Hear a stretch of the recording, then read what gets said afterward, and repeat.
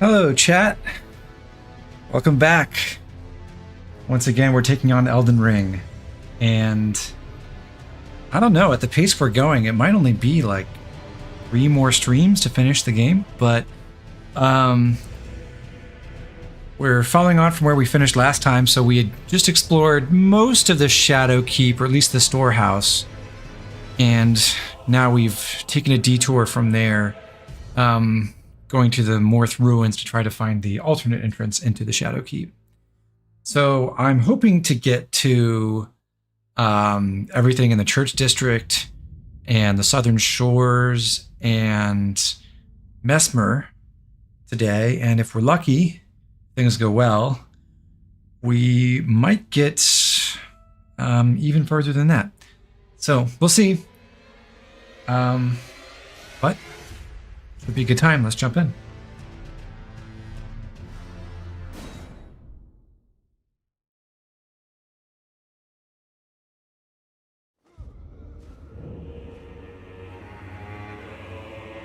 Okay, so we finished right in front of the hole leading down in the Moorth ruins.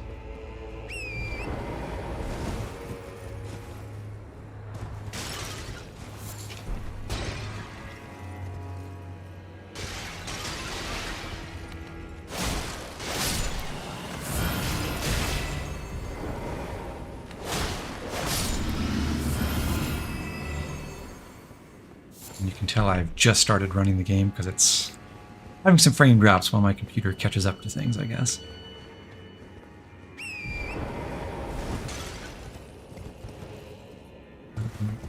So, how's the last few days been, chat? Was last stream was Friday, I think? Pretty sure. So I was originally intending to play this on Tuesday evening, but I got caught up working on some more stuff with Awakening, and that's been going well. It's got some exciting things to show off, I think.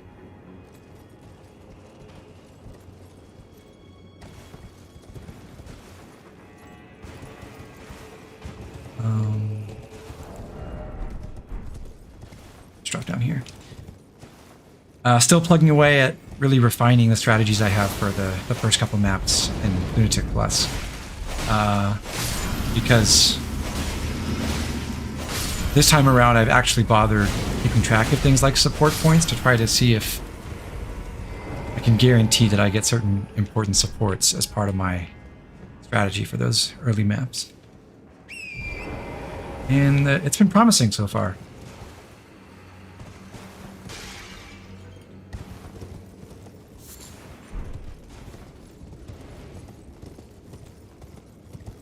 Hey Chris, good to see you.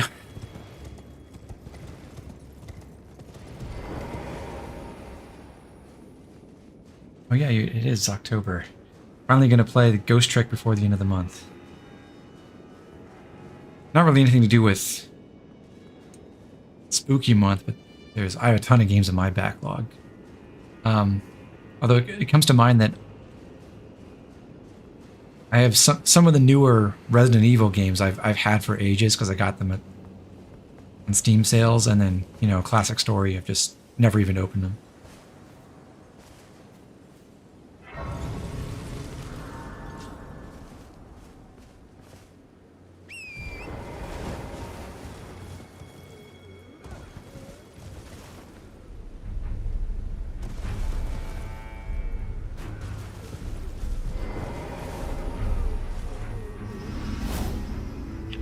Hello, game. Please stop freezing.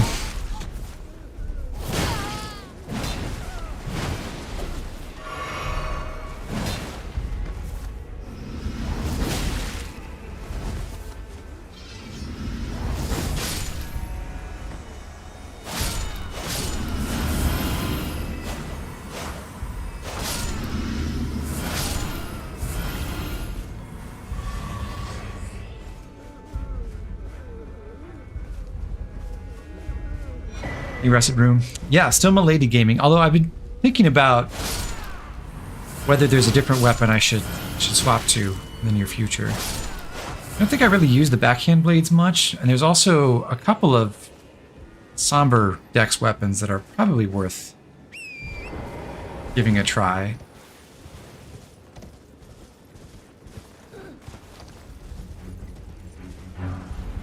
Hey, Ball.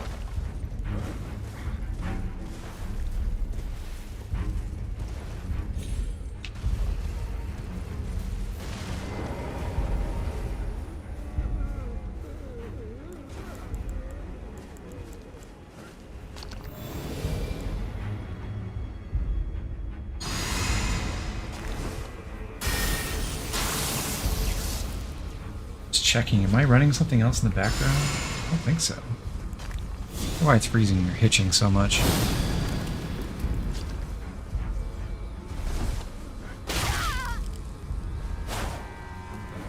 This is really bad. Fighting bosses like this is going to be a nightmare.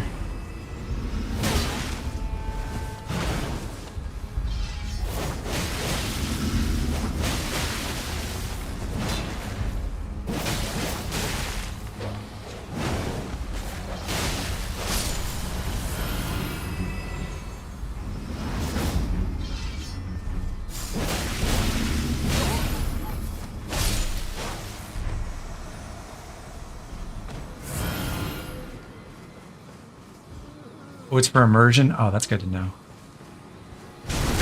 That makes me feel much better.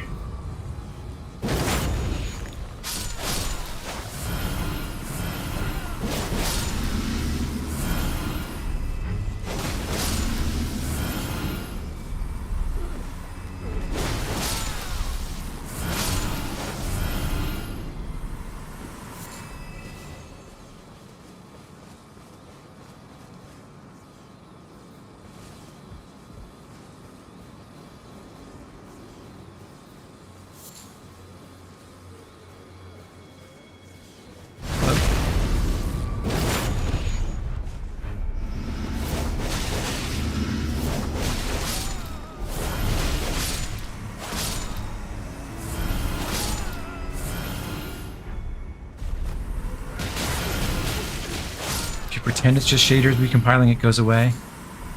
Okay, let's do that.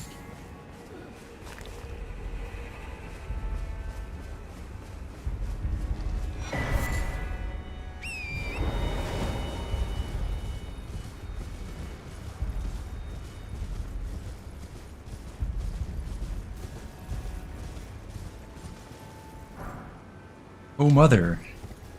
That's important for later.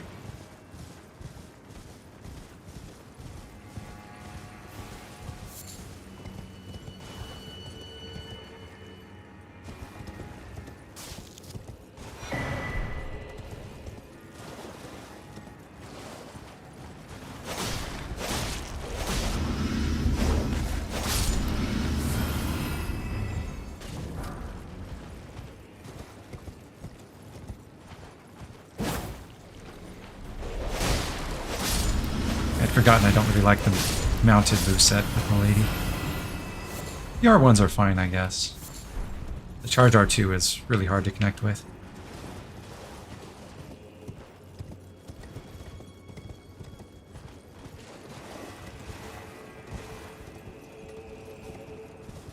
Hi, Vocal Monk. Good to see you back.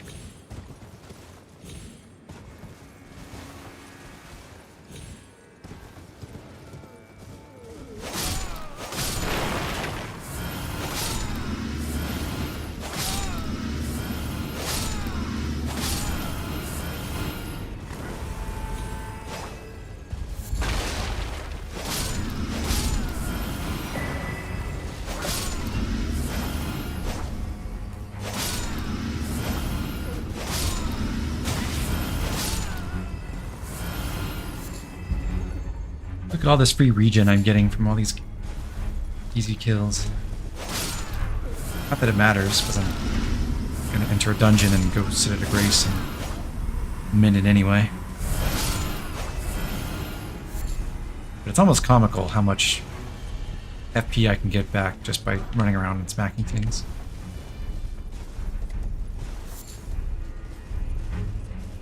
On a different save file, I was experimenting with having both the sacrificial axe on my hip and the... what's it called? The The Ancestor Spirit Talisman. Ancestral Horn Charm, maybe? Which gives you 4 FP and 3 FP on kills respectively, and having both is kind of disgusting. And it's something you can get pretty early in the game. It just makes exploration so easy.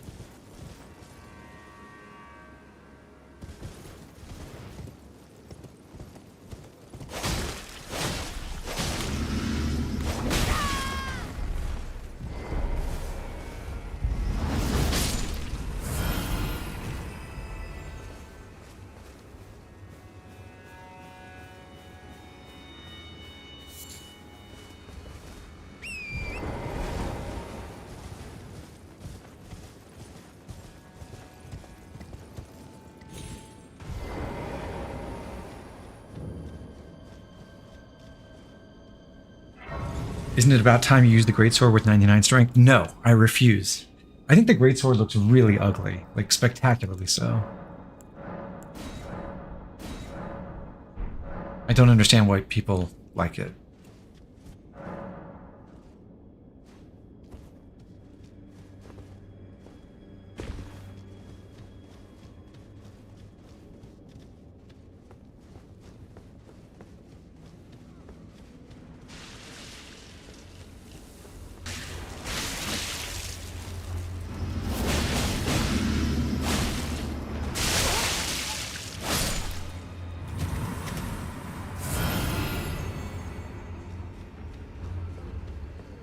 The idea of swinging a weapon like twice your size is hilarious. I'm not denying that. What I think sucks about it is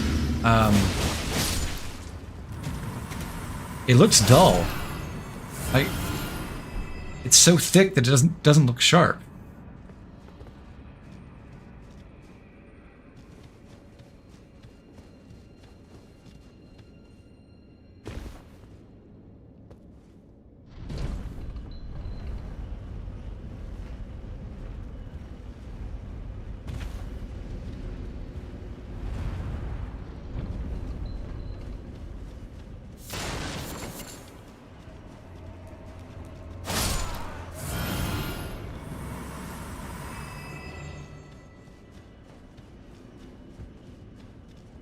So thick it might as well be a great club. Yeah, basically.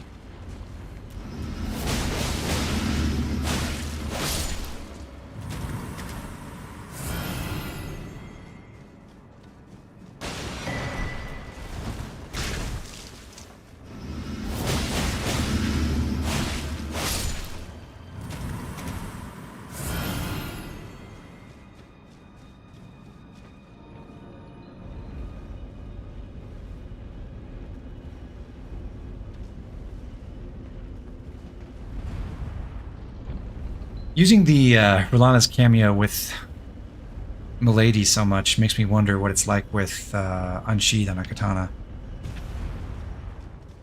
That's got to be pretty disgusting, too.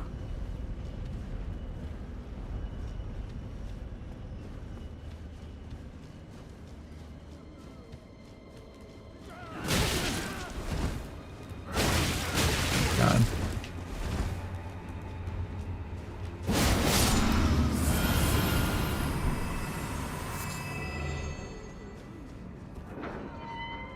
You don't like it on square off. This takes too long?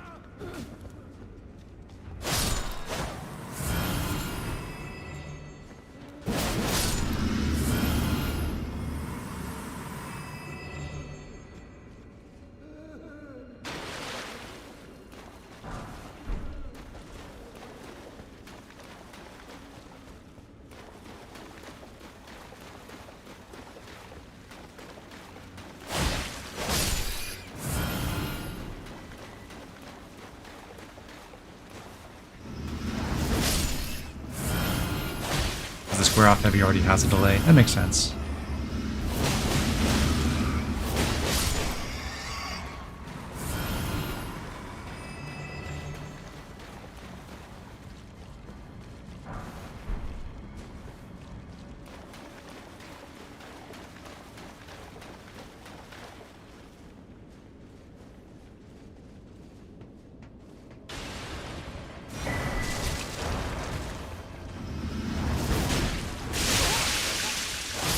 Ouch.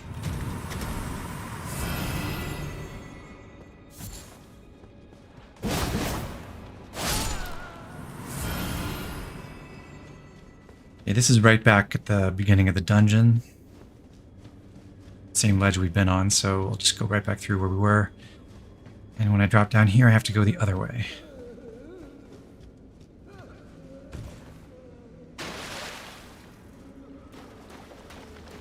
I get that, Vol. I guess...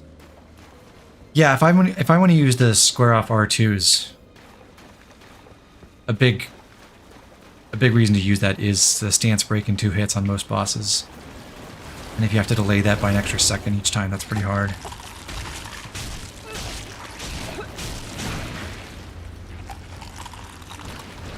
That hurt. That really hurt.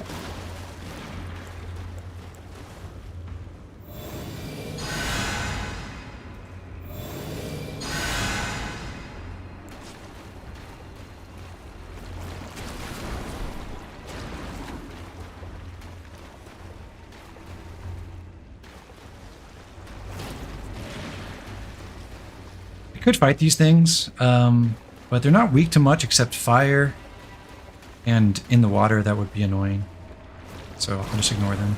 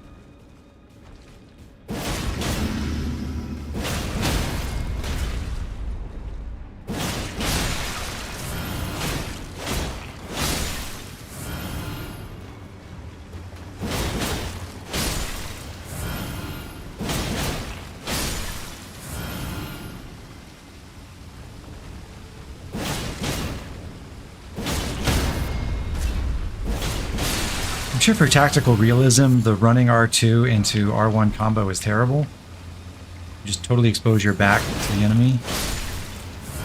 But it looks fun.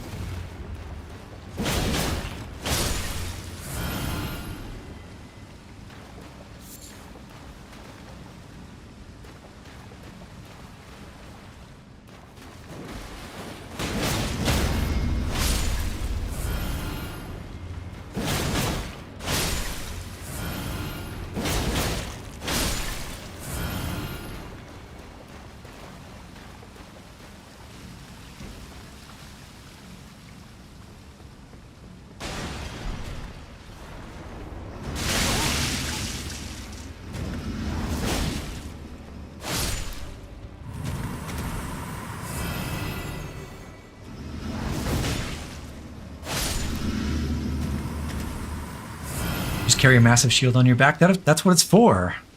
I never understood why you carry it that way, but that just makes total sense.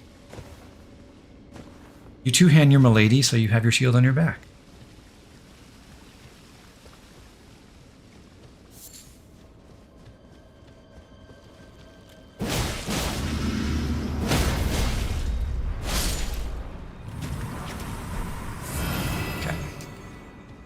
I definitely don't like how the double hit R2s on Milady can sometimes knock enemies out of stance break. Like that.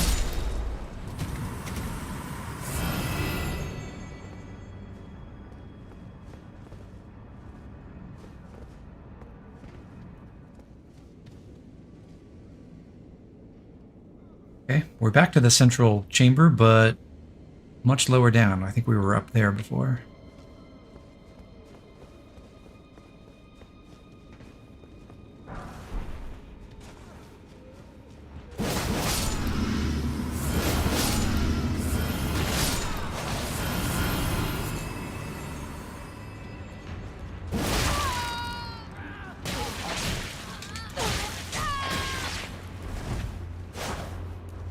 Didn't hit.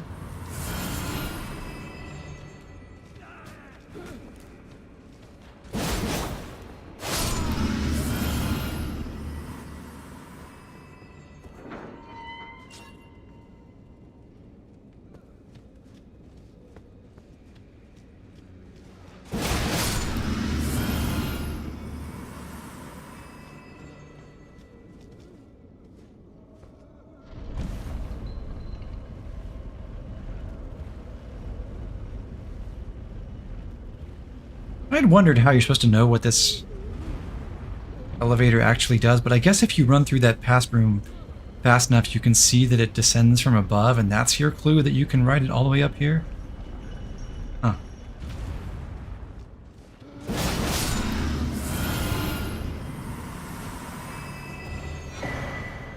Get the Knight armor set in IGHT. Who's operating and maintaining these pod evaders? Well, they're summoned by magic sigils, so I guess they're just automated.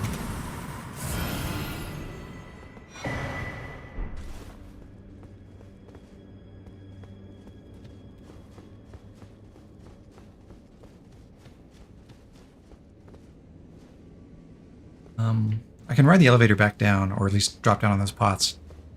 Or I think we don't really lose anything by going back through this way. This is the same room with all the warrior jars we were in before. I guess this is slower.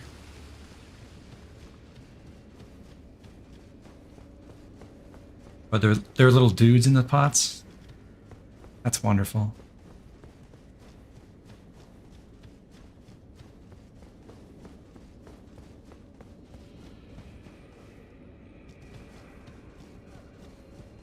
I don't know, if you were one of the shaman people who were stuffed into jars, would you like to be one of the elevator jar operators?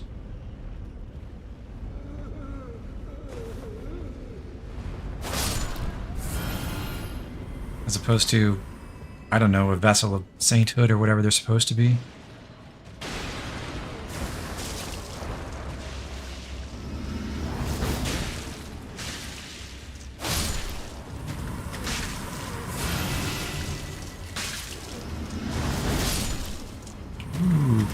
Counterattack, one shot. Nice.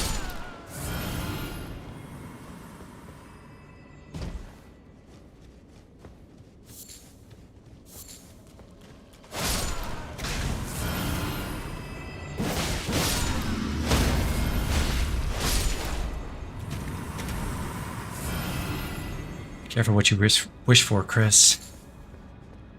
You might regret that one. Albie wants to be a bridge ganker. I respect it. That's a living.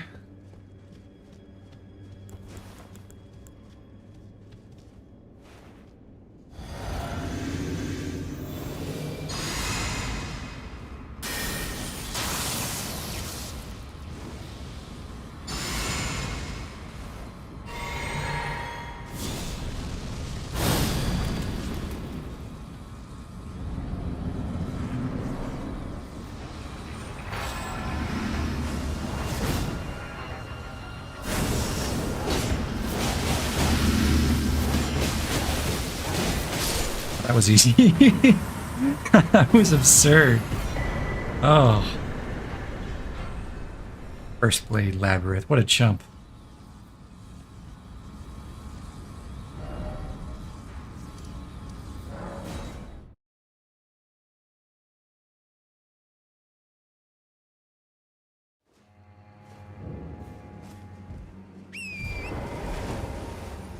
Being Yoda down here would be the real gift. That would be. Unfortunately, I'm running a minimum int build, so I cannot run the Starline sword.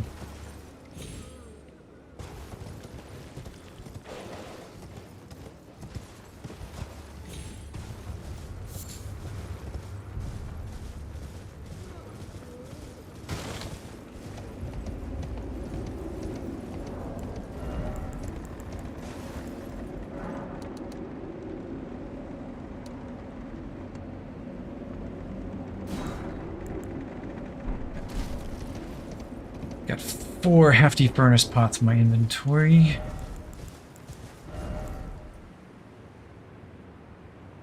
Let's gain. Finally. Because I'm going to have to fight a furnace golem pretty soon. For pity's sake, your place is in the jar. Nice sainthood itself awaits you within. For shamans like you, this is your lot. Life were you accorded for this alone. No, that Hornsent ghost might be a teensy bit racist. Whipping hut, that sounds fun.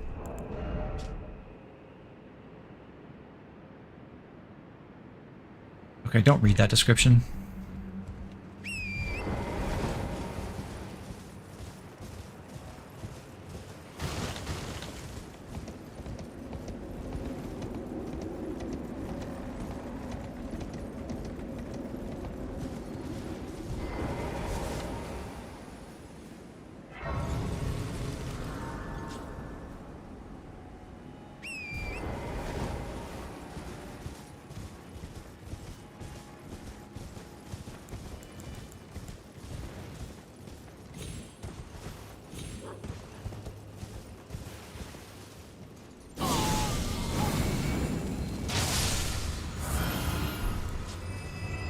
Raging Beast, that's a skill for Beast Claws, which I don't really plan to use. I've tried the Beast Claws out, and I don't enjoy the moveset very much. It's a little too frenetic for me.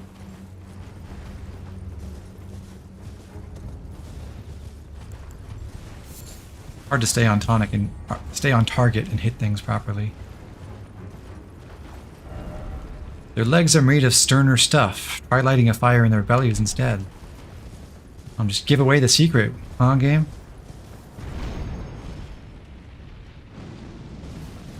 So you're supposed to go to this ledge, and then the furnace golem will slide over to you rather quickly. Annoyingly, when you're far away, they launch these waves of fireballs at you, and they're kind of hard to avoid. Alright, he's in position, so I throw... Nope, he jumped. He missed. Torrent.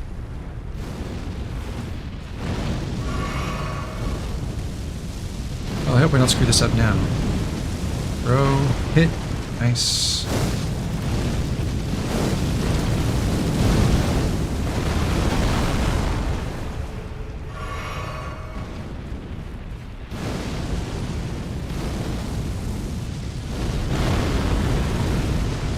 Two, or three. Okay, glad I made the spare furnace pot.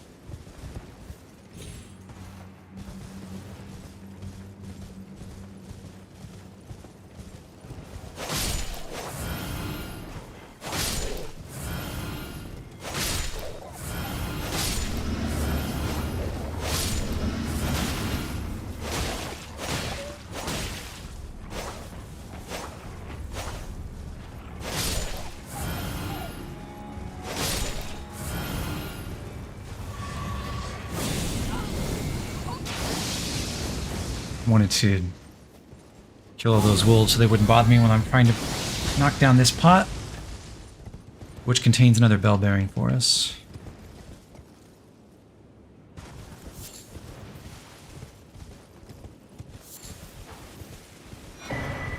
Greasemonger's bell bearing, which lets you buy, I think, both the base game's resin that you use for base game greases and the not resin for the DLC greases.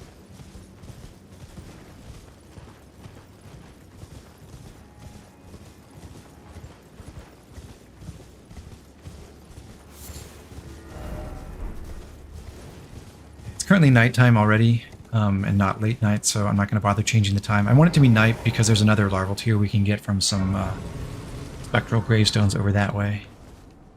Before we head there, let's check out this tower.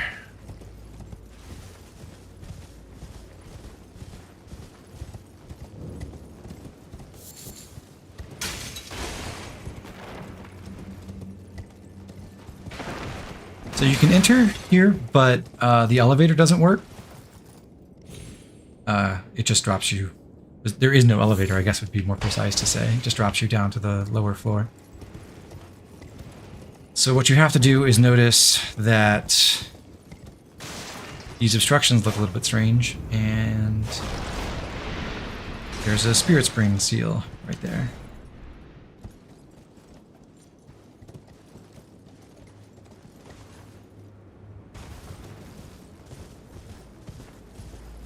So now we can use this spirit spring to jump up to the top of the tower. Well, almost the top.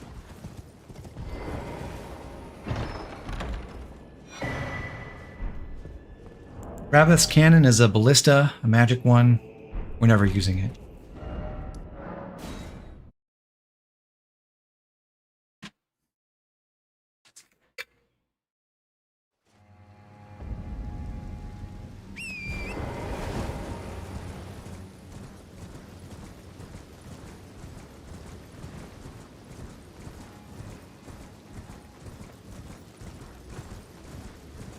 So there's a tunnel right there, which we'll use in a little bit.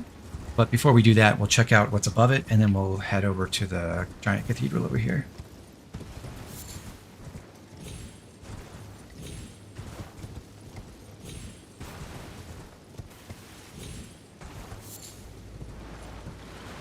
You think FromSoft's gotten good with their trick walls? In what sense?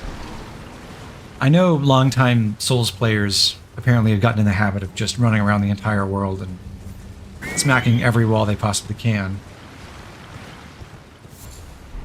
But I don't know if that's a real phenomenon or if that was just, you know, some people being really obsessive.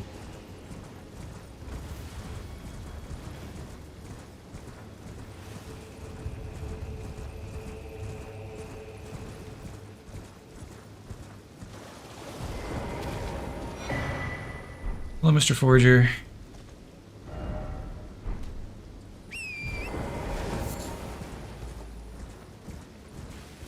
So that cookbook was for the well-pickled turtleneck stamina regen buff item.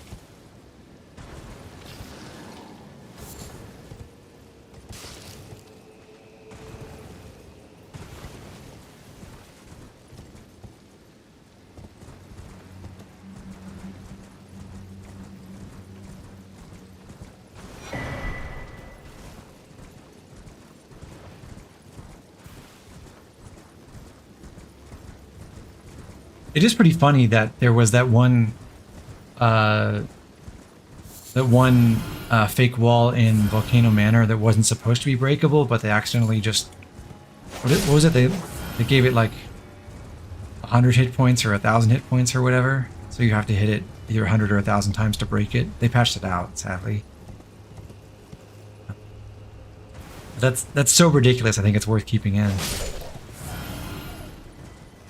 Just for the comedy of it.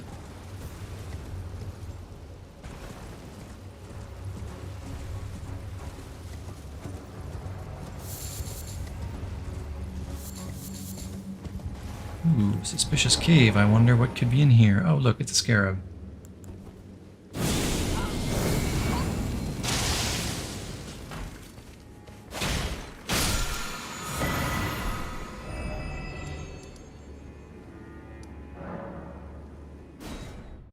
Carrying Sovereignty is pretty cool. Another magic skill.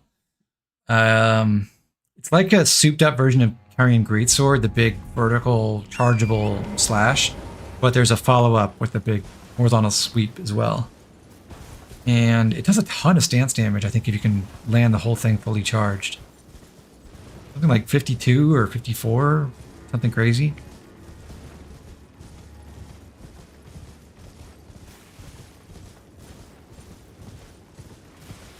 Obviously, you need a big opening for that, though.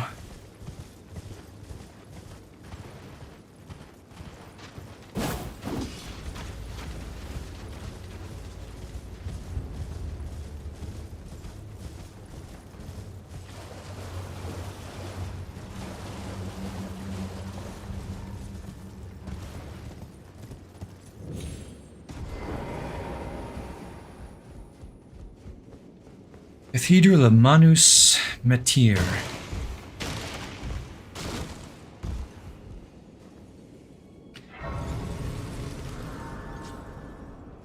Could this have any relation to Rani?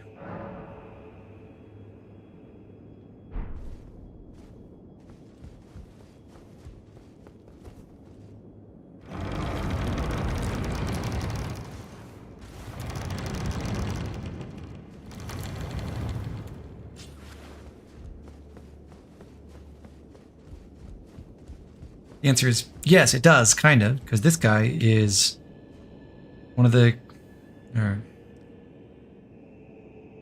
a Carian priest. Well, we don't often receive visitors. I am Ymir. At least he's aligned with the Carian faction, sort of. It is a pleasure to have you. In lands so forsaken. I don't think he's very loyal to Rennala anymore. Precious indeed. Seeing that we've convened here on this day, allow me to mark the occasion with a modest offering. A necklace on our first meeting. That's pretty forward of you. The map I gave you charts the site of a hallowed ruin. It is said that after sounding the hanging bell there, one's fate will be guided by the stars. I only wish to be of service, to help those who fight for their purpose. I'm not mistaken, am I? I can see it in your eyes. You are a fighter, are you not? Okay, new side quest unlocked.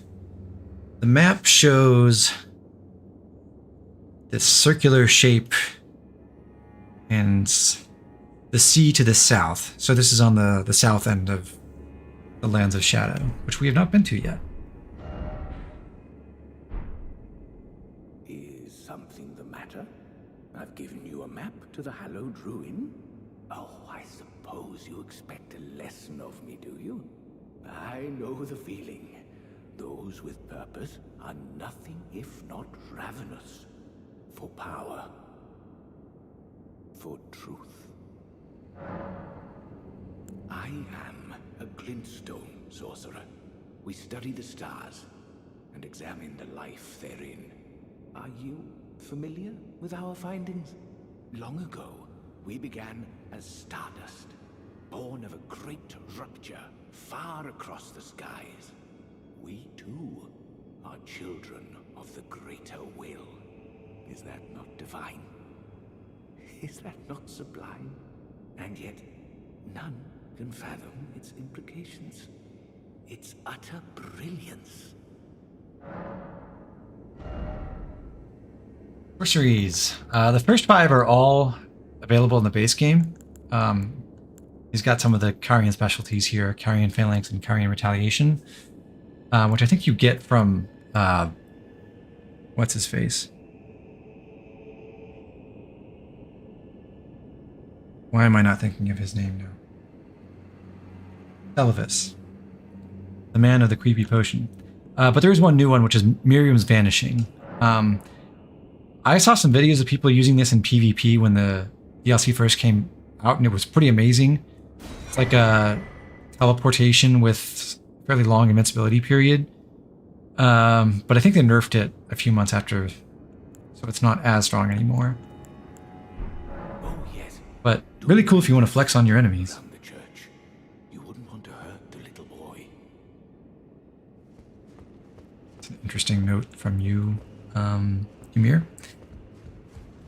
Now that we talked to him, we can also meet this Sword Hand of Night over here. I've no interest in small talk. My only concerns are the concerns of Count Ymir, and you are not among them. Okay. Only, there is one thing I will say. Count Ymir's kindness is a gift. Should you cross him, you will sorely regret it. It's a cool looking sword you got there. Mind if I take it for a spin later?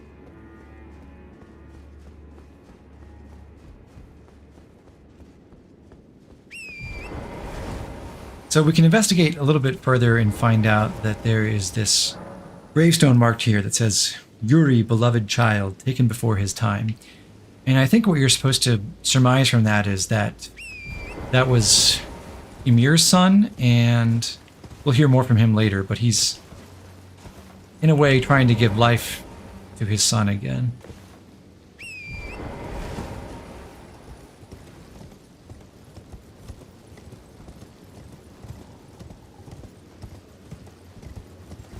The worst death flag an NPC could have, gear the player wants.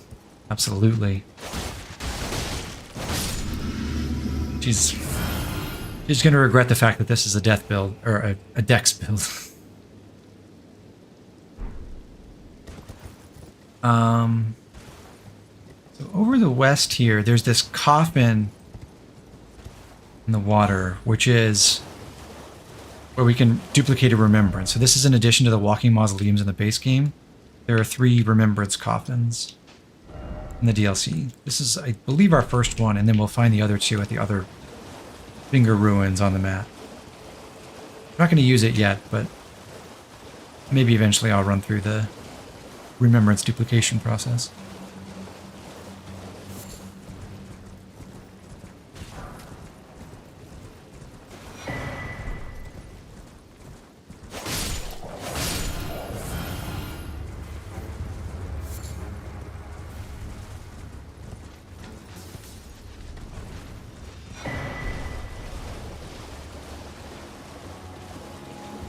If there's one thing I don't like about being a pretty basic Dex character with just a handful of utility spells is you don't have a ton of great ways to clear out large groups of enemies in the overworld on horseback.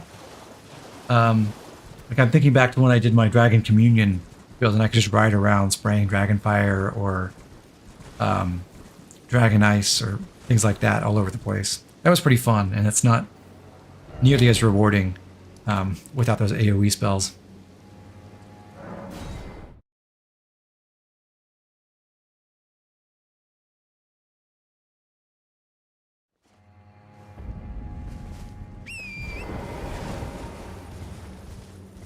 As an intelligence build, you have similar options with some of your AoE spells.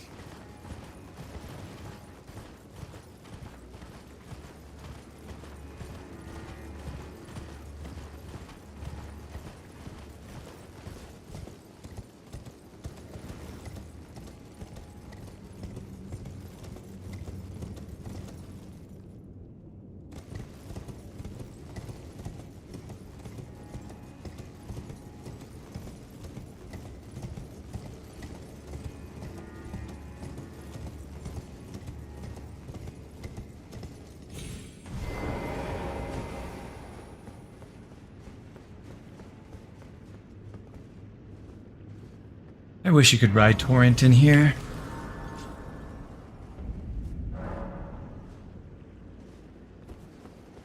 No, FromSoft hates fun. So the church district, it's sunken. Filled with water, and we have to do something about that. And the game's going to freeze right before I jump, and I almost died because of it. Great.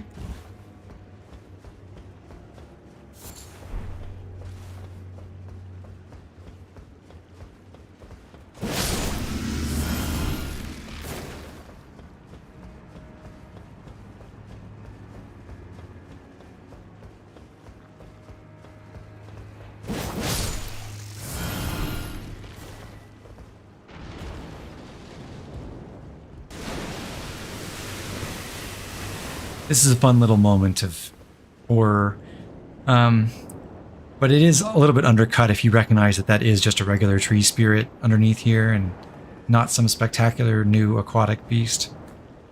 I share just about everyone else's disappointment that it's not something a little bit more original.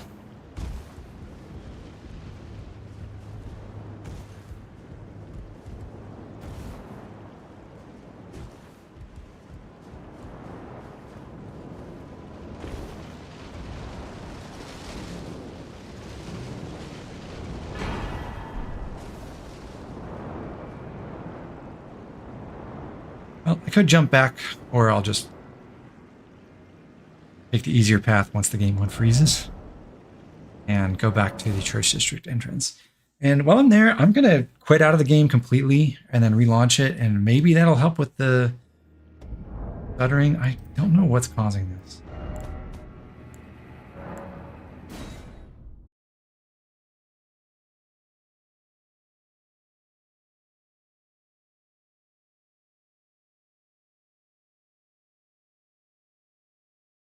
So bear with me for just a minute.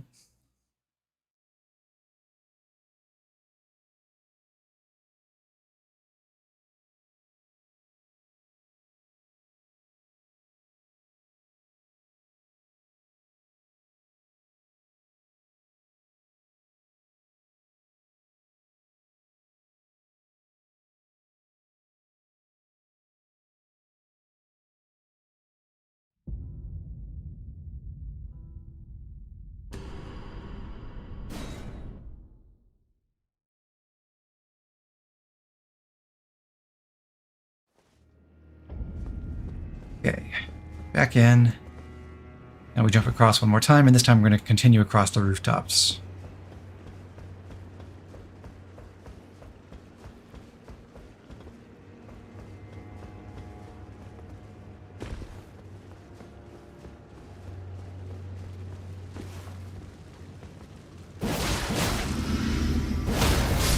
Get to fight some fire zombies here, that's delightful.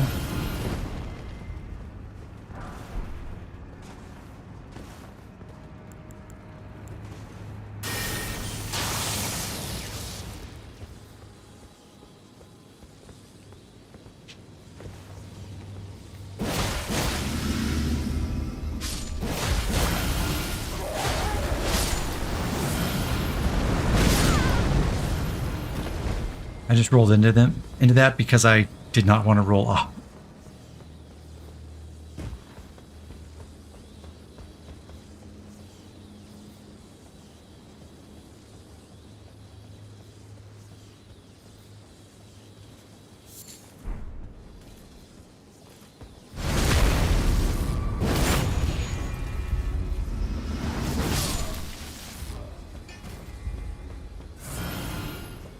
Pretty easy Fire Knight kill.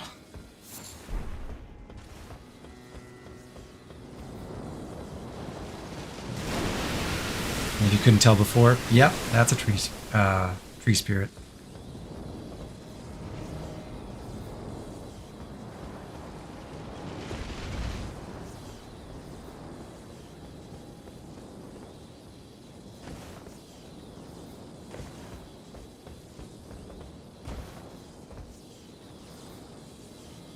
Kind of cool that I never really looked at the skybox here, but this is an exterior area, even though it feels like it's inside the castle.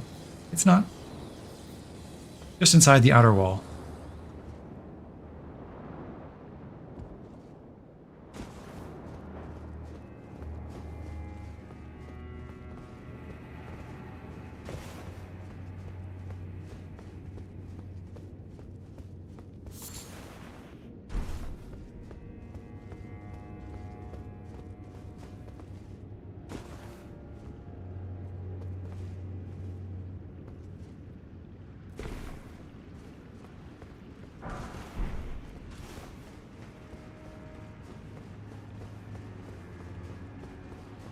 Here, we got the prayer room key from defeating Queline twice, and now we can find him in here. Favor me with thy grace.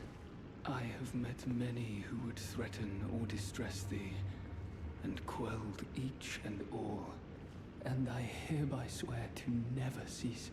So please, grant me thy grace. Leave me with my solitary light.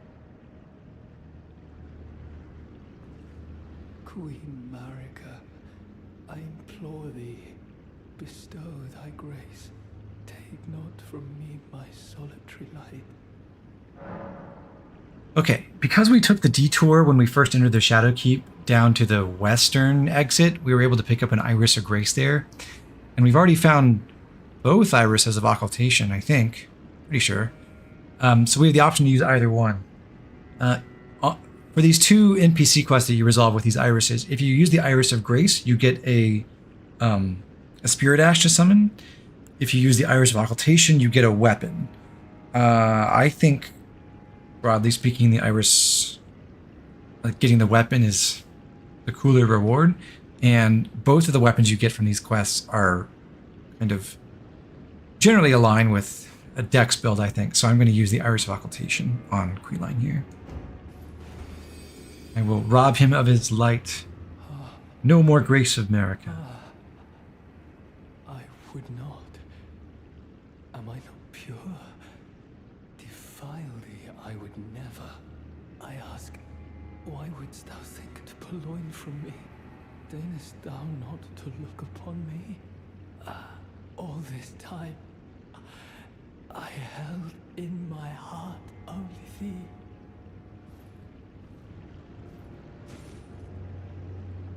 Alright, buddy. Sorry, Vol. That gets us Queline's Greatsword.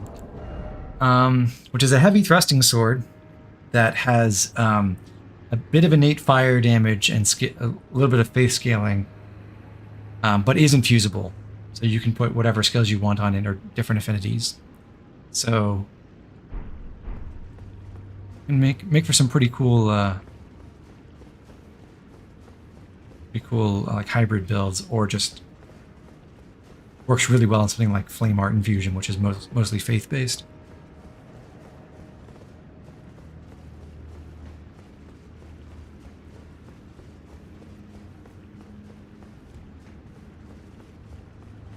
This room has the Rune of an Unsung Hero.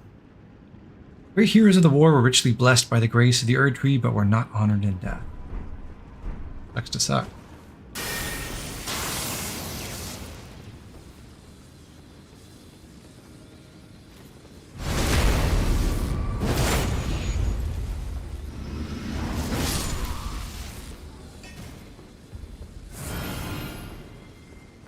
Okay, platforming challenge. I want to get this item on the statue's arms, and you are able to do it while the water's still up. You just gotta jump across. Not fall off.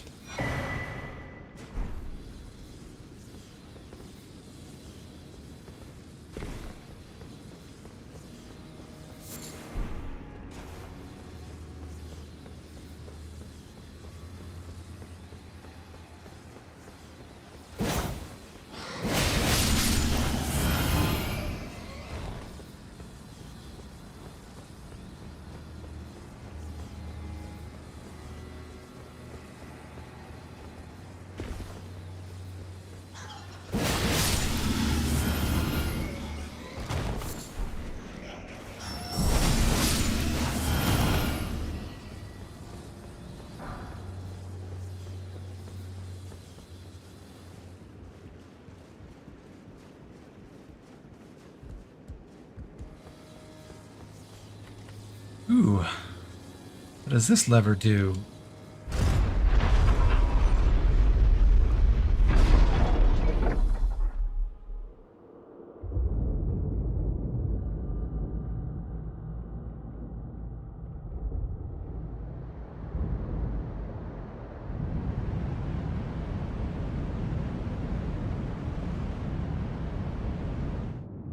Drains all the water. These giant cranks are always so useful.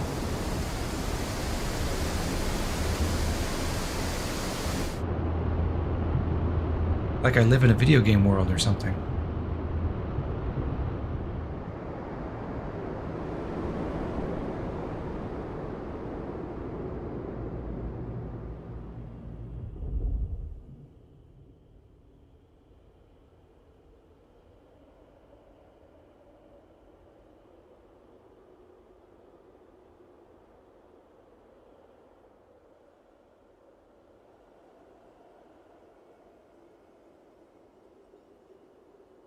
I think the game's trying to tell me where to go now.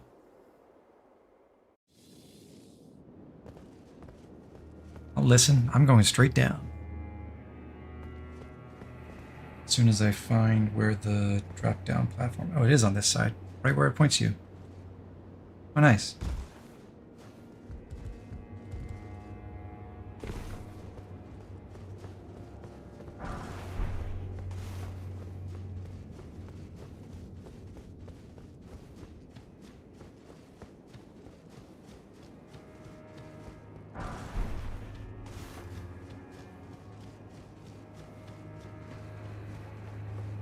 Don't go there, it's dangerous?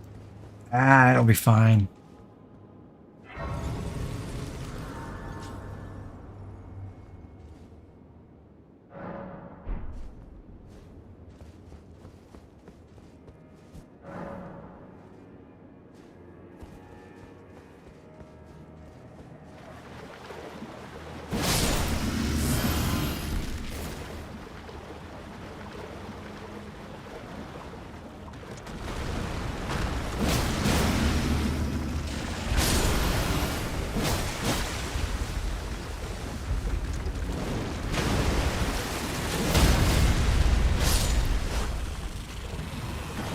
Right, I played carefully and dodged a giant crab. Are you proud of me, chat?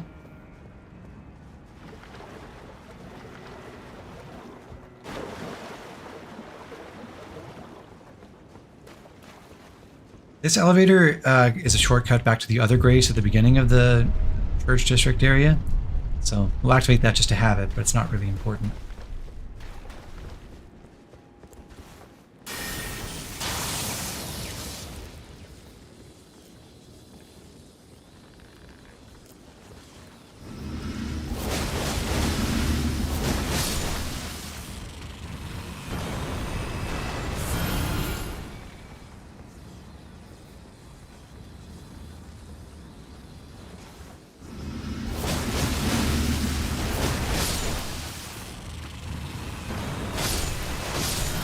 Now I can murder a bunch of crabs to get all my FP back.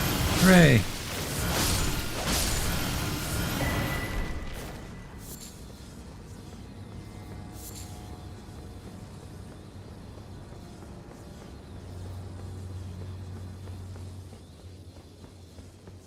Okay, technically not all of it.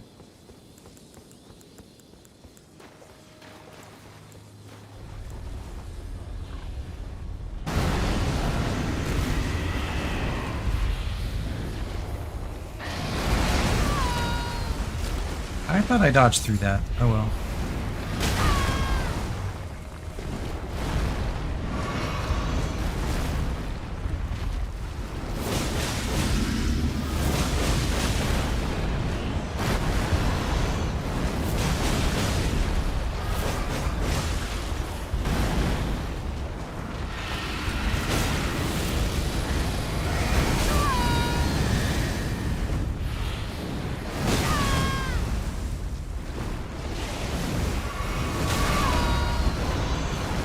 Not getting a stance break now, that's for sure.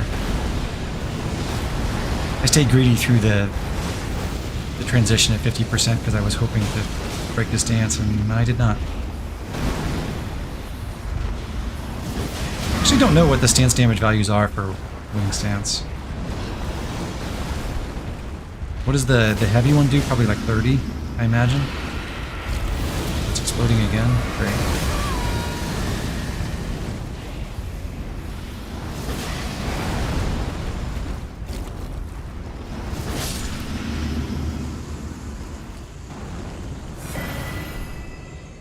Oh, there's the other Iris of Occultation. I was wrong. So we got a replacement Occultation Iris, and then we'll get another Iris of Grace a little bit later. Well, by a little bit later, I do mean a little bit. We'll get it very soon.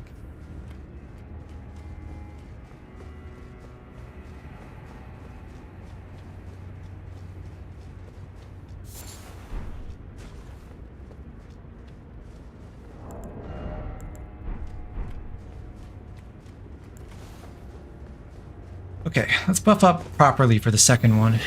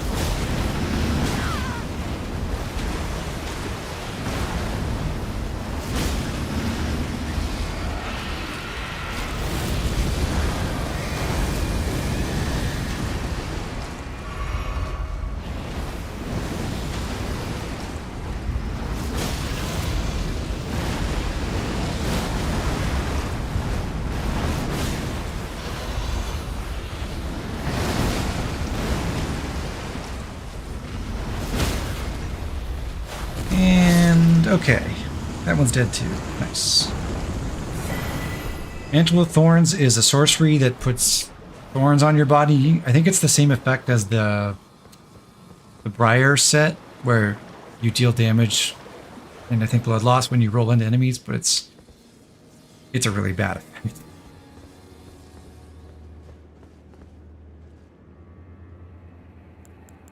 Wonder. Can I just snipe this guy from here? Okay, yes, but the damage is pathetic.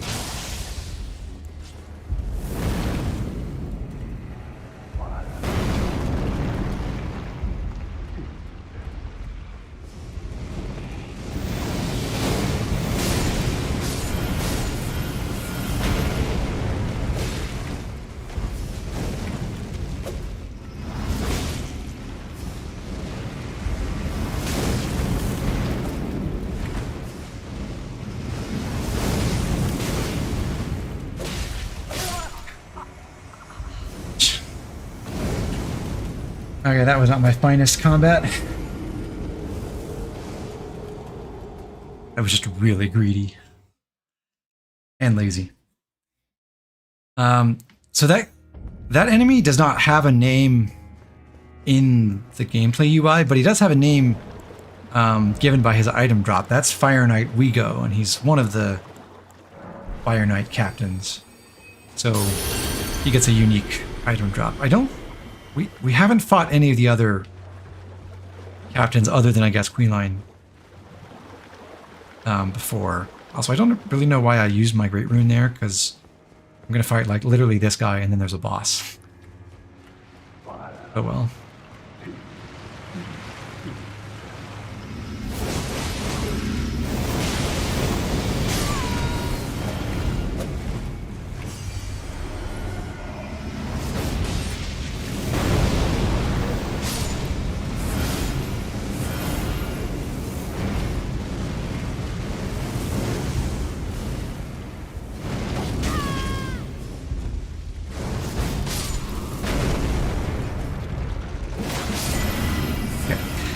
So he drops the Death Mask Helm, and all of his summons die when he dies, which makes it cheaper to summon spirits. So if you're really desperate to summon one of those high-end ones and you don't have the mind for it, there you go. Fire Knight Seal is a sacred seal that boosts the Fire Knight incantations, or Messmer's incantations. I don't even know if we can use it in our level of faith. We can, but it's worse than the what is it called? The Godslayer seal at this low faith.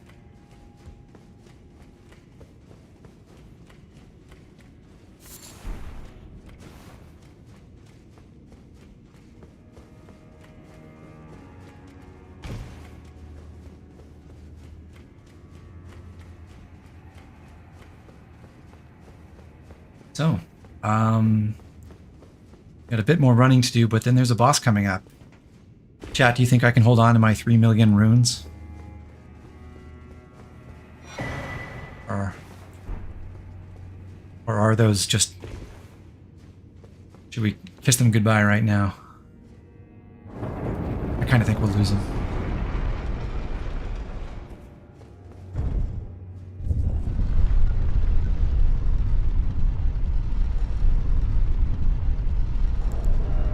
That last cookbook is the Golden Grease cookbook, so I think we've got all the grease recipes. We got the magic one, the fire one, I believe we got the lightning one, and now we've got the enhanced holy grease recipe as well.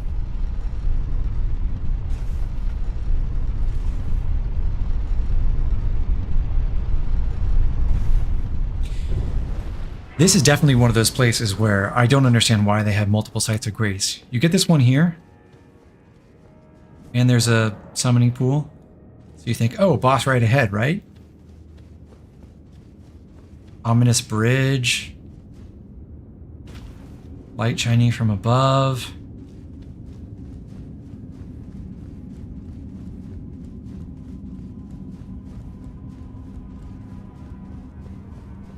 Well, not yet, but there's a statue, which has the second Iris of Grace, and then, right down the stairs, it's another site of grace. Wow. And Marika's room.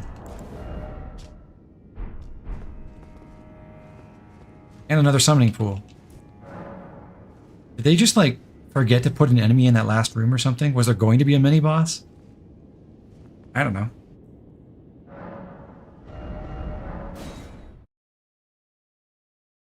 donate those runes to charity. Well, first we'll donate some to Hugh, because I would like to upgrade the upgrade Queenline's greatsword and maybe try that out against this upcoming boss. I've never used it, so this could be this could cause some sadness. We'll find out. Heavy thrusting sword.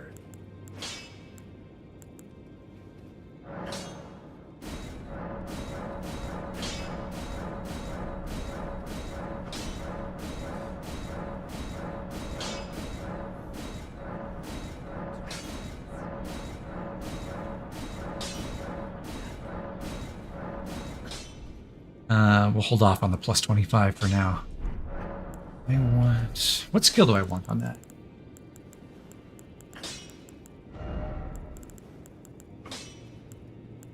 I did get Flame Skewer.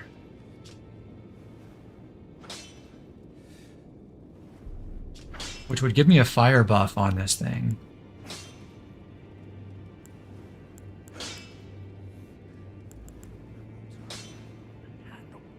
We'll try that out. So then do I put Keen on? Or do I go for Flame Art? Probably Flame Art's better for this particular boss. So Keen gets me, what, 523 plus 78, so 601 total AR, and this is...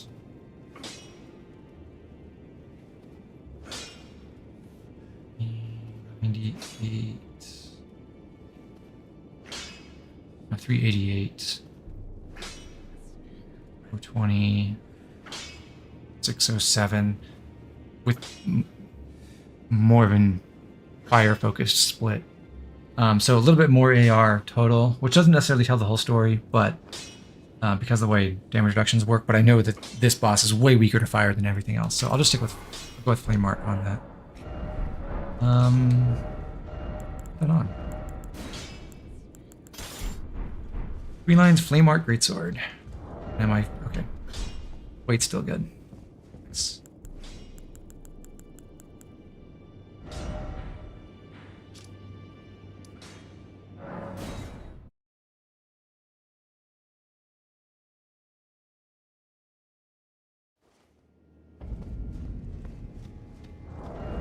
If I'm using this, I don't really need the stance. Let me check the moveset real quick.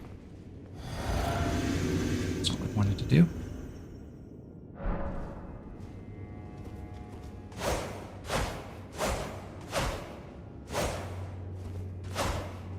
Okay, it's this skewer. Is there a light follow-up or just the head? Heavy follow-up gives you the fire attack. I don't think I'm going to be using the multi-hit stuff for this, so I'm probably better off doing... Keep the Shard of Alexander. I don't need Rolana's cameo.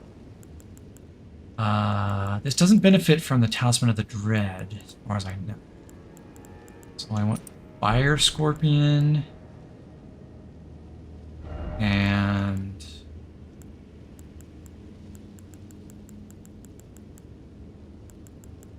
maybe I'll just stick a defensive talisman on to compensate for Fire Scorpion Charm. And is there anything better than Millicent's Prosthesis? It just gives me plus 5 dex and one of the multi-hit buffs.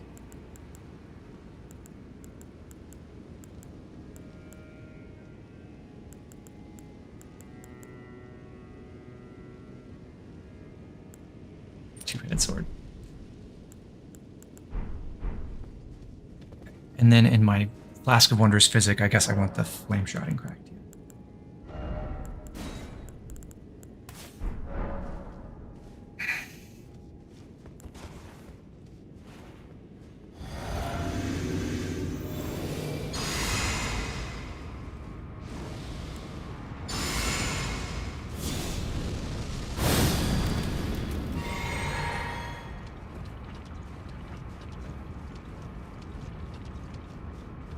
Now, I'll warn you, chat.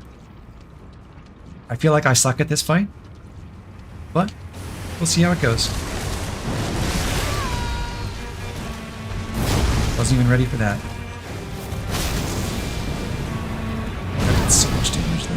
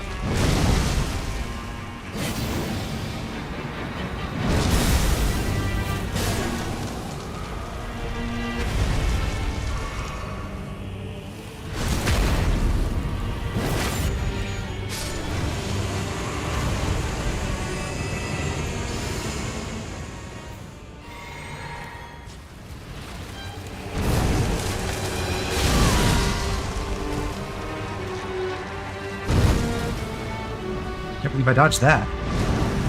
And again. Cracked. Oh, nope, I suck.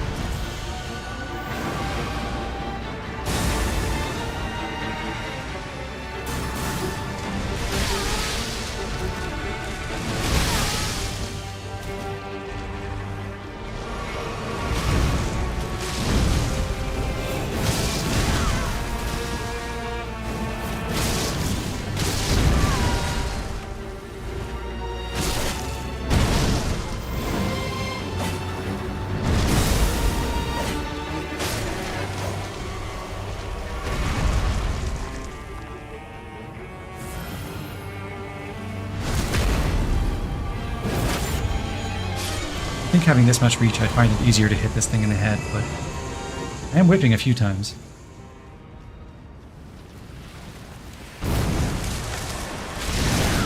Still didn't dodge that. Wow.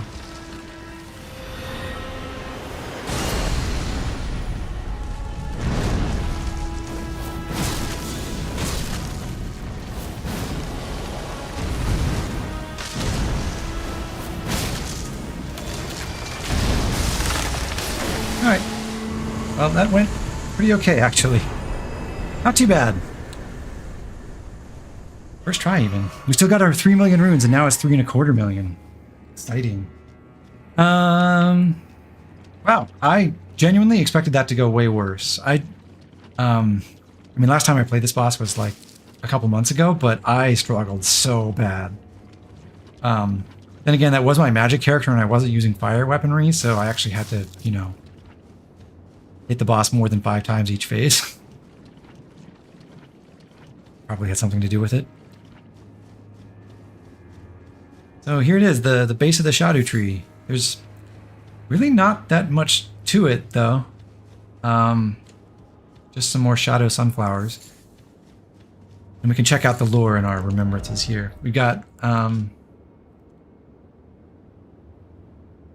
shadow of the Erd Tree, born of dark notions that bear no sense of order, that twist and bend its stalk, rendering it brittle. And Miquella's Great Rune. A great rune relinquished by Miquella. Broken and bereft of its bounty, it retains naught but the power to resist charms. Miquella set off for the tower enshrouded by shadow, abandoning everything. His golden flesh, his blinding strength, even his fate. All in an effort to bury the original sin. To embrace the whole of it, and be reborn as a new god. Don't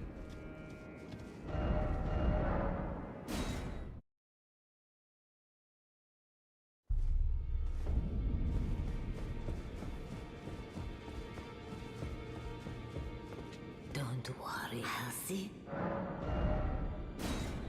What do we exchange this for? The big sunflower hammer that we don't have the strength for, although technically we could two-hand it, or the Land of Shadow incantation that we have nowhere near the faith for.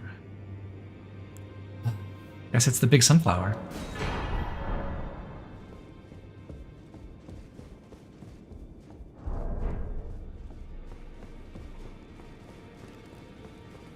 And I think now that we're done with the boss that's extremely weak to fire, I want to keep using Queelan's Greatsword for a bit, but maybe there's a different skill we want to put on it.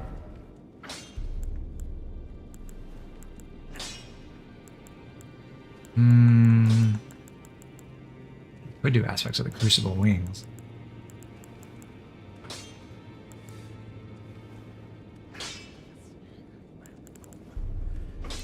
You know what? That could be funny. Let's try that for a little bit. I'm by to say you're the best FE creator. Thank you, Dale. I appreciate that. Oh, Lion's Claw is possible? Or I could do Savage Lion's Claw, right? Wait, can you put that on Thrusting Swords? Maybe you can't. I don't see it on the list. Yeah, I'm going to try aspects of the Crucible for a bit. And while I'm here, I might as well put something on my Sacrificial Axe. So for a long time, I've had the Serpent God's Curved Sword as my sidearm until basically last stream. And that I had Stormblade on. Unfortunately, you can't put Stormblade on axes. But it would be nice to have a different projectile attack in case I want that. And I think my best option is Beast's Roar. That or maybe Vacuum Slice. I don't remember how much damage Vacuum Slice does.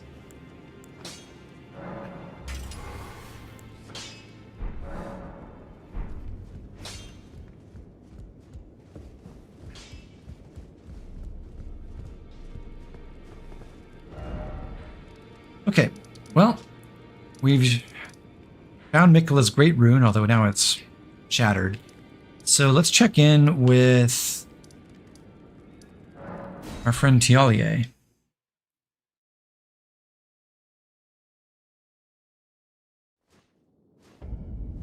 Since he was interested in what was going on with Miquella. I had something I wish to tell you. I'm heading south. I've recalled something that Sir Moore said. He discovered deep purple water lilies blooming on the southern shore. That must be where St. Trina was left to wither away.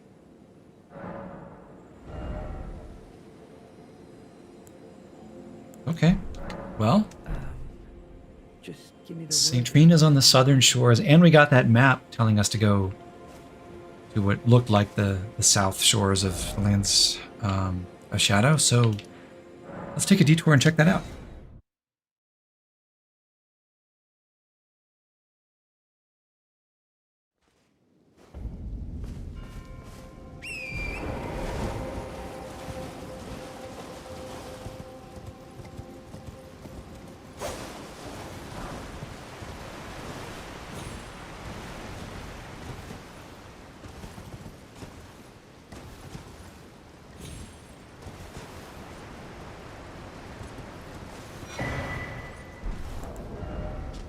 Hefty rock pot. I think that's my favorite recipe in the DLC, just because it's funny that you bother to... You're not picking up a giant rock and throwing it at your enemies. You are picking one of your hefty pots and following a recipe to fill it with rocks and then throwing that at your enemies.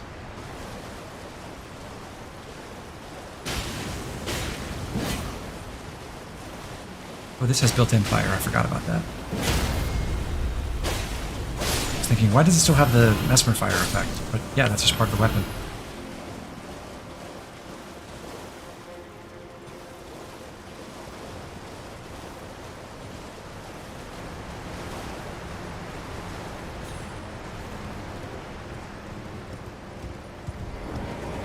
Okay, bird. I'll be a bird too. Ooh, one-shot kill. Pretty sick.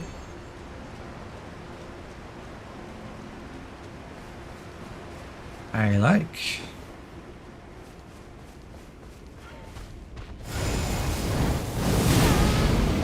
That I don't like.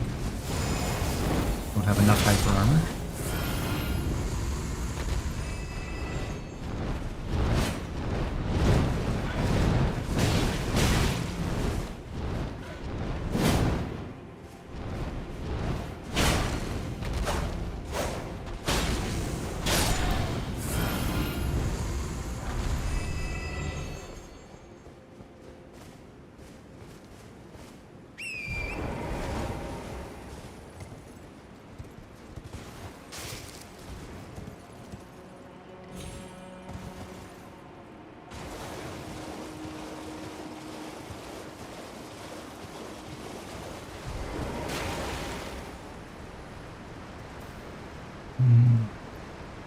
big crayfish.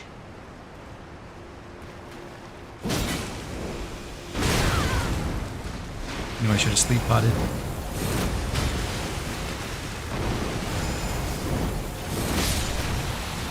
Yeah, works fine. I think this guy always drops some high-level stones. Yeah, 3 smithing stone 8s. At least on the first kill.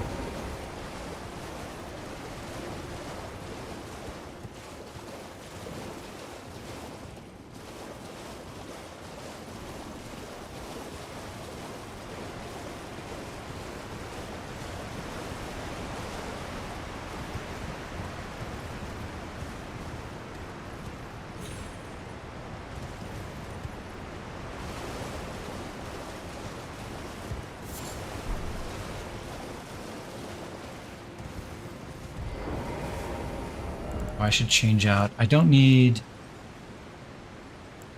Fire Scorpion anymore.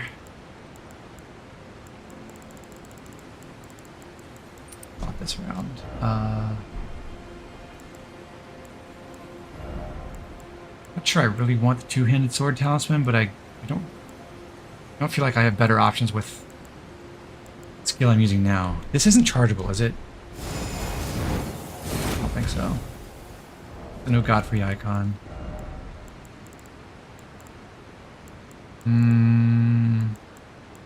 Maybe just Ritual Sword and Millicent's Prosthesis.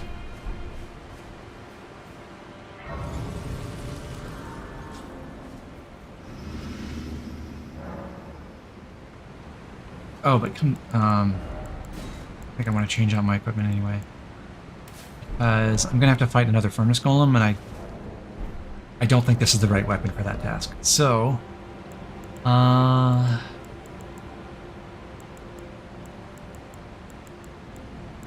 I think Milady's just the best option for this.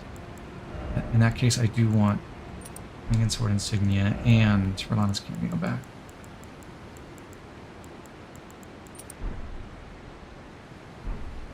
And I got the Thorny Cracked here as well.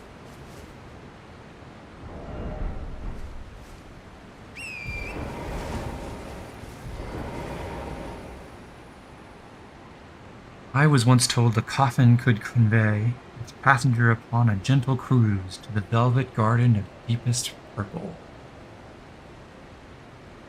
Oh, to slumber in such a paradise.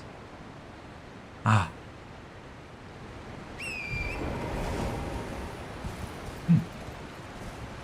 I wonder where we might be going next as our next major dungeon.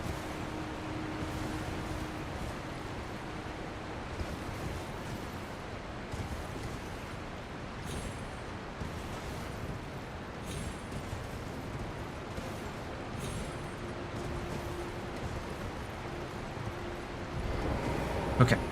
Can I successfully free aim a kukri to hit this pot? No. Again?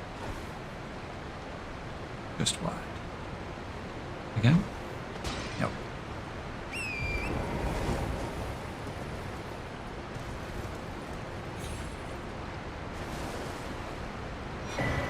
Mushroom Sellers, bell bearing.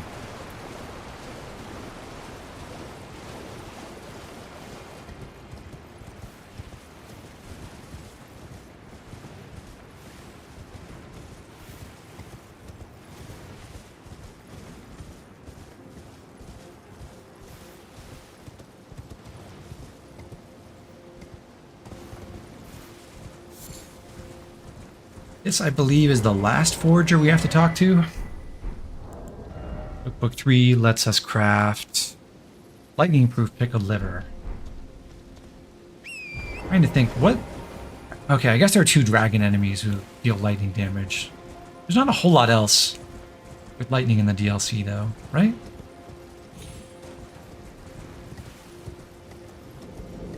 Well, there's the rolling ram over here, I suppose. That counts.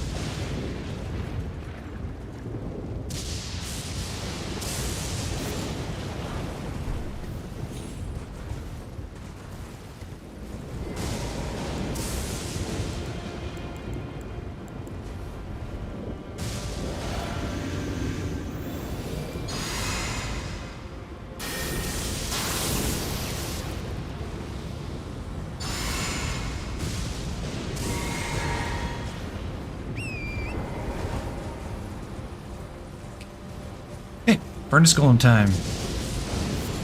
And try not to die to this firestorm.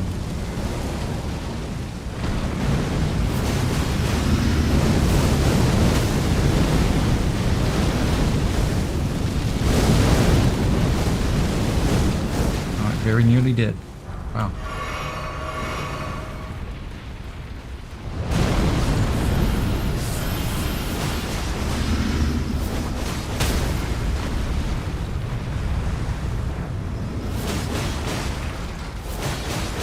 $1,000 damage. Not bad work. That's break number. Oh, that was stance break number. Wow. Do so much damage with this weapon. Didn't realize that was stance break number 3 already.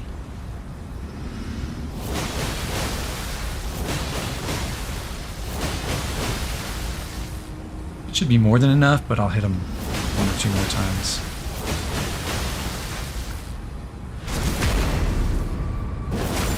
And he's gone.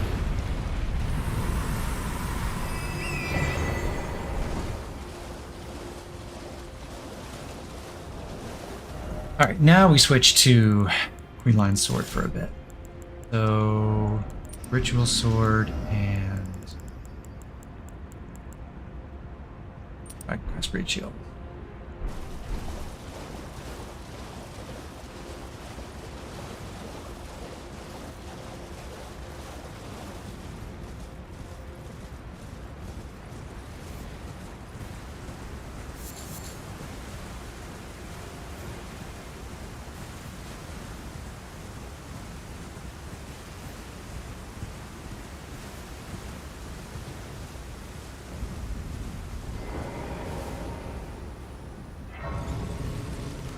Welcome to the Cerulean Coast. And I was gonna say I think this is one of the prettiest areas of the DLC, but honestly, at this particular time of day, with the orange skybox, it looks kind of weird. Wish I'd come by at a better time.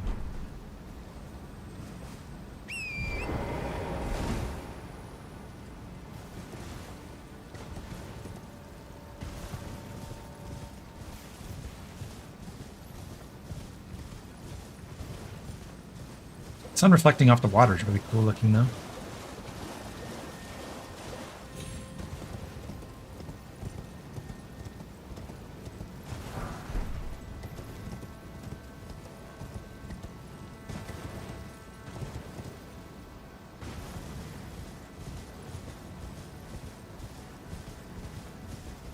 Because the devs were really, really nice, they decided it would be fun to fight cemetery shades in the overworld again. So the only time we've seen them as not a boss before, I think, is in the one hero's grave, where there's like one randomly stuck in an alcove. But now they're just 2 of them, or 3? There's a few in this area.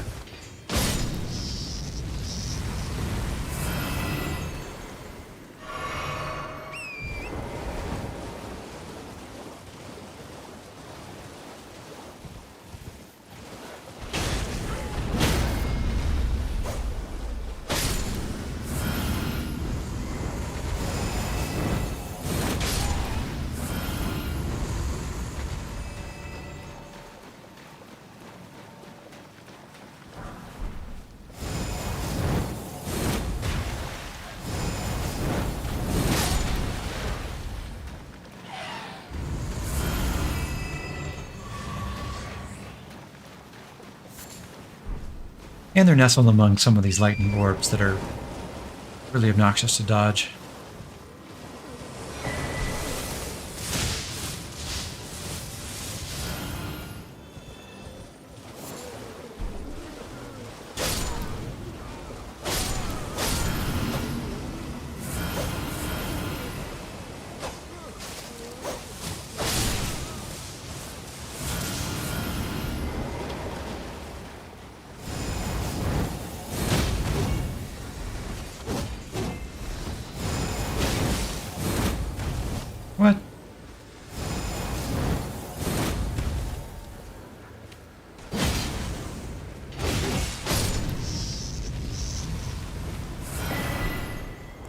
Gravekeeper's Cookbook.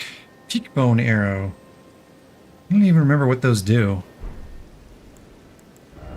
Bone Arrow.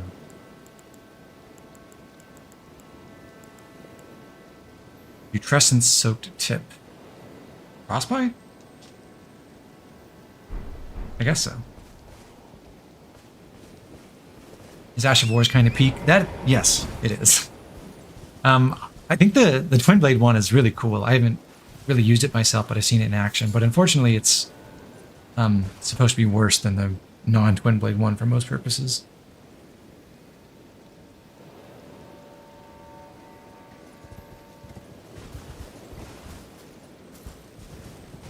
So, how do we reach this island over here? We go through the tunnel under the water, of course.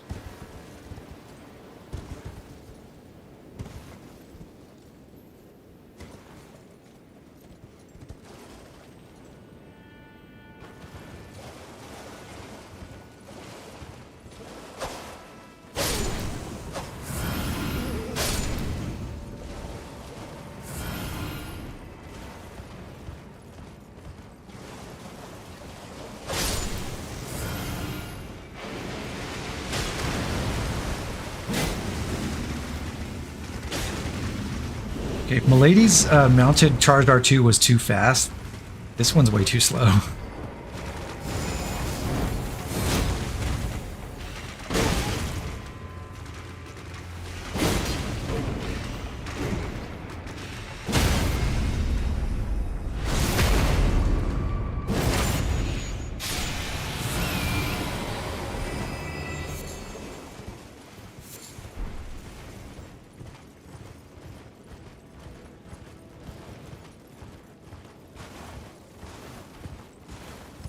Wrong way.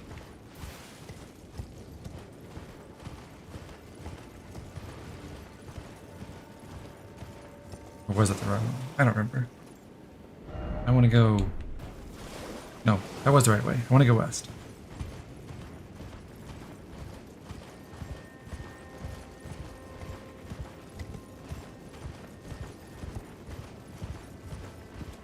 Apparently it's arrow plus alluring pot? Oh.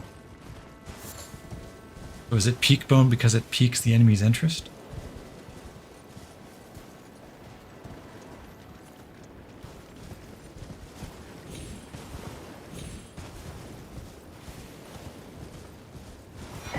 Perfumed Oil of Rhia is just a tool that essentially lets you cast a spell.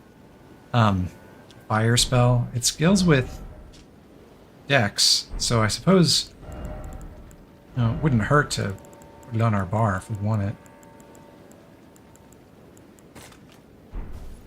Costs 13 FP. I wonder how much damage that does.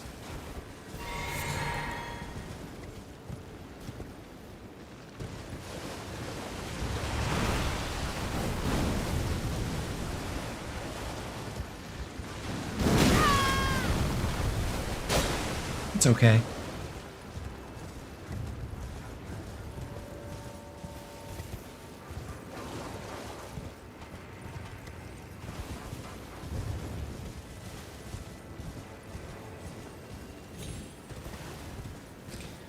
Okay, so next test for our new weapon and the skill.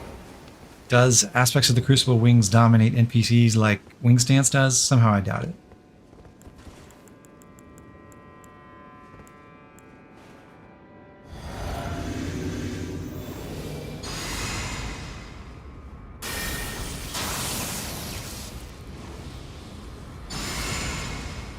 Although it might work well against this particular NPC.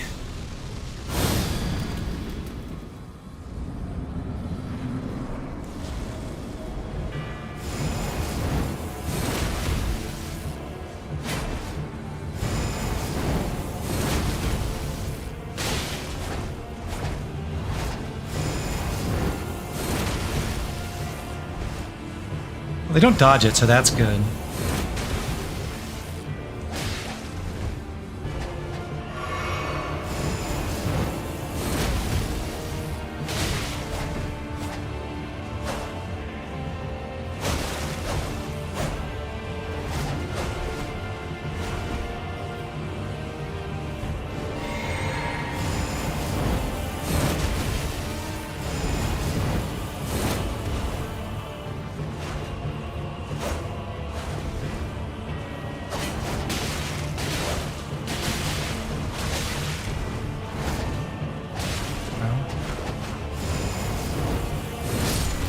Well, I rate that somewhat cheesy.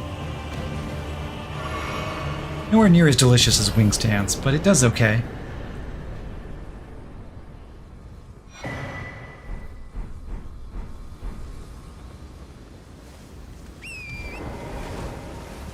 And that Dancing Blade of Rhia, I think, is another really interesting weapon for us to try. Another dex weapon.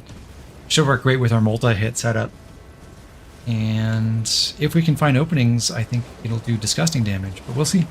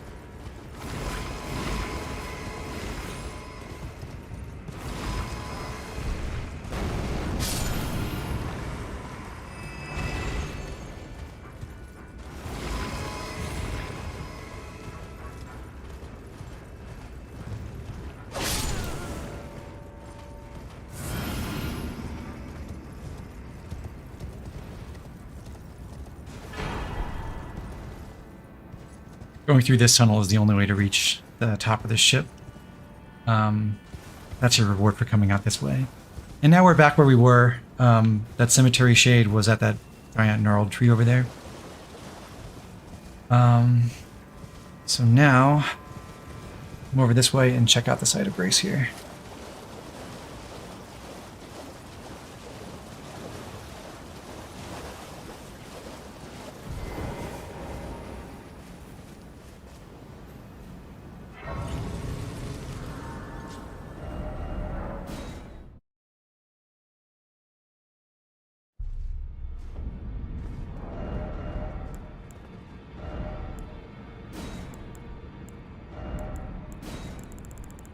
Check out that new weapon.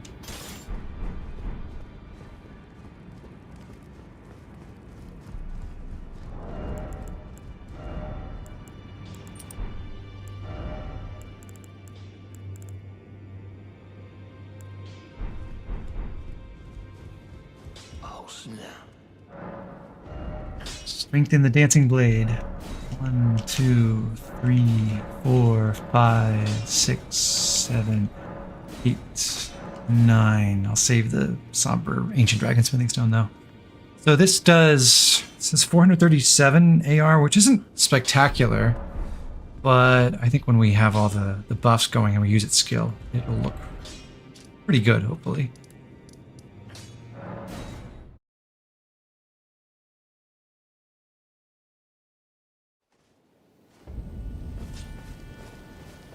It's a paired weapon, so get to dual wield it when I two-hand. And it's a curved sword, and the jumping paired curved sword moveset is pretty nice. The jumping light attack specifically. The heavy's nothing. So that could be useful. Might consider putting the claw talisman on, but mostly I'm hoping to spam Unending Dance.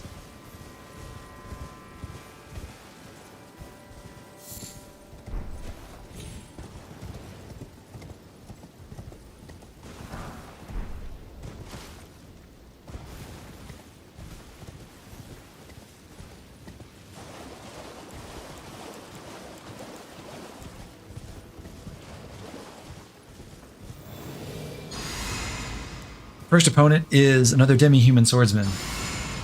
The only one in the overworld. And we can fight right over here.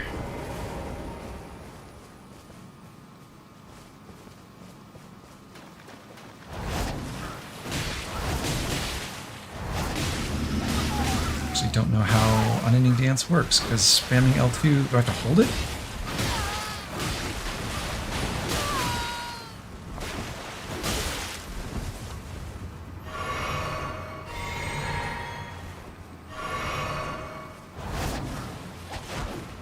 have to hold it, yeah.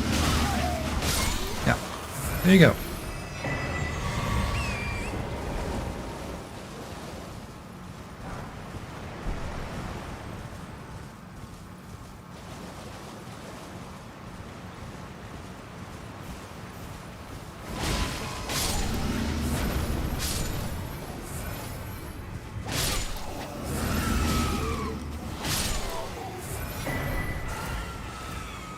So what do you think poor demi-human Queen Mariga, whom we're about to fight,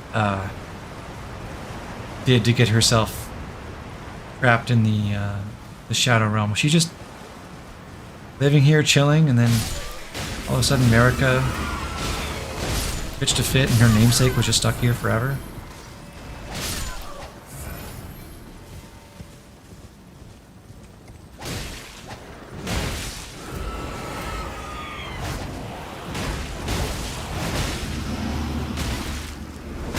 So, Unending Dance gives you, like, no poise whatsoever.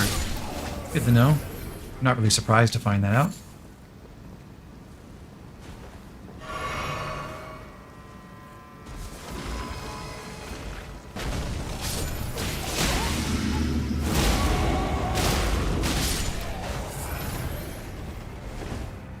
I kind of think for most of these basic enemies, at least,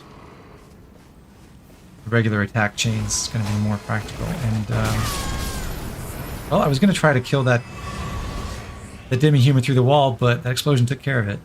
Poor guy was flipped into the stone.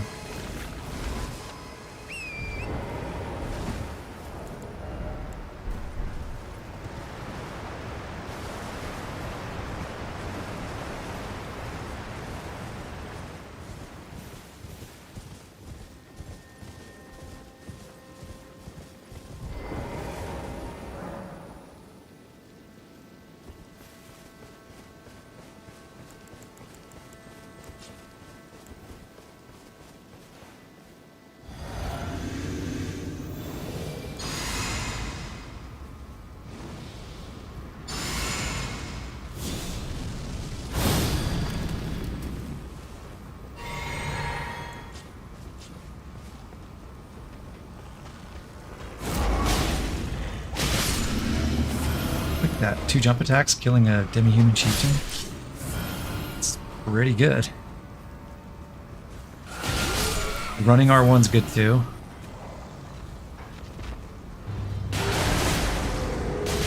That's disgusting. God, paired curved swords are dumb.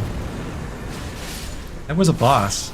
She didn't even get to make an attack animation. She just roared at me and I hit her in the head 3 times. And now I get Yoda's lightsaber.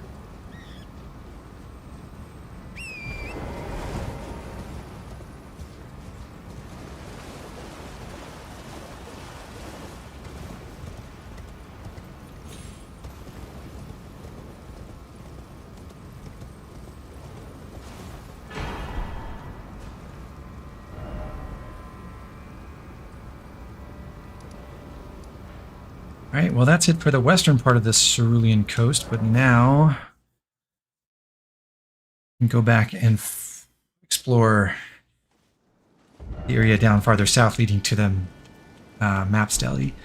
So, got another boss enemy to fight immediately. I think this is the last of the Ghost Flame Dragons, and the previous 2 I think I fought both with the Last Rite's Sacred Order, Sacred Blade combo. I kind of want to try fighting him straight up with this weapon and see how that goes. Don't expect to do a lot of stance damage, but if I can get jumping attacks on his head and then Unending Dance while he's down, that could be incredible. Let me see here. The buffs again.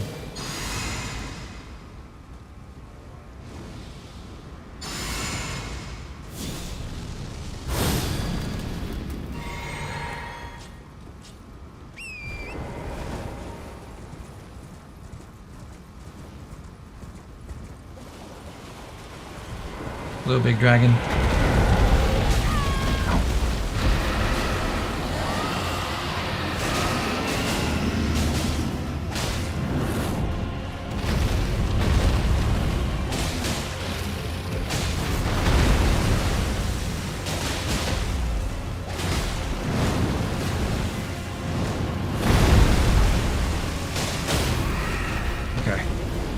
the truth. Unending dance right to the face. Okay, not quite a kill, but close.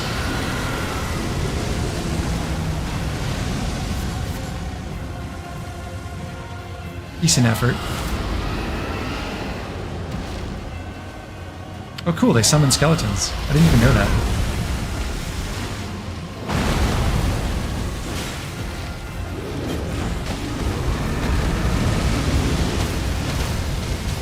And they kill their own skeletons with their fire.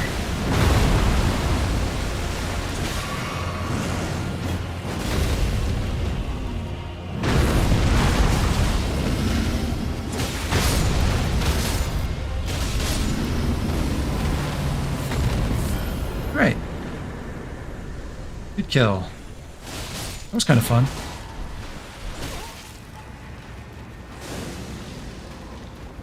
I don't want to fight all these skeletons, though. Well.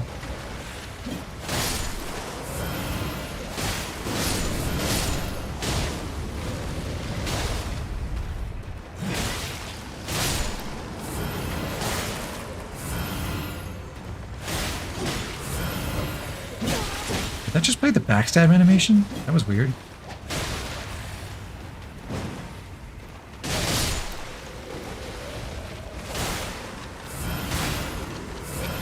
Alright, Skelly Men down. And we got, what, now we're past 3.5 million.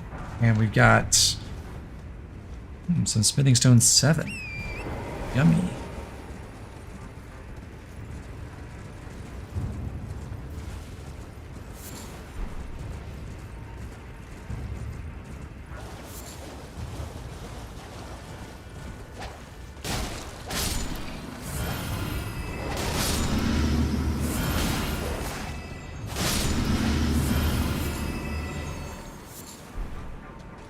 I'm thinking about how I feel about where Shadow of the Erdtree is positioned in the overall gameplay flow of Elden Ring. I think it obviously makes the most sense for it to be an end game area, but that also makes it feel kind of bad that there's a bunch of new weapon types and cool new weapons that you don't really get to experience the main game with until you do New Game Plus. Or you specifically beeline here, and then you kind of destroy the power curve in the main game, because either you progress to the DLC and all the bosses are worth 100,000 plus runes, basically, and so if you did the tricks you need to, like, cheese Radon and Moog and then get in here and then kill a couple of bosses, you're already, like, level 100. And that feels kind of like, well, you're still not getting the experience of bringing all these, like, cool new weapons into the main game. Until you do New Game Plus, or I don't know. It makes me wish there was an official randomizer mode that you could unlock once you beat the game once, where it's just like, we'll shuffle all the weapons around for you so you can find whatever on your next playthrough.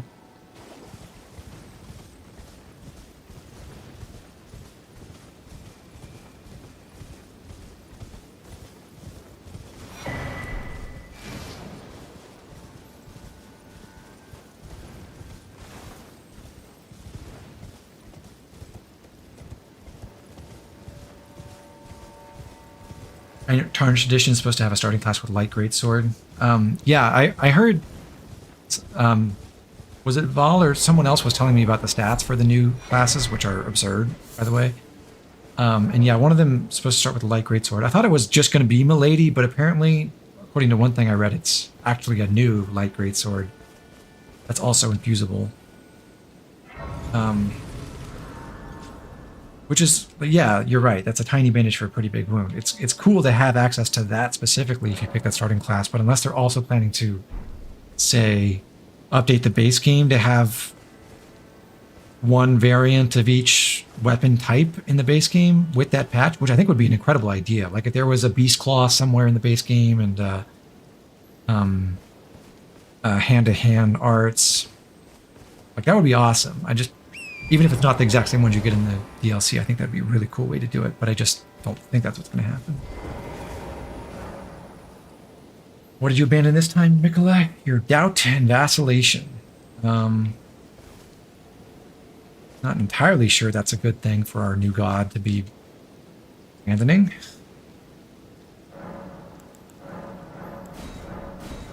Now we're Scadutree Blessing level 12, which is sort of the soft cap for Scadutree level. Not in the original release of the DLC, but after the first patch they changed it, so the first several ranks of Scadutree Blessing have a lot more effect than the last several. So we've got most of our power that we would want now. And the rest of the Scadutree Blessings will be more marginal upgrades.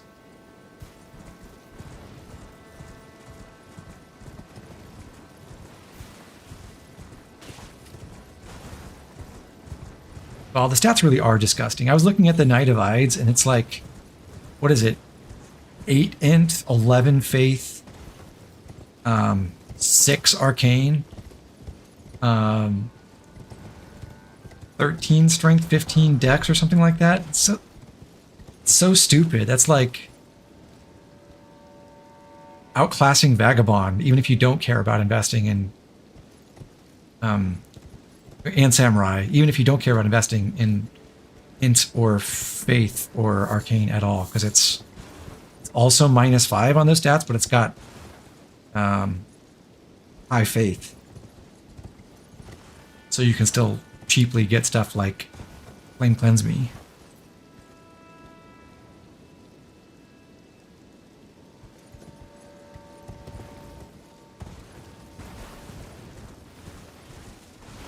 And then the Heavy Knight is even more ridiculous in that regard. If you're going pure physical, it's 7 int, 7 faith, 9 arcane, so it's -7 from Wretch. In those 3 stats, and dumps it all into like endurance, which everyone wants, and then strength, and a bit of dex. Like, why would you play hero? What's the point of hero compared to that class?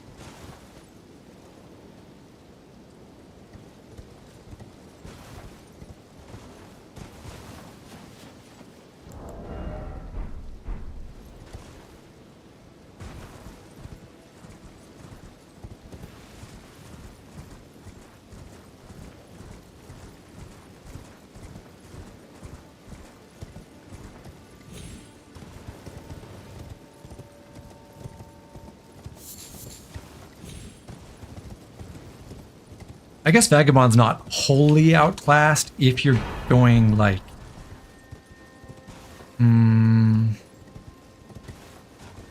let's say specifically Dark Moon Greatsword with some faith investment for buffs, because then you don't need as much dex as the Knight of Ides has, but the range of niches for other classes is so much smaller now. Confessor is still tied for best with Sword of Night and Flame, but if you want to use what's it called? The R'hllana's Twin Blades, which take like 1 more strength than Confessor has, then the Knight of Ides is optimal for that. It's better. Even if you're using Millicent's Prosthesis for the dex requirement. Here's our 3rd Cemetery Shade, by the way.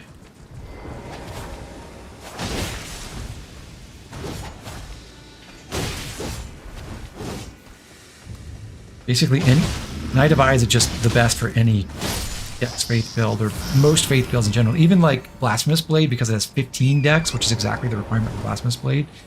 It's the best Blasphemous Blade class, which is a Strength Faith weapon.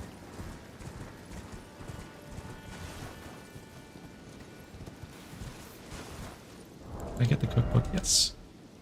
So here's a cool cookbook, the Eternal Sleep Pot. This is basically it's almost a strict upgrade to the regular sleep pot. It has slightly less buildup, but Eternal Sleep makes it so that enemies, or most enemies who are affected by it, don't wake up when you wail on them while they're sleeping. And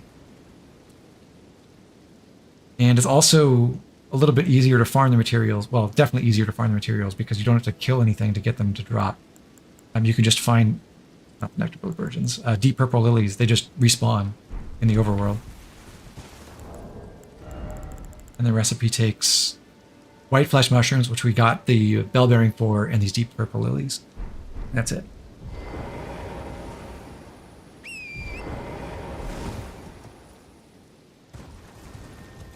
Hello, MC3. Welcome to the stream.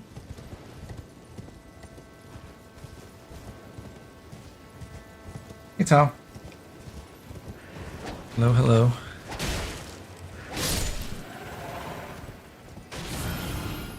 So, I'm trying to think, like, what base game classes really retain niches still in a world where the Tarnished Edition classes come out, if they stay as they are. Astrologer still does its thing with, like, rock bottom strength doing pure spell casting.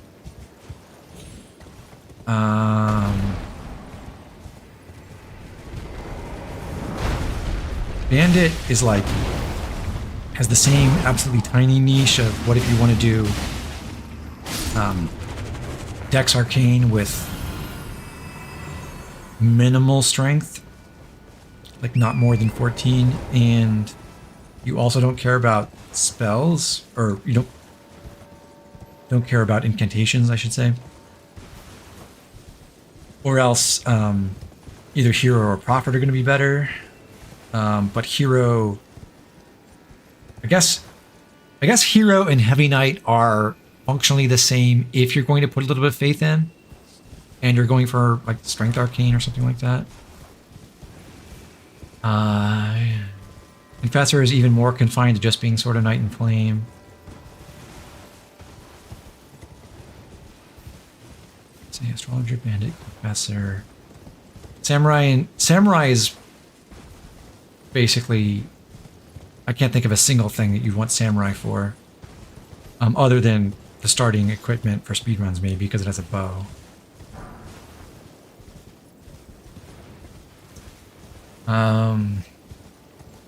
Vagabond very narrowly if you want strength and not too much dex, and you want int and faith.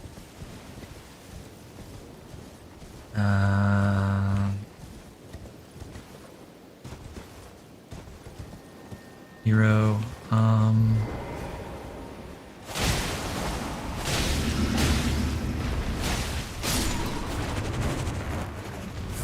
Prophet is still,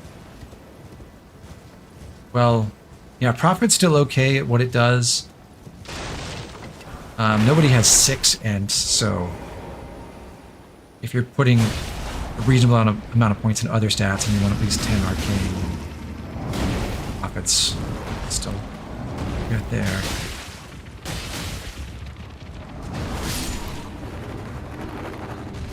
Prisoner. Does Prisoner survive? Prisoner's thing is it has 6 faith. So if you don't care about faith at all and you want int and weapon stats, you go Prisoner. And I guess that still holds. Because the Heavy Knight's 779, right? Not 769. So Prisoner's alright. I'm just fighting giant finger creepers because I don't have to fight these for anything. Warrior. Okay. Warrior's in a bad spot. Let me think. Because Warrior has 10 strength, 16 dex, and then it's 10 int, 8 faith, 9 arcane. And if I remember correctly, like the only kind of legitimate thing that actually does for you compared to other classes is if you do like a little bit of int and a bunch of faith and a bunch of dex, but you only want the 10 strength because you're going to do like a claw build with Electrify Armament or Order's Blade or something like that, then Warrior is the best. But now that one has But then Warrior has 9 points in Arcane. If you're not using that, then you can switch to Knight of Ides and save 3 points there, which then go into this Strength. So yeah, it's just totally outclassed.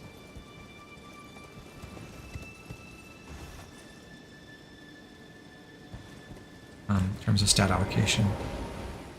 The true starting class optimization is Drift, though. I respect that. I haven't done a proper Confessor run, but I really want to. And part of it is because I want to rock the all-black costume. And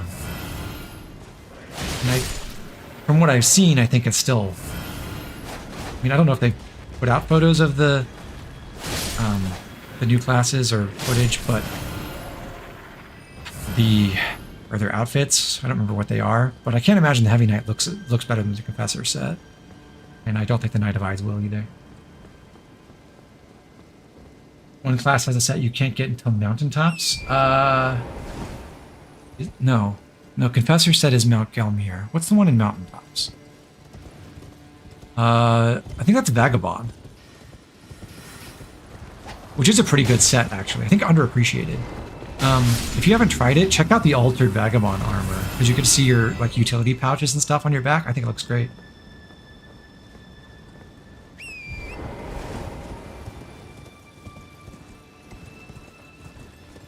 And you can rock like the helm and the Vagabond, Altered Vagabond armor, and the scaled greaves and some light gloves. You get 51 poise, which is, it looks pretty good.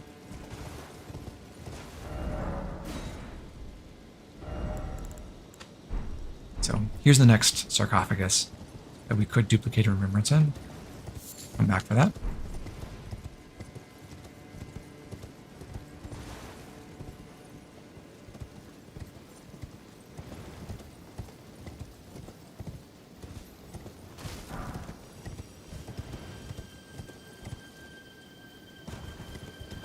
I suppose they'll have to put the new outfits and new starting weapons in the game somewhere, right? Like, they're not going to make it so you have to restart as Tarnished Edition classes to be able to get their stuff. Nope. Maybe that does give us some more hope for having other different weapons of the new weapon types distributed somewhere. These Lamprey enemies are kind of annoying. They're not really too hard, most of them. There's this one in this specific zone who has really, really long range with his spells, so I'm going to try to charge him down first. Or not. It has the same paralyzing effect as his spells have the same paralyzing effect as the one that the Finger Creepers with rings have in the base game. But they don't do damage, so at least there's that.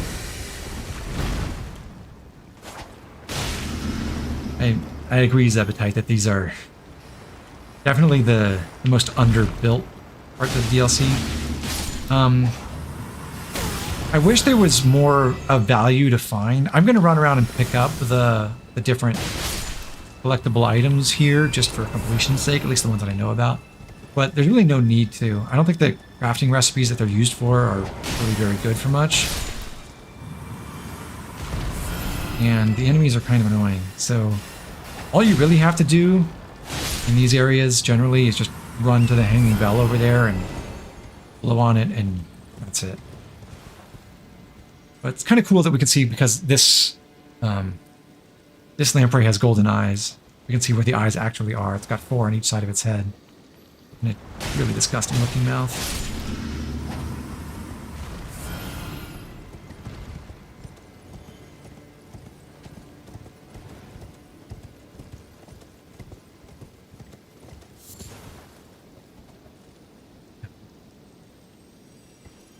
So the items that don't respawn around here are the finger mimics, the purple, pinkish purple ones sticking out of the ground. They look kind of like a hand. Hence the name. They do drop rarely from the lampreys, I think. Maybe not in this area, but in one of the other finger, I guess the other finger ruin in the main overworld. I'm not sure though.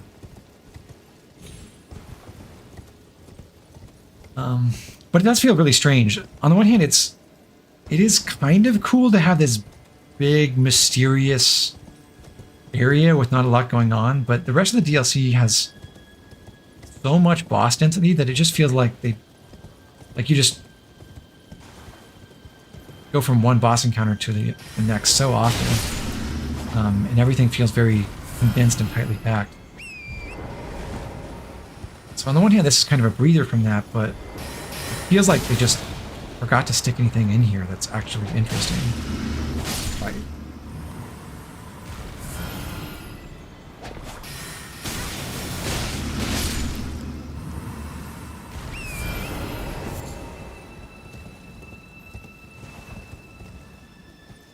I think it'd be a cool, mysterious place if there was one. Yeah. And it wears out its welcome, for sure.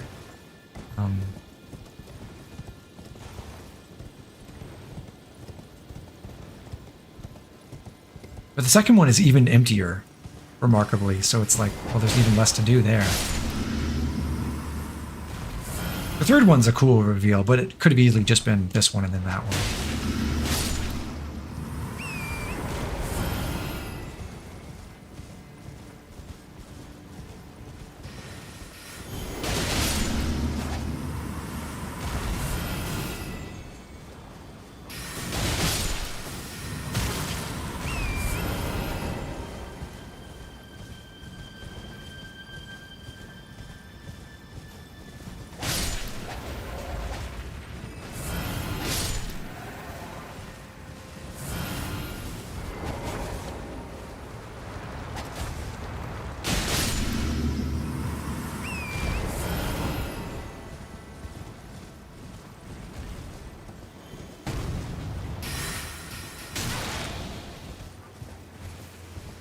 Hey Val, we've been riding through the finger ruins of Rhia. So you haven't missed much.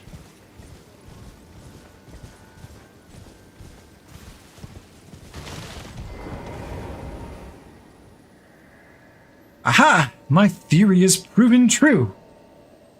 Finger creepers hail from these ruins. So now must I sound this one hanging bell, and sweetly cradled shall I come to be at the bosom of the exalted mother.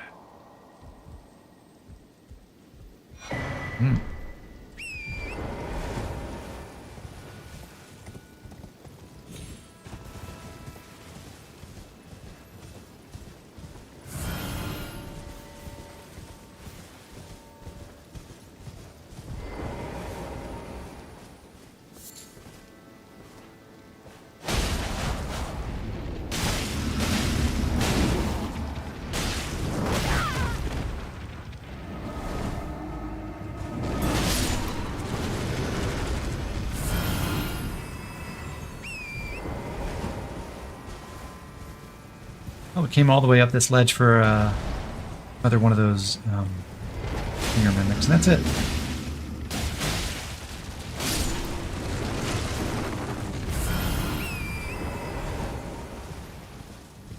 Now back into the ruins.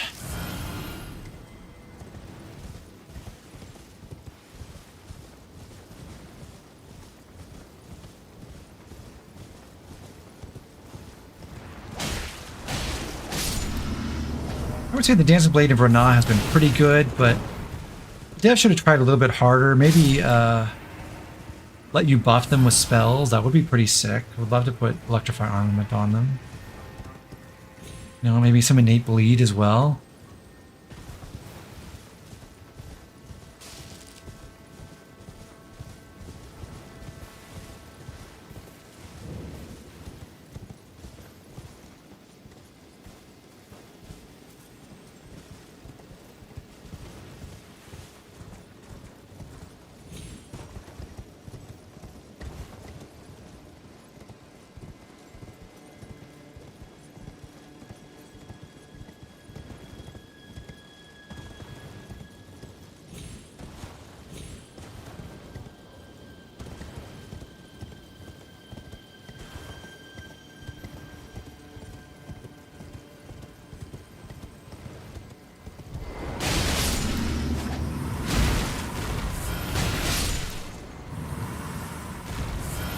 One-shot jump attack is disgusting.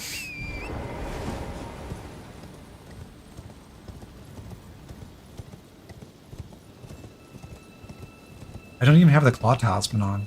Just my multi-hit ones.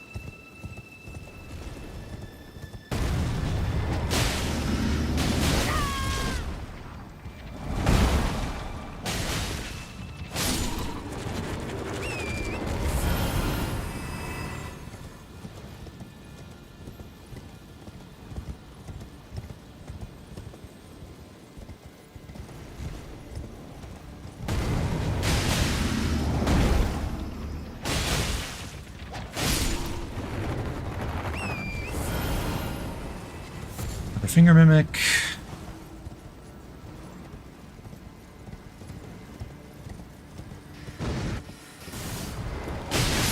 With that Finger Creeper activated. Here's the next one.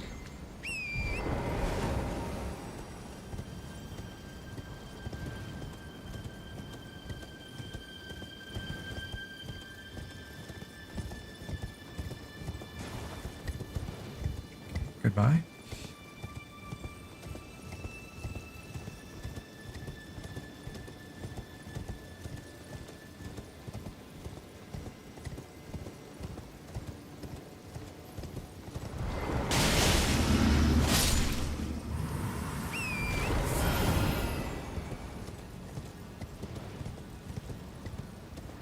And the last Finger Mimic in these ruins.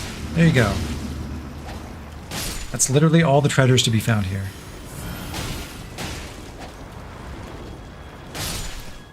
And they're not even useful.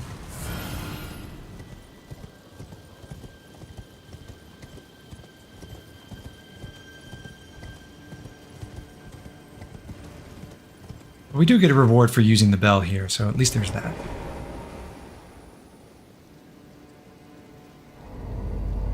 There's no way this could work, right? Like, blowing into a hole this size, it's got to be magic. You can't generate enough force with your lungs to do that, I think.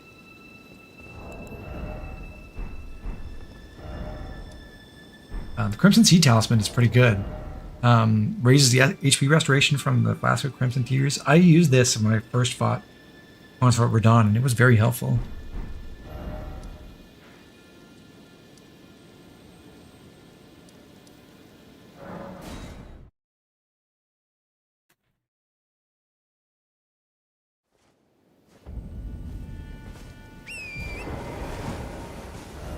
Before we go further, I'm a little bit hesitant, but I think this weapon has earned +10 status. I'm impressed.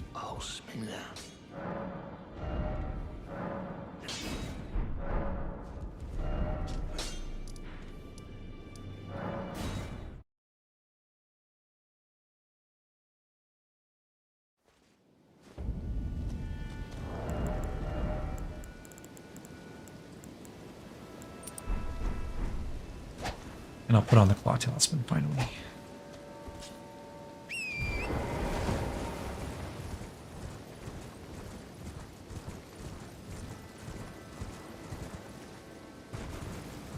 Just out of curiosity, let's see, how much poise? The 16 poise, is that the same as...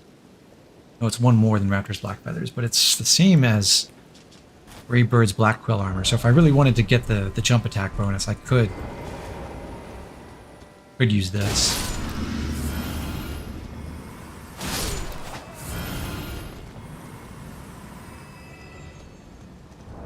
Not worth the drip, though. Back to the Ronin set.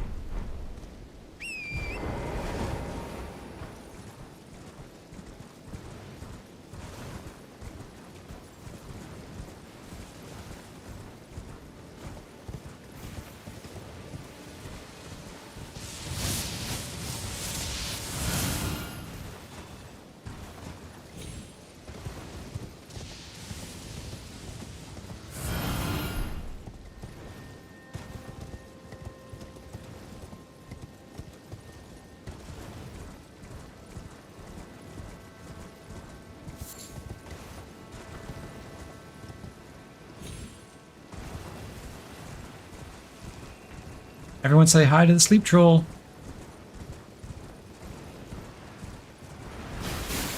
Hi, sleep troll. Please don't put me to sleep.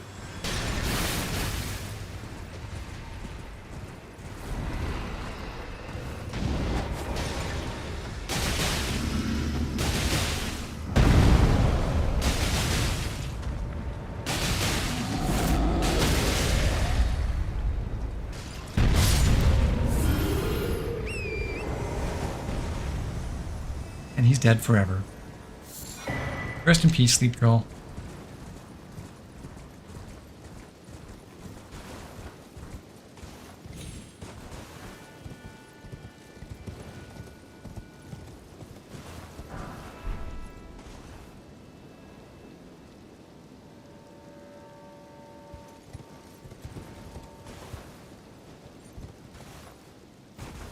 You love that they always just put giants that throw exploding jars at you, like every game.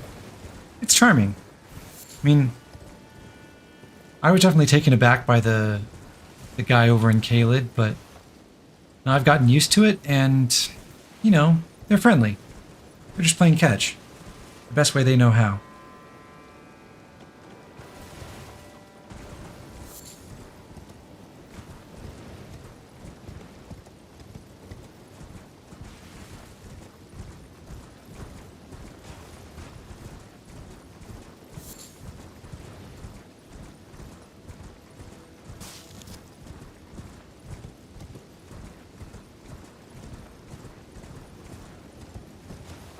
Appetite, I'm sorry that Night Rain has turned your heart against him.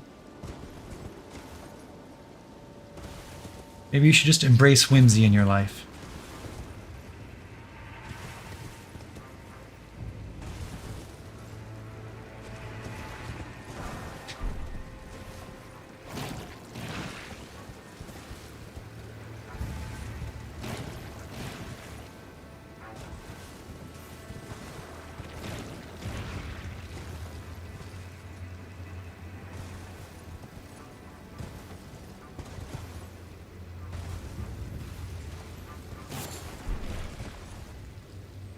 And yet another installment of totally mystifying sites of grace.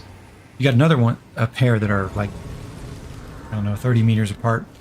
Although this round makes more sense because if you come here before you break Miquella's charm by approaching the Shadow Keep, then there's a seal on this tunnel that you can't pass. So you got the grace there so you don't have to backtrack too far if you come here early.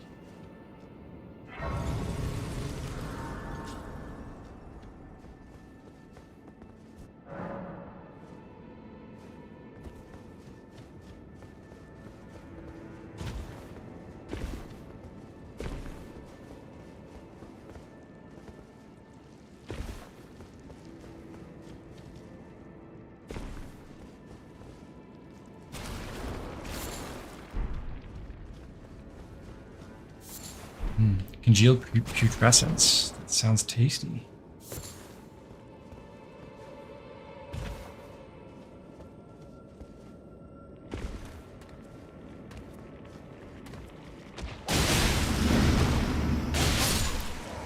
Okay, that's a pretty fast time to kill on the blood beans. I like that.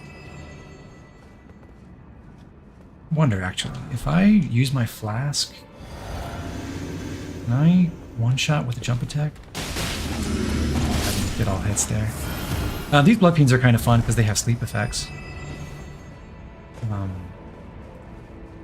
Like the Greybirds in this dungeon too. Ah!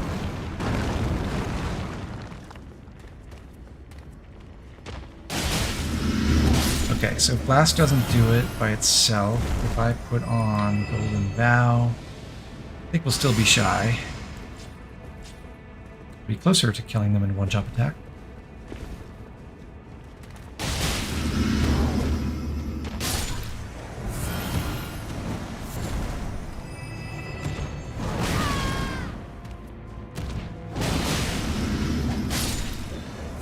And if I do sell my soul for the jump attack close, how about now? Oh yeah.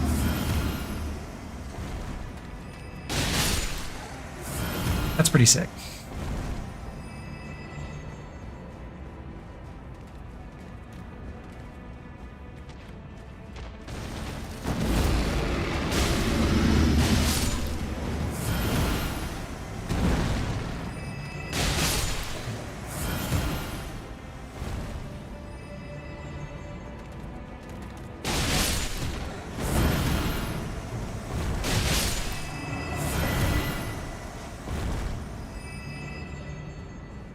Turns out talismans and buffs do matter.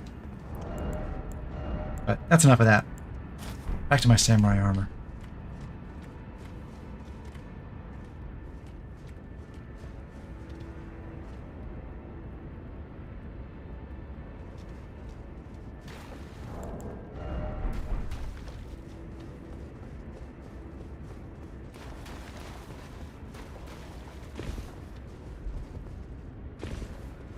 Another ghost.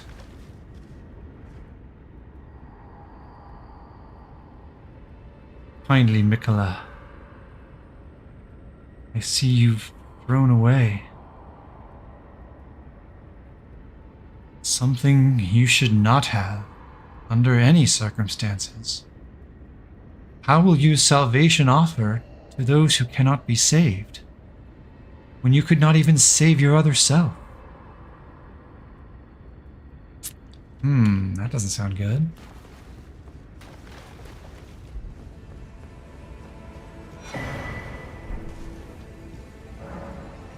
I abandoned here my love. Yikes. But it is really tragic what's happened to Miquella. He's like...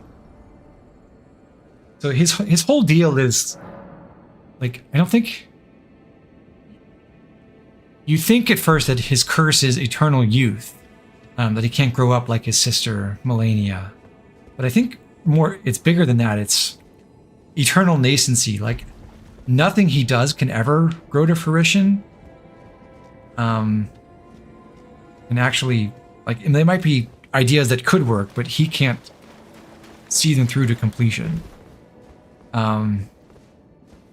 And now after his whole eclipse plan with Godwin has failed, and the needle he crafted to hold back Melania's rot didn't work, and all of his other shenanigans. He's trying to become a god, and he's being a child and not really having perspective on the world. He's decided that it's okay for him to do that and give up everything that makes him him along the way. Everything that makes people actually love him and believe in him. And it isn't going to work out for him, I'm sorry to say.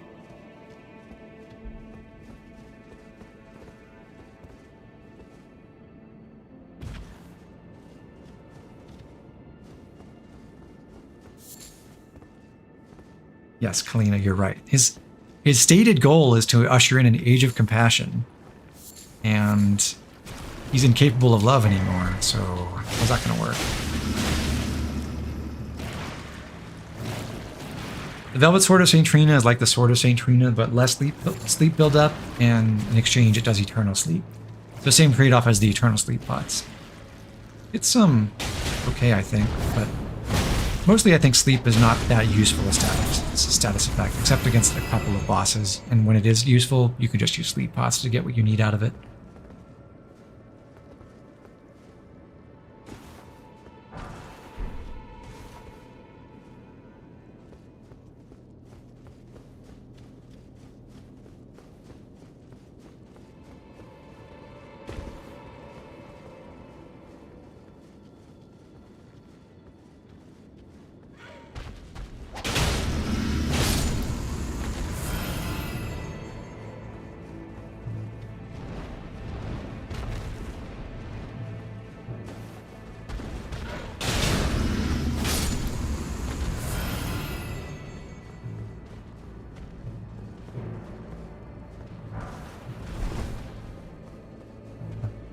Okay, no need to go any farther up, because that's where the Grace was. We just took a different way down to get the Velvet Sword. So next step is to run this gauntlet. The rock worm things over here fire laser blasts really, really quickly. They're kind of hard to dodge. So the way I've seen it done for like, no-hit runs is apparently they stack stealth bonuses. They use Assassin's Gambit or like Unseen Form and whatever to whatever the silences your footsteps to approach without getting shot at, or at least not shot at as early.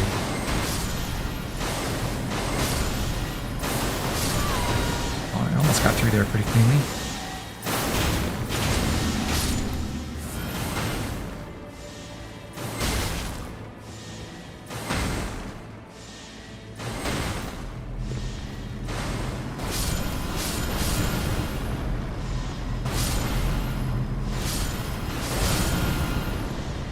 At least these exploding stone clusters give me regen.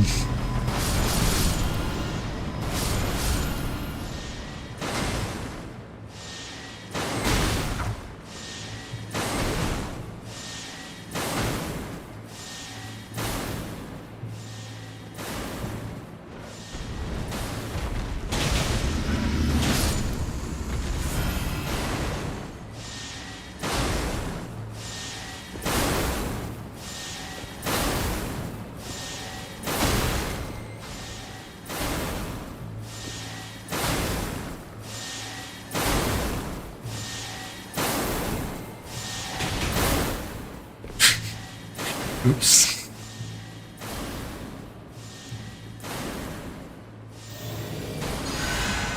That's the trouble with jump attacks.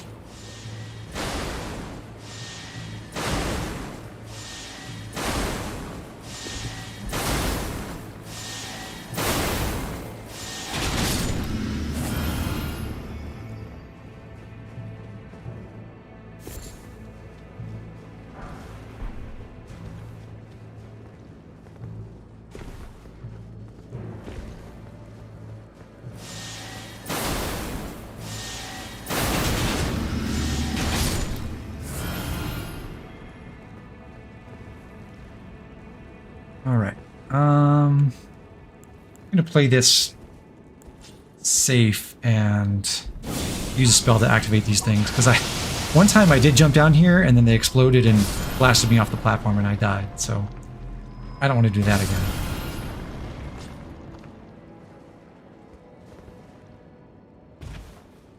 Because the next site of grace is right here, so it's so sad to die at this point.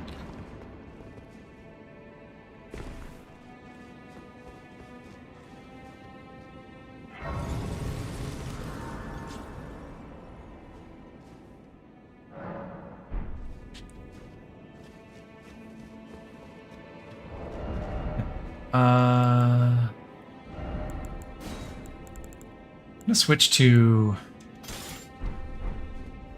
Let's rock the Golden Order Greatsword for a sec. There's a bunch of skeleton enemies around here, and this will kill them without me having to... Kill them permanently without me having to do too much work.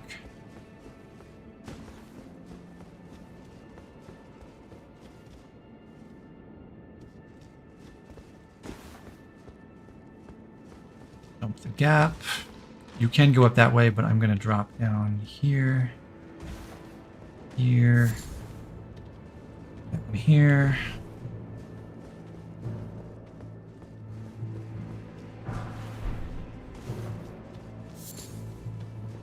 A new Putrescent spell.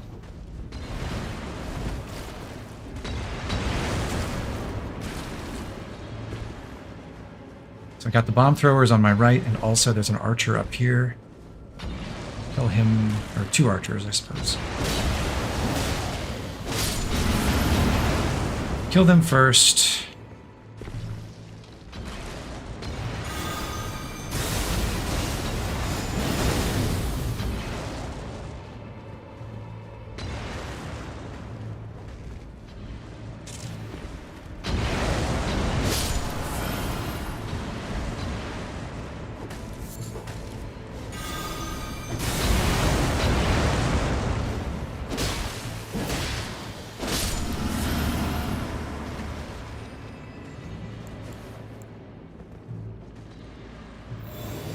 Golden Order Greatsword is not that effective on my build right now. I don't have a ton of faith, and I think it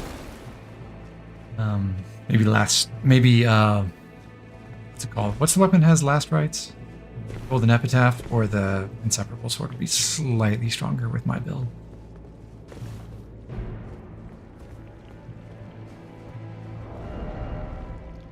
Anyway, where's my blades?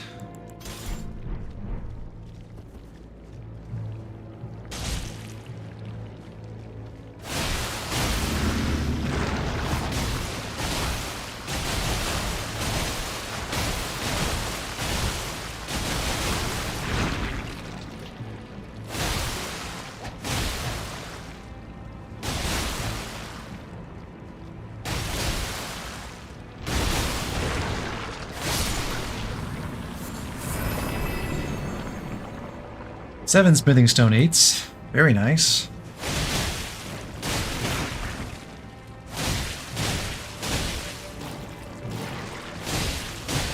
I don't need to kill this. I don't know why I'm fighting it. Okay. And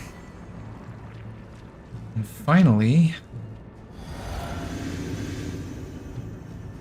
there's a misbegotten warrior.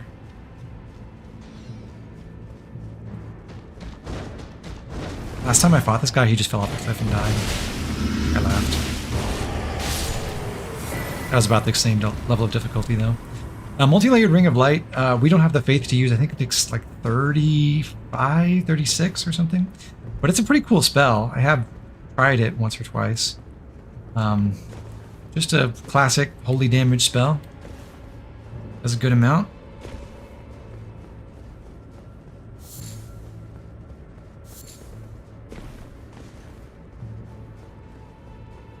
And the next boss is very weak to holy, so if I had a real holy build going on, that could be really, or faith build going on, that could be really useful. Also with this grace is a giant pack of docile animals, so if you really need like slumbering eggs or feathers or thin beast bones, you can go to town right here.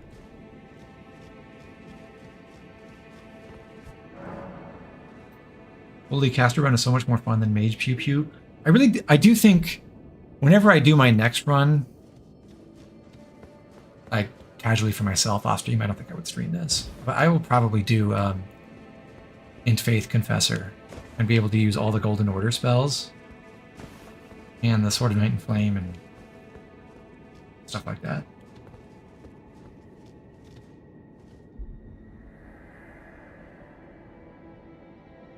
Oh, please, grant me the courage to fly to your feet, my dearest Saint Trina. Well, guess we gotta fly then. Whee!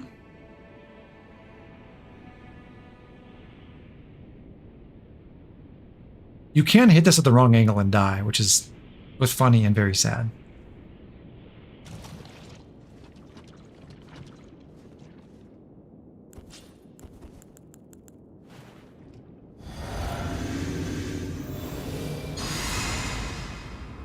Alina, was the funny thing you can do with the upcoming enemy throwing a kukri at the wall to make him jump off the side?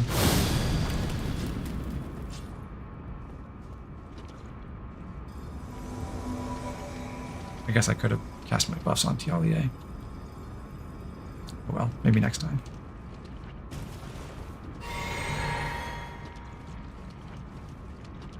Hey, we found that Garden of Deep Purple that that Ghost was telling us about earlier.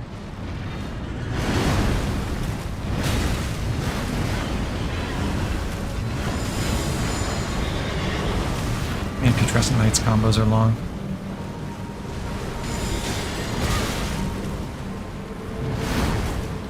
So I think he's really resistant to slash, which might be a problem. This may not be the best weapon for this fight, but we'll see.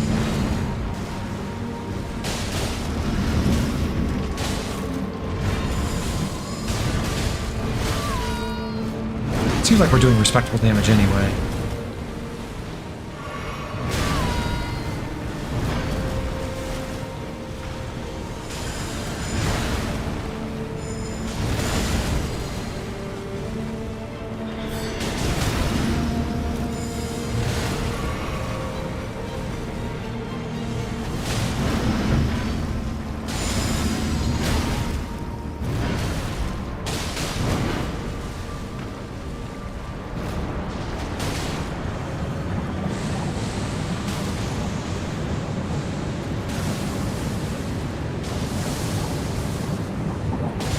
actually dodged all that. I'm so impressed with myself. And the stance break? Oh, actually, I didn't want to take the crit there. I wanted to use Unending Dance. Oh well. Still, got it done. First try. And don't look now, chat, but we're over 4 million runes at stake now. Yep, Tialier is almost outright useless in that fight. Like Kalina's saying. Putrescent Knight is only weak to rot. Every other status he's immune to. And Tialier uses a poison perfume bottle, so it has pathetic raw damage.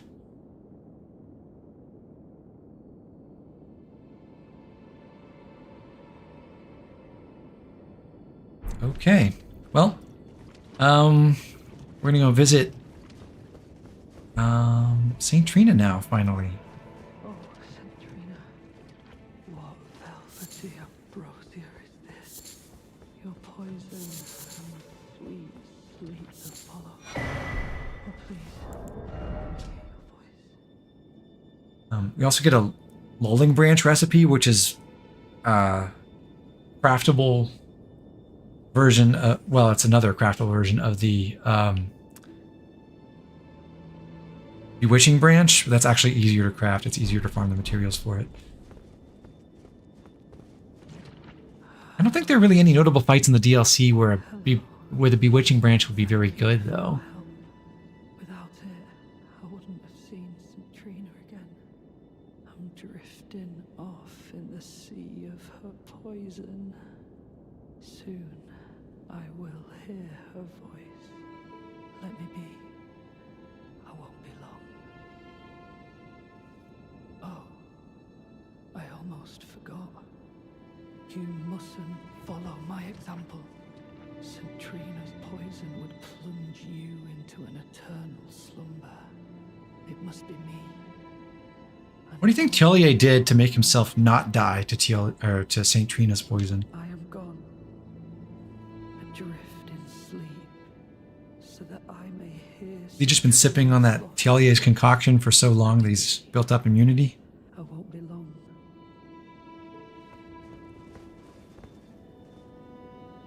Hello. This is genuinely one of the coolest designs in DLC, I think. How Trina is morphed into this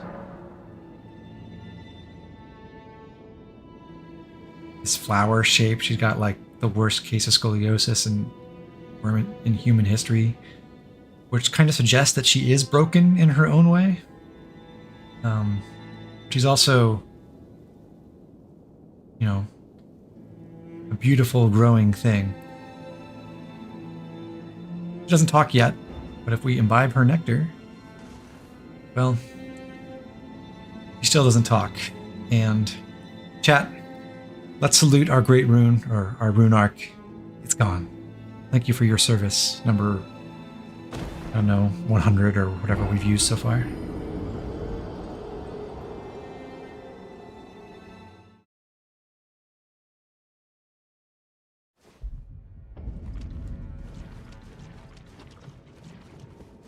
Our runes did get conveniently put right in our path, though. Thank you, game.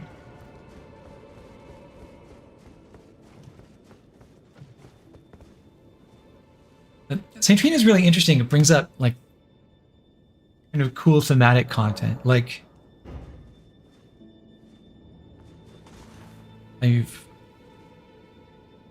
there's a very, very heavy subtext that Miquella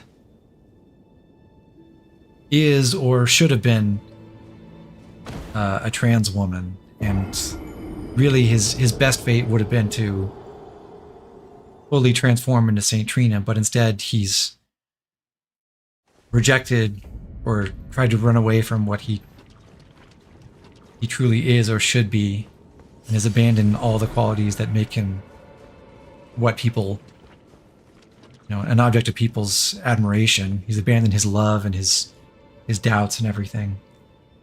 And that ends very, very poorly.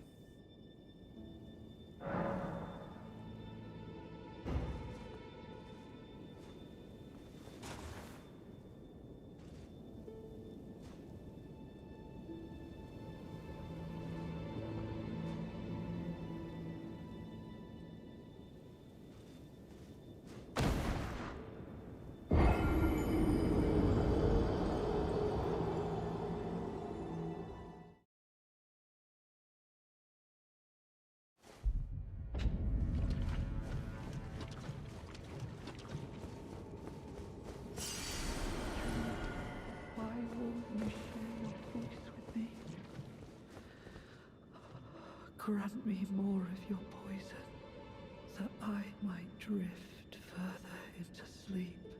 Perhaps then you'll grace me with your voice. I don't know, Talia. It's not working for me either. Please, leave me alone.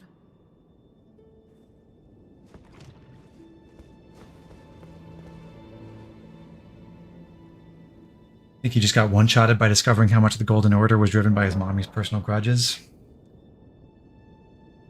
Would have been a pretty shattering experience, so to speak, for someone who grew up believing in the wholeheartedly in the Golden Order, inventing his own Golden Order fundamentalist incantations and everything.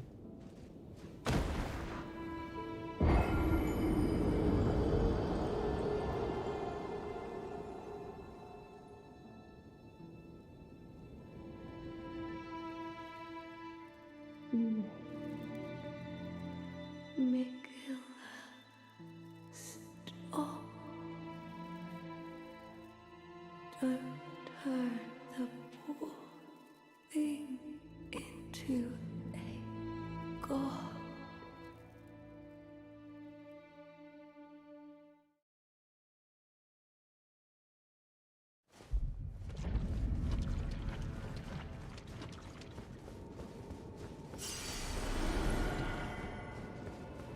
We finally heard the words of Saint Trina, but let's go back for more.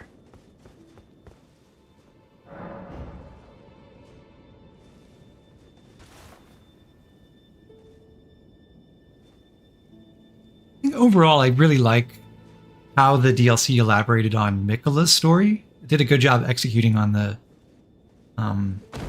its main storyline, I suppose. Considering how long it was in the oven, I do wish there was other stuff that they had included, like any real scenes or dialogue or backstory for R'hllana would have been cool. Divinity is beyond A little bit. saving. The Putrescent Knight's connection with Saint Trina seems basically non-existent. I mean, putrescent spells do frostbite. It's not even like they're sleep themed.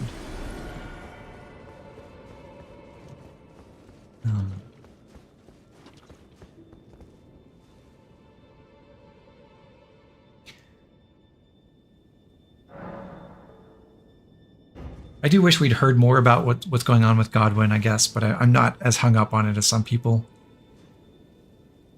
It is kind of strange that we see two of Godwyn's faces in the DLC, but that's like the only acknowledgement of him and his two Death Knights.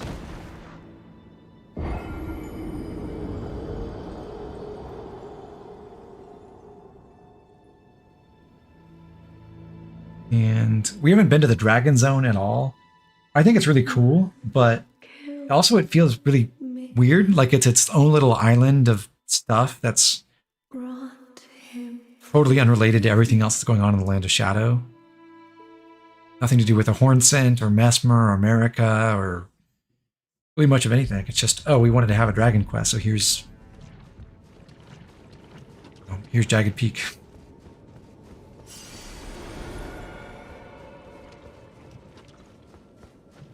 Well, Kalina, I think I've read that the Putrescent Knight didn't exist in the way he exists now until relatively late in development. Like there was some other boss design that was overhauled to make him.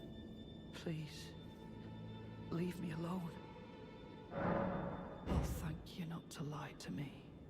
I am the chosen, not you.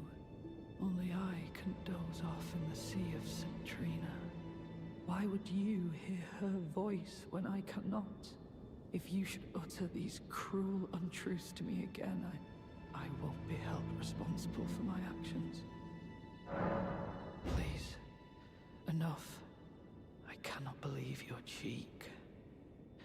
And I will stand for it no longer. I will never forgive you. Vale does have a connection to Placidusax. Yes, that's true. But Placidusax is literally in a time bubble arena.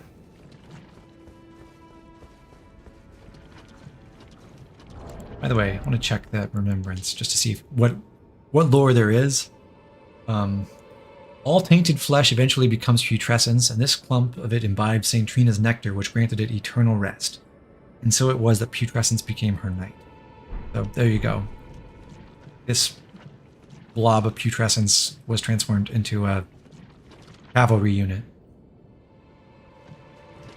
by drinking her nectar. But we didn't get a horse. Well, not in here. Lame.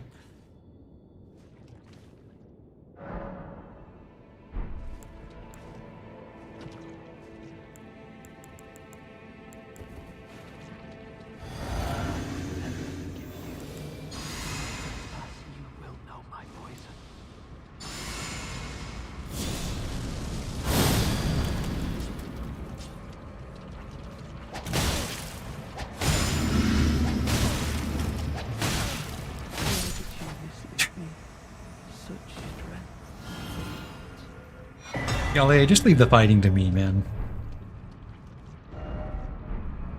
St. Trina's Smile is the sleep version of the Kindred of Rot's Exaltation or the Lord of Blood's Exaltation. So sleep in the vicinity increases attack power. It's kind of harder to trigger that in general, because way fewer things inflict sleep. But you can use things like the Lulling Branch to sleep on yourself.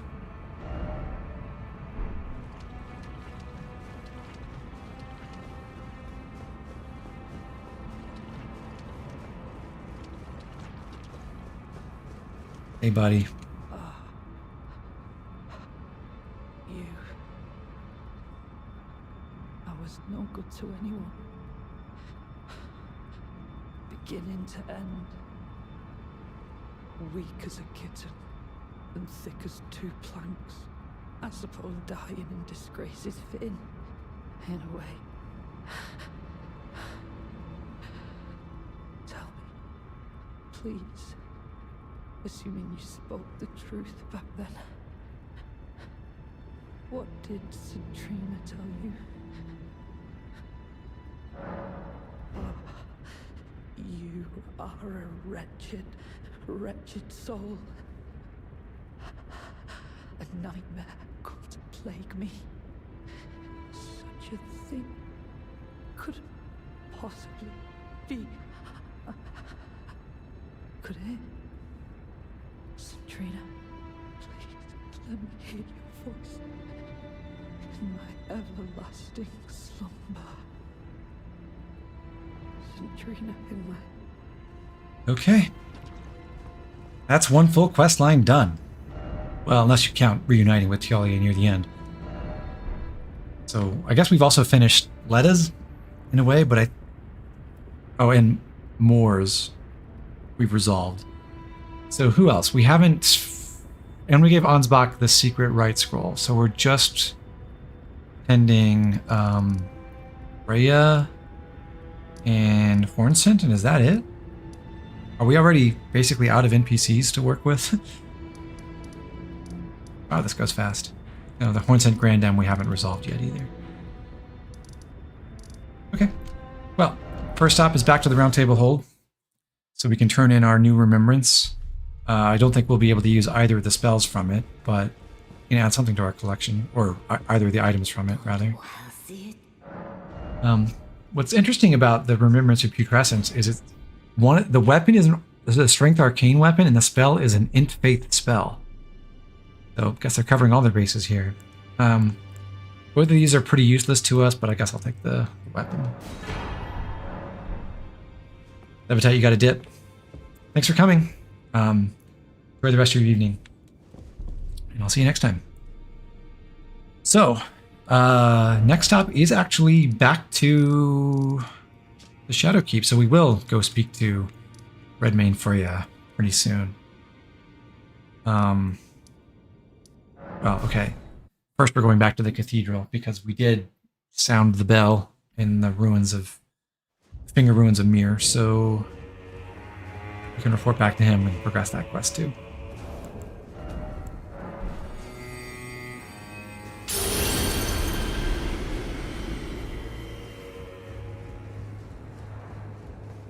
Oh, there you are. The exalted timbre of the bell has reached these ears of mine. Gracious, the starry sky is wondrous tonight indeed. Only your fate shines brighter. Now, these are for you. Second Ruins map. And the Beloved Stardust. Nothing of it. Beloved Stardust gives you max casting speed, but I think it makes you take 30% more damage, which is pretty crazy. Guide you evermore. Study Sorcery. Now we can buy 2 Nail Sorceries. Which, again, I can't use, but just for the collection. Ah, you Let's go with the Knight in Black Armor. Well, I hope that So, weirdly, Ymir calls that, poor girl is on grave misfortune. calls her Jolan. Best of times. She calls herself Think that makes her Yolan. a person. So I guess the voice director got Little sister too. confused somewhere. I fear that you have borne witness to the whole of it. The conceits, the hypocrisy of the world built upon the Earth Tree. The follies of men. Their bitter suffering. Is there no hope for redemption? The answer, sadly, is clear. There never was any hope. They were each of them defective. Unhinged from the start. Marika herself. This is kind of crazy lore, if it's true, that even the And this is what troubles me. original fingers that were guiding Marika and everyone else before were defective, and had been for a long, long time. Little recourse. Ever young Miquella saw things for what they were. He knew that his bloodline was tainted, his roots mired in madness. A tragedy if ever there was one. That he would feel compelled to renounce everything when the blame lay squarely with the mother. May the gleaming stars guide you evermore. So our second map has something on the eastern side of the continent, beyond a fortress. And we can see that on our map already. It's this one. So no surprise there. Since we did go to the first Finger Ruins and fulfill that part of the quest, now when we talk to Yolan, Did Count Ymir She- reward you with that? takes a ooh, well, I won't say she takes a shine to us, but she's a little bit warmer to us. And therefore mine. I am Yolan. The night is yours now to wield. And that means she becomes a summonable NPC in 2 different fights. I am merely honoring coming up. Count Ymir's wishes. So you can only unlock those if you do this part of the quest before you go there. But now we'll go back to the Shadowkeep. We're again coming in from the Church District side. We didn't see how this connects to the storehouse, but now we'll do that.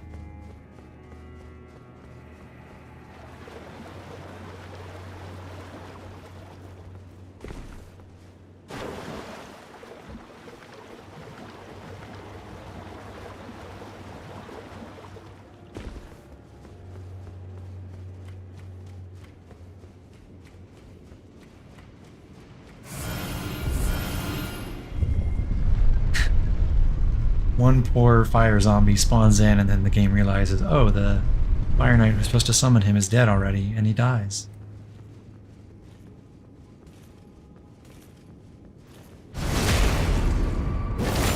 That's the room with the statue that we jumped across to get to the Scadutree fragment before. Now if we go out this way, we can find an elevator that takes us back to the storehouse.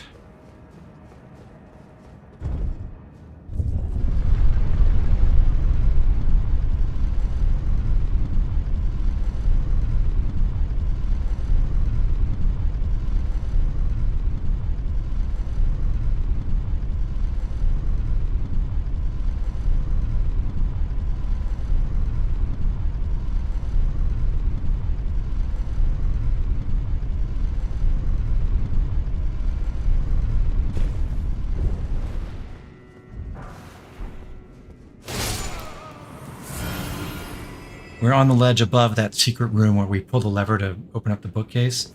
So we couldn't get here before, we could just get to this walkway on the other side. Seems like a failure of architecture here that this area is inaccessible from that part of the storehouse, but I didn't build a place. Sorry.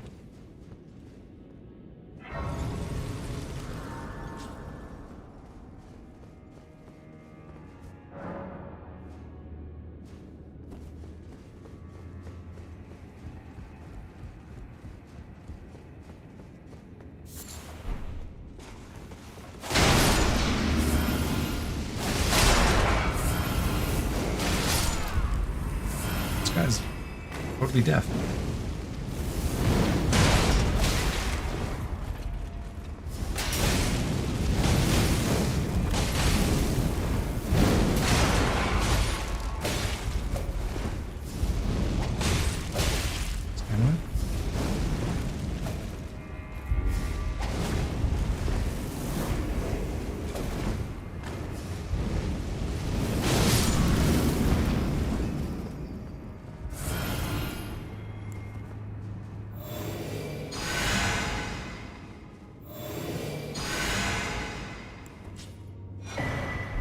Always get lost down here. I don't blame you. Like I complained about last time. The thing that really annoys me about the way the specimen storehouse is laid out is that you can't get from the... Once you move the statues, you can't get from the lower levels to the top anymore. So if you do that and then you didn't tag a site of grace higher up or anything, then the only way to get back up there later is to come in from the Church District side and then drop down some ledges to get back to those areas.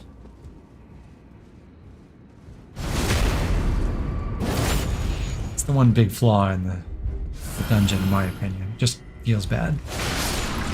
Is it an actual gameplay problem? Maybe not. I don't like it.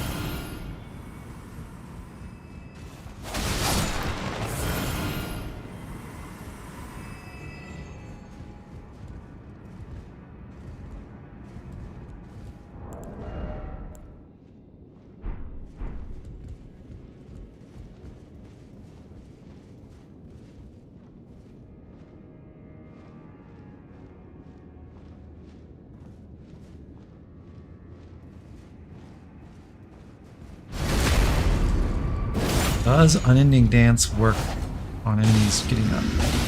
Not really. That way.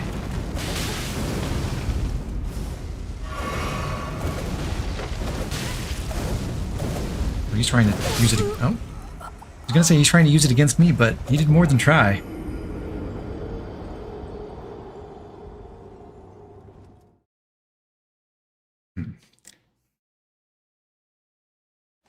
Okay, chat, 4.1 million runes on the line right now. Can we get them back? Gotta say, I think the Dancing Blade has been a really good weapon for boss fights so far. It feels a little bit inadequate for these kind of generic elite enemy fights because it doesn't stagger very well and it doesn't deal incredible damage like so fast that they can't counterattack. The best way it does maximize its DPS is by just like jumping in their face and hitting the attack button over and over again, but they can fight back fairly effectively when you do that. Well, they're gone. Goodbye, 4.1 million runes.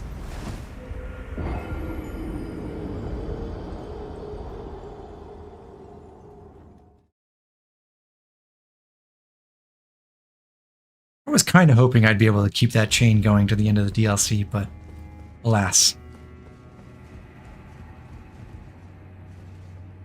I'm actually more sad about that rune arc. That was a huge waste.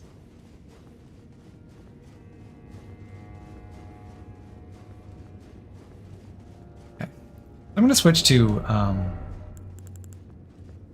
say something else for... Yeah, let's actually... I'm going to pull out the Guardian Sword Spear. That could be fun.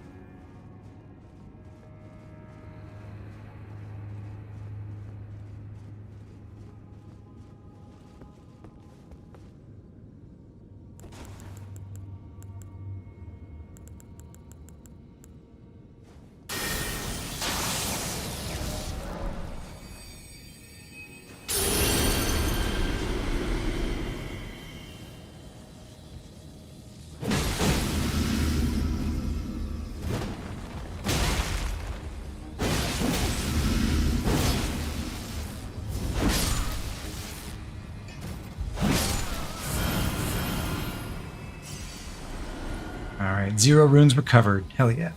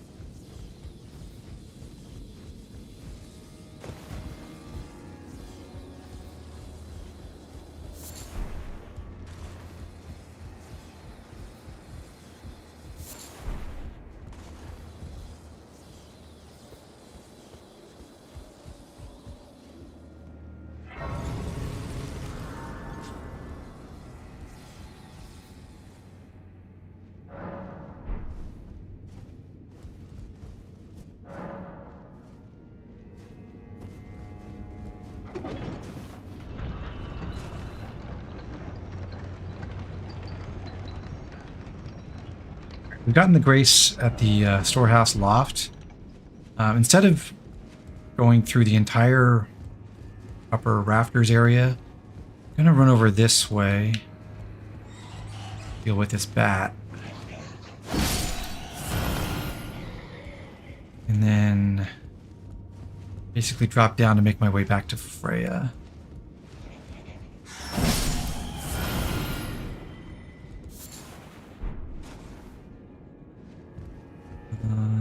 Right, so from here, drop down on this.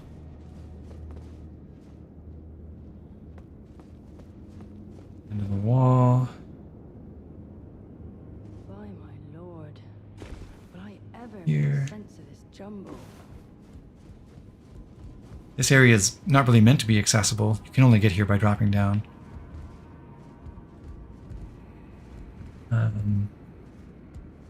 And then from here onto the head of this specimen. And then we'll run down to Freya. Could I have just warped to her grace? Yes. But where's the fun in that?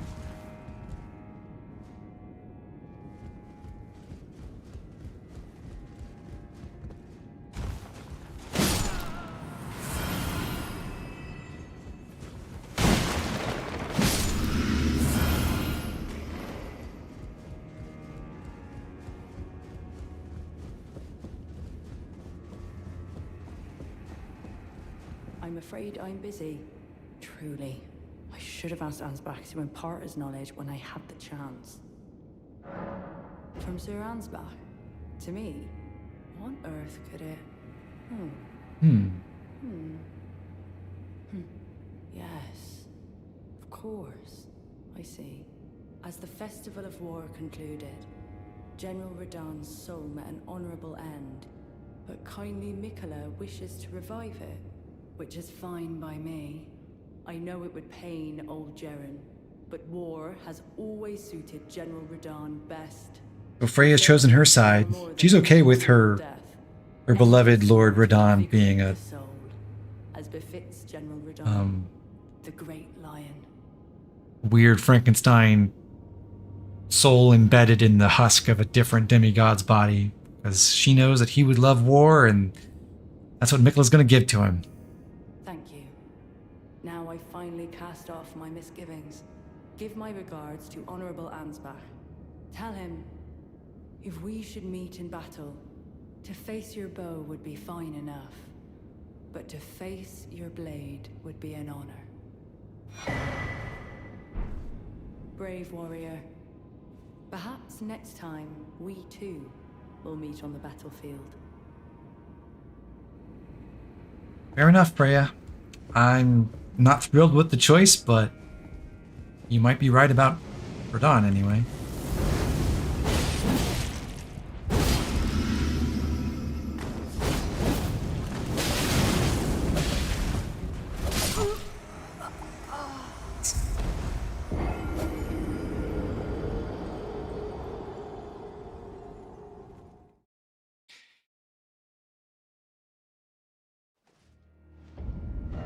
I think Sword Dance might not be the absolute best weapon against the Fire Knights. It works okay, but I'm sure something like Giant Hunt would be superior. Not going to use a Rune Arc again because I'm about to go fight another boss. So to get to him, I want to go downstairs.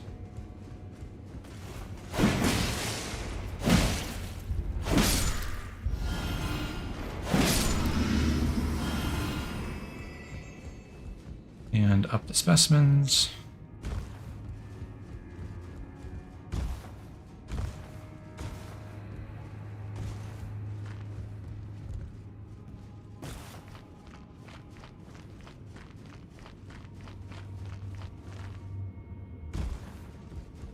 And this time when we come out here, I'm not going to drop off the edge to get the Impenetrable Thorn spell. Instead, I'm going up the stairs, which lead to, well, a couple Shadow Undead in this room on the right that has a little bit of loot.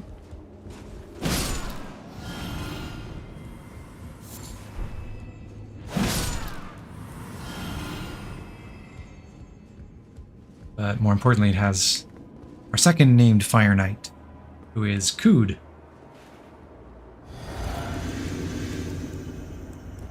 Shouldn't be too hard, but I can use my buffs before I fight him, so I guess I will.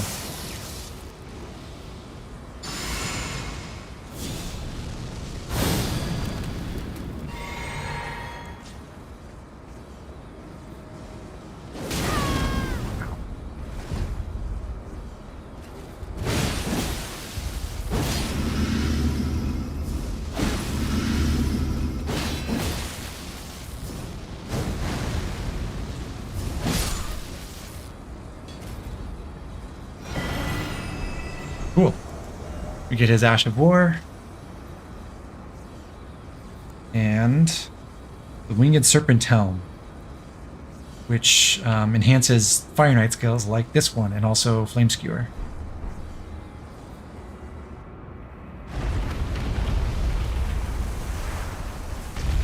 Farming the Knights with the Greatsword was so rough it was worth it to use it with Kood's Flame Spear, I imagine. I'd like to use Flame Spear at some point, probably, but not against Messmer.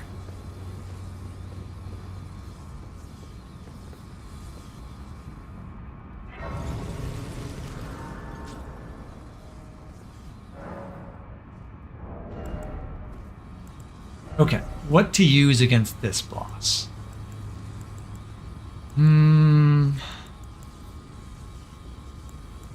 Suppose we'll go back to the Dancing Blade. I also want to... So I'm going to keep using the NPC summons. My experience with this is it's way easier without them, like many fights. In this one, we've unlocked both of the NPCs who can be summoned for this fight. And when I've done it previously, I've summoned Hornsent. But I kind of do want to use Yolan, but at the same time, I want to hear Hornsent's dialogue. So I think what I'll do is, and they're mutually exclusive, you can't summon both. But I think what I'll do is I will summon Hornsent on the first attempt. And if we beat Messmer on that try, okay, we did it. Hornsent gets his revenge with us and everything. But if we fail, then we're summoning Yolan, because I haven't seen what she does in this fight before, and I think it'd be fun.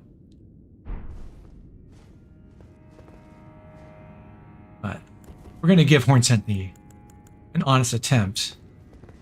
The annoying part is, on the very first attempt, you appear in the middle of the arena, but you have to run back towards the entrance to get to the summoning sign.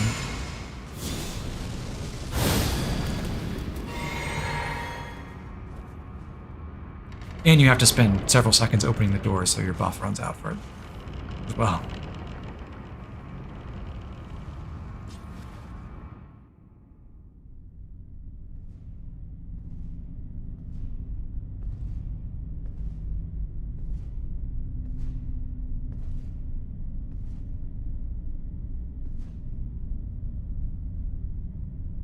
Mongrel intruder.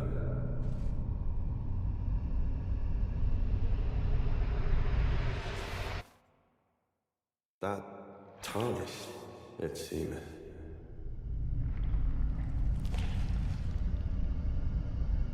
Mother, wouldst thou truly lordship sanction in one so bereft of life?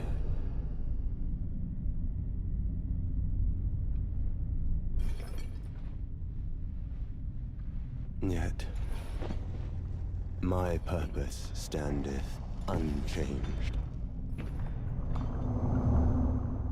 I really feel like Messmer should have committed to the bit there and said standeth unchanged. Shall all meet death?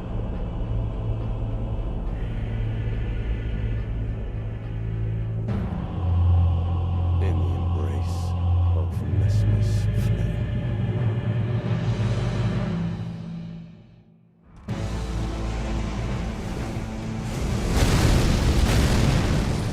Okay, Hornsent, are you this one? You are.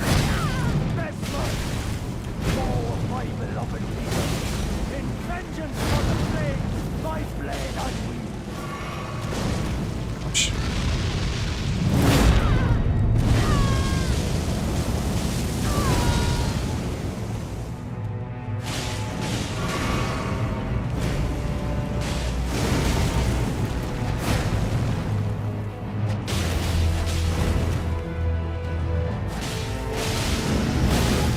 Just me and Hornsent being curved sword bros.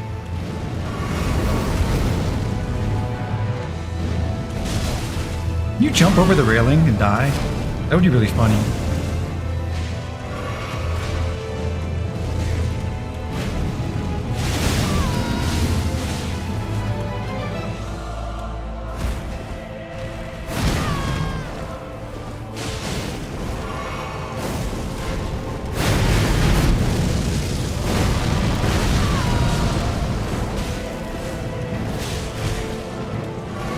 Well, almost out of flasks already. Not looking too hot.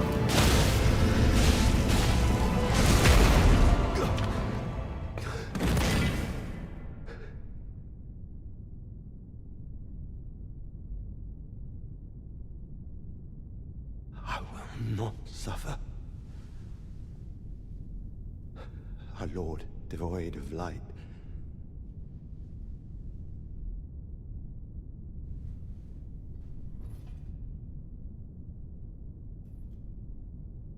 No, Mother. Forgive me. The only Statue of America on the whole DLC that isn't beheaded.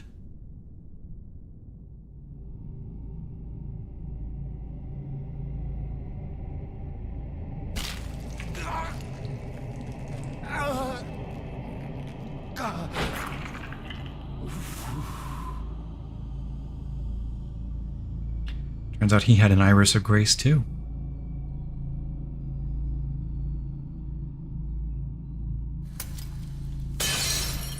Not anymore.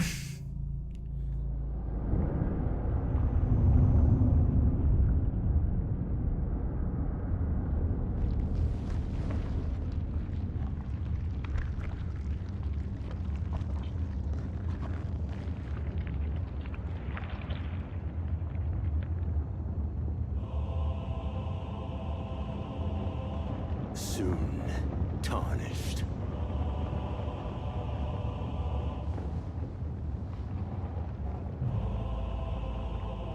Wilt thou be taken in the jaws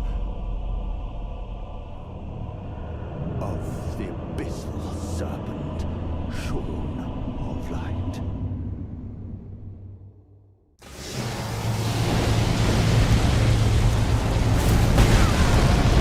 I believe I missed the timing on that. Ugh. There goes my last flask already. I'm dead. Lightless creature, embrace thine oblivion, as shall I. Sorry, Hornsent. No revenge for you. And it also means our final fight in the DLC is going to be harder if I don't summon him. Okay. Let's get back to it then. Flask, buff. This time I don't have to run backwards and try to summon him early. Be right in front of me. That's nice.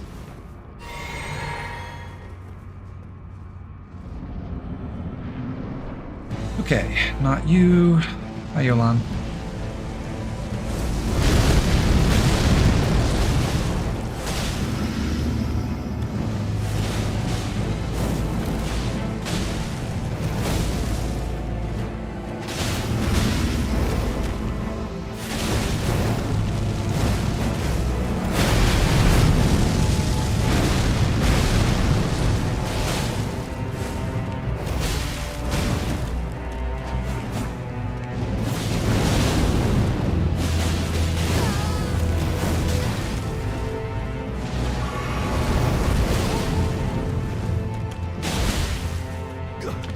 Oh, took a bunch of damage, but that'll be okay.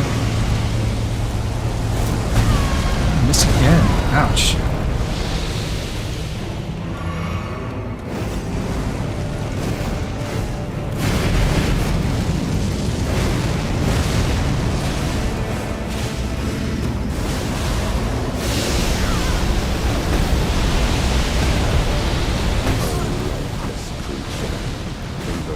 I was too close to that. As shall I. I'd forgotten that there's the whole, like, boiling whatever that fluid is on the ground.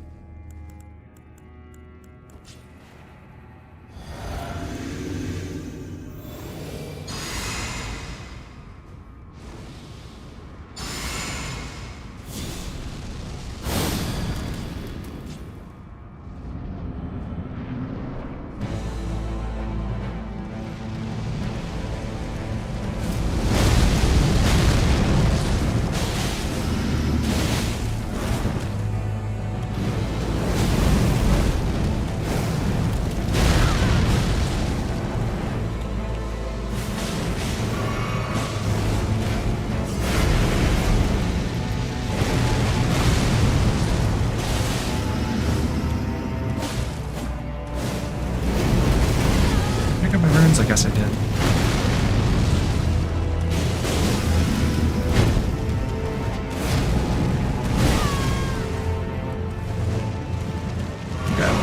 And dead? I think. Nope, saved by my buffs. Nope, now I'm dead. In the embrace of Messmer. Yeah, I think Yolante's pretty useless in this fight, honestly, but she's part of the crew now. I wish she'd say something though, but she's not the talkative type.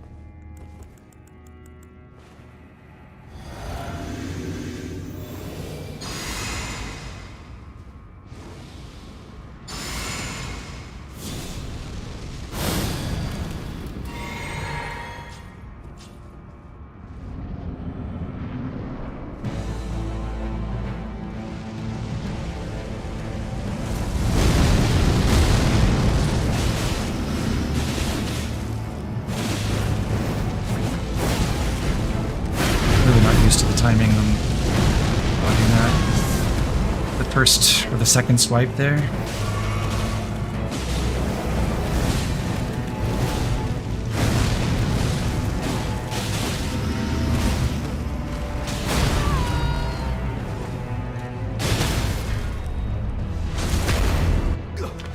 Good stance break.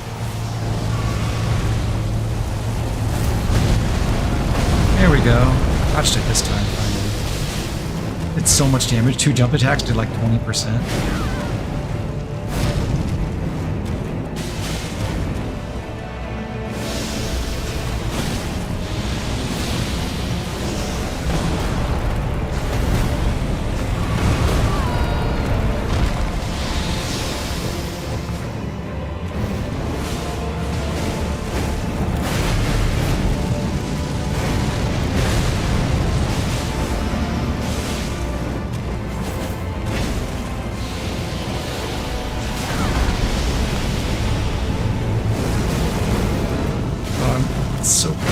Ah! I knew he was one hit away. I was just trying to find a window to heal or something. Okay. Almost got there.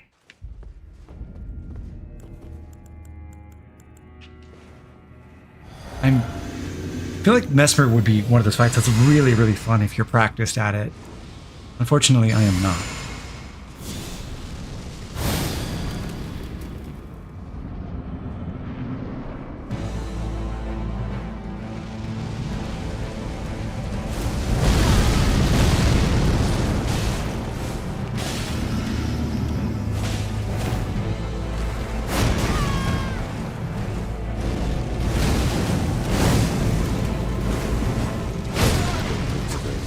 Goodbye, 50,000 runes. In the embrace of Messmer.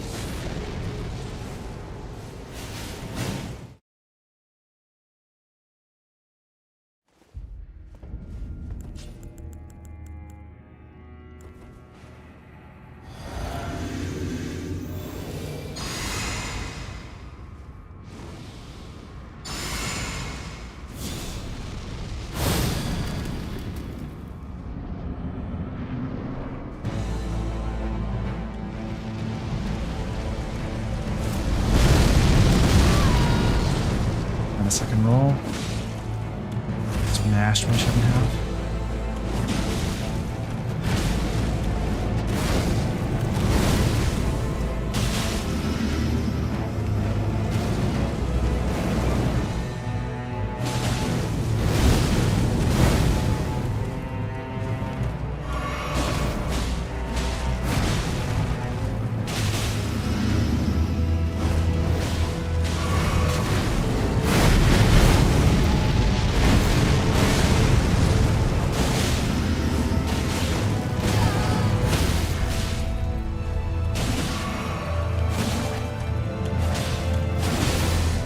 Ooh, nice bleed.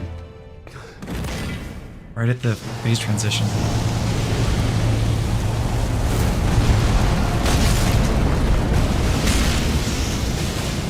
That's pretty good work.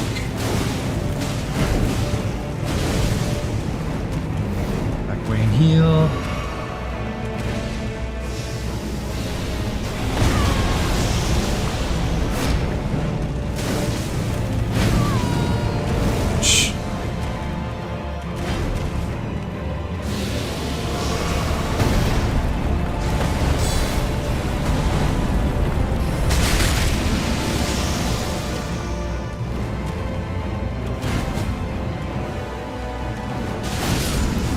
Okay, got him. Narca. A curse. Sorry, Hornsent.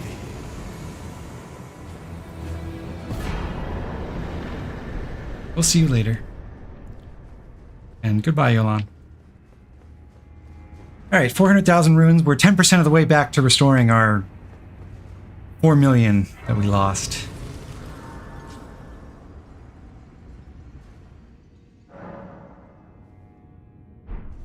Oh, hey, Hornsent. What cruelty is this? Who would rob me of my one vital purpose? Am I so feeble, witless, dull of blade, that vengeance was never to have been mine? Oh, mother. Oh, most cherished wife and child. It seems vengeance was not mine to enact. Where now should I point my tired blade? Where now should I... Well, I hope it's not me, but I have an awful feeling about this. Anyway, we have gotten revenge on Messmer, and I believe, even though we didn't use Hornsent for that, we should be able to talk to his mom and get a prize from her.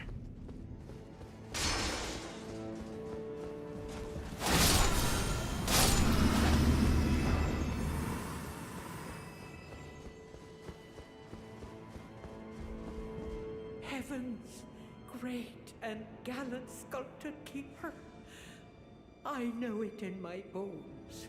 Thy deed is done. A worthy deed, no doubt, to bring our foes what surely was deserved recompense. Oh, heaven hath borne witness to our plight. Thy gleaming wrath and unparalleled dance. Though a trifle it might seem to thee, I have prepared a dish in celebration. It would please me much if thou might partake. Partake, until thou art sated. Gourmet Scorpion Stew. Boosts physical damage negation temporarily and gradually restores a great amount of HP. Unfortunately, you only get one of these. It's a pretty good effect. The thoughts and feelings of the cook melt and blend into the stew, but those who can distinguish the taste of love are few and far between. Well, it looks disgusting, but I guess it is exquisite, like it says. Full of mouth-watering scorpion claws. Ugh. O sculpted keeper, I offer my thanks. Thou danced with passing wrath and beauty, such that rightfully avenged we would be. I have never known such joy as this. Sculpted keeper, O great and gallant sculpted keeper, wert thou by this old maid unduly pushed into facing such labors as thou didst? Has our grave resentment fettered thee? With such bounteous fury didst thou dance. I cannot presume thou didst not suffer. Please, I ask thee, allow thyself some rest. None of the tower would dare interfere, and if one should, I'll see to them myself. So this is another place where, kind of like with Stormvale Castle, I really wish there was some actual change in the population of the dungeon once you complete one of these quest lines. Like here, the Hornsent Grandam is telling us that she regrets any of the ways any of her people might have hassled you, and so she says, like, if anything, if anyone in the tower here wants to interfere with you, she'll stop them herself. And I wish there was like some gameplay impact to that. Like maybe you could have ally Hornsent NPCs that run around and help you kill stuff for you or something. Like in Stormvale, I wish most of the enemies were cleared out, or there were some zones that had demi-humans that Kenneth had recruited that were fighting the Godric soldiers for you, or that kind of thing. I just think it'd be a cool way to reflect what you've actually achieved in the game and make it so it's not so, like, depressingly pointless what you do a lot of the times. Like, there are only so many quests that give you some kind of, like, at least in terms of the dialogue, that get some faction to align with you and that never actually means anything, which I think is a shame. Apologies, oh noble visitor, but wouldst thou permit me a little rest? Mine eyes are oft apt to glaze over, the years taking their toll, 'tis plain to see. Even telling dream from reality is a task increasing. Now, with the specific case of the Hornsent Grandam, you could say that, you know, he's immobile and is stuck in a dream world or something, doesn't really have any direct interaction with the residents of Bellerat anymore, and all of them are like ghostly shadows anyway, but still. I want some more Hornsent friends, please.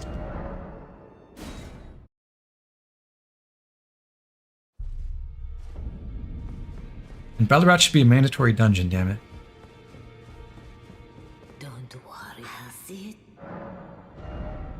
Remembrance of the Impaler. Malevolent snake writhed within Messmer, and so his very mother plucked out his eye and put in its place a seal of grace. Yet having done so, her fear compelled her to secret away her child within the realm of shadow. Hidden away, keeping company with the original sin and a hatred that would not be confined. We have nowhere near enough faith for Messmer's orb, but we can use the Spear of the Impaler if we want. I think I'll go level that up and we'll give that a spin.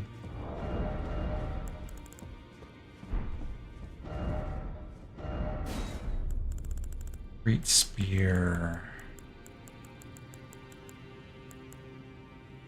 Okay. Spear of the Impaler? Okay.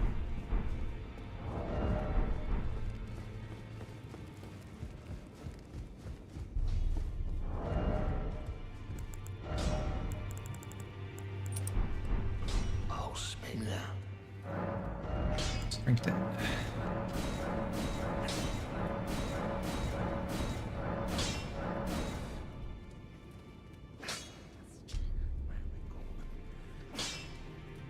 So this is like the Smith's Grip weapons. The strong attack on the Spear of the Impaler is a projectile attack, but also the dashing strong attack and the mount strong attack are projectiles too. It's kind of cool that you can use it on horseback that way.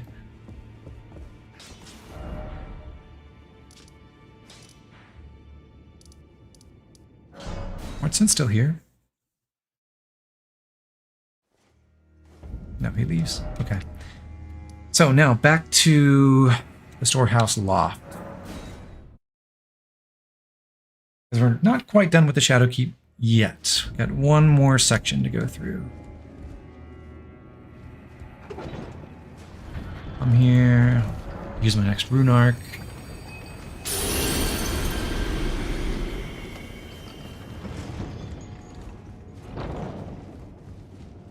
This time when we cross the rafters, well, first I'll shoot down this path.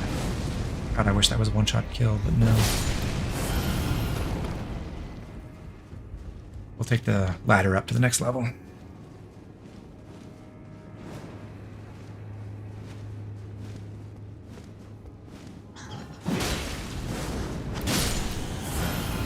The uncharged strong attack is pretty fast, that's nice.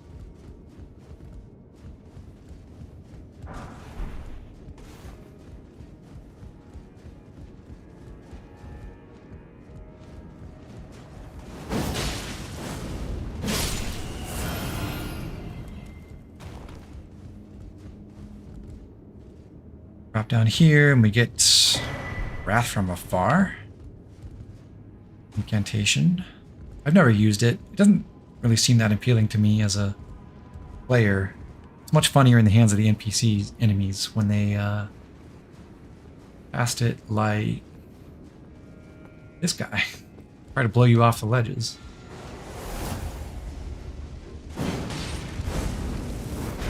Ooh, okay, Messmer's spear does horrible damage against the Fire Knights. That's disappointing. At least the projectile does. Let's see about the skill.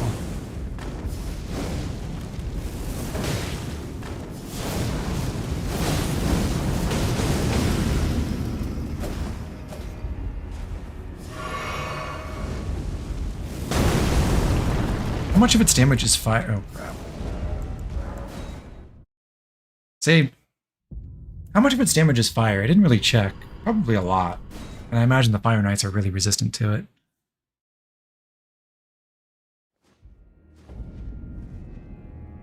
Oh. Not saved. I didn't die from the fall, but I landed on a lower level.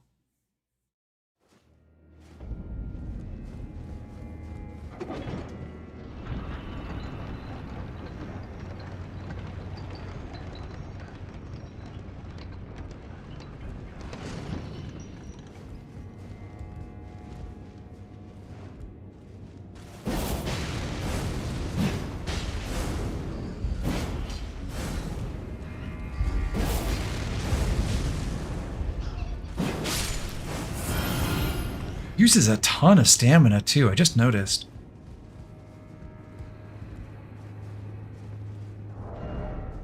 Oh yeah, so it's like half fire with my stats. Eh.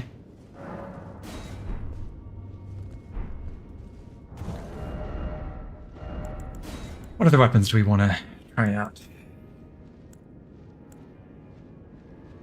Let's get Queen Line's greatsword going again.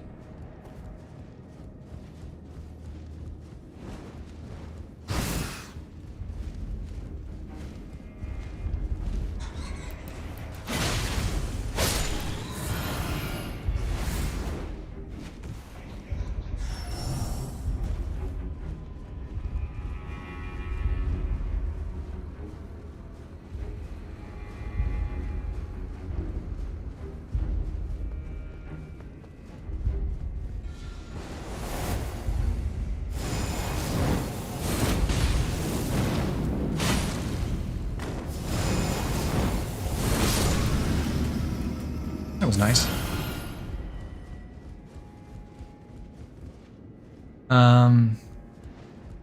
Couple items to pick up. There's actually one on this ledge above this elevator cab.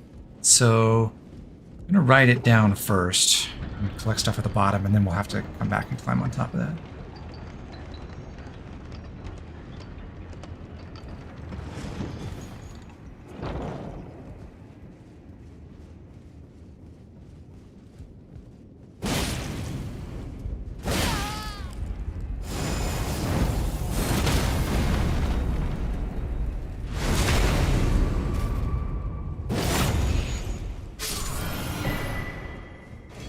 Fire Knight helm. That has a nice effect. It increases max HP and stamina and equip load, like the Erdtree's Favor talisman. Unfortunately, I think it's kind of ugly.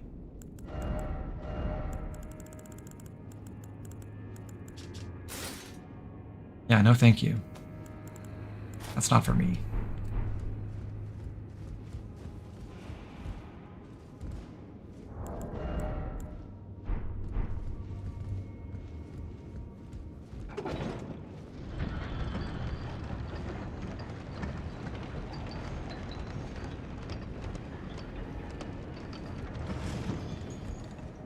Send this down.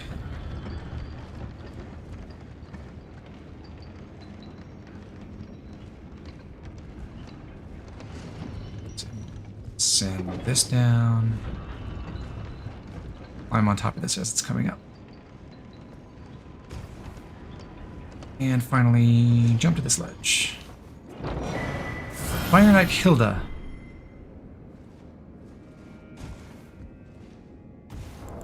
Is that a greatsword? Yeah, it's greatsword Fire Knight.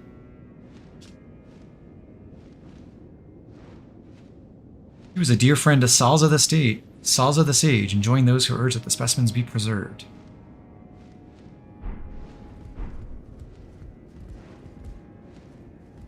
Who's Salza? We'll find out.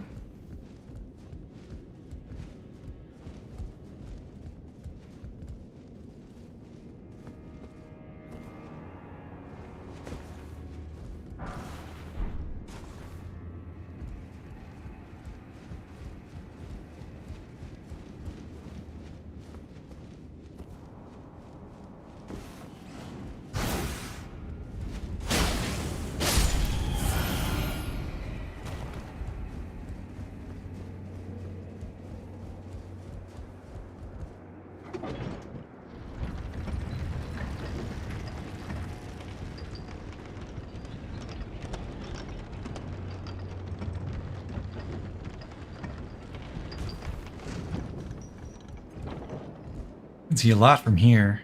So we're looking east. We can see kind of low poly, but we can see this grassy area. And to the north, this gigantic structure below the Scadutree. I know what that's for.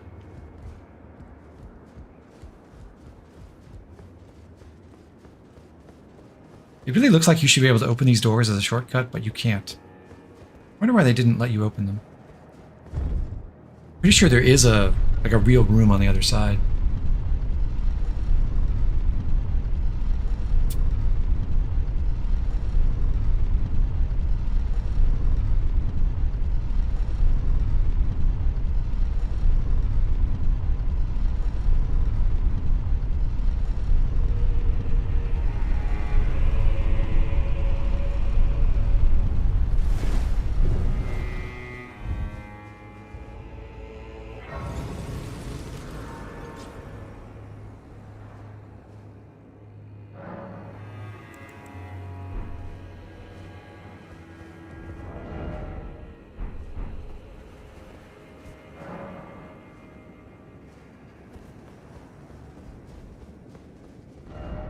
Have mercy for the spirited away shamans. We'll come back to this, but I want to grab the Scadutree fragment because that should be enough to get us to plus 13. Yes. Cool. And here's a fight that I'm really bad at. Although I did learn a few tricks last time I did this. See how it goes. I'm also totally unfamiliar with how to use a heavy thrusting sword against Gaius, but we'll give it the old college try.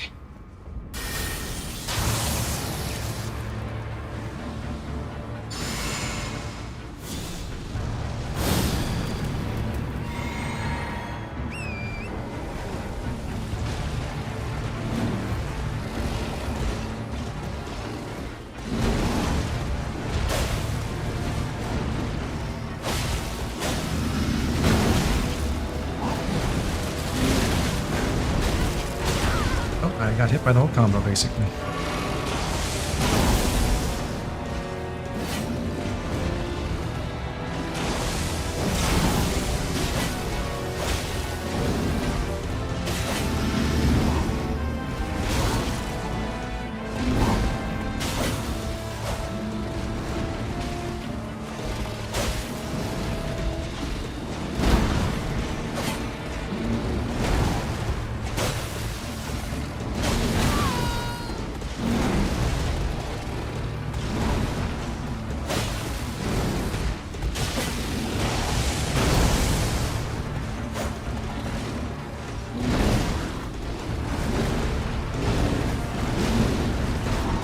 Ooh, dodged it that time. Not bad. Can I get a Strance Break though? I'm only using light attacks, so that's probably going to take a while.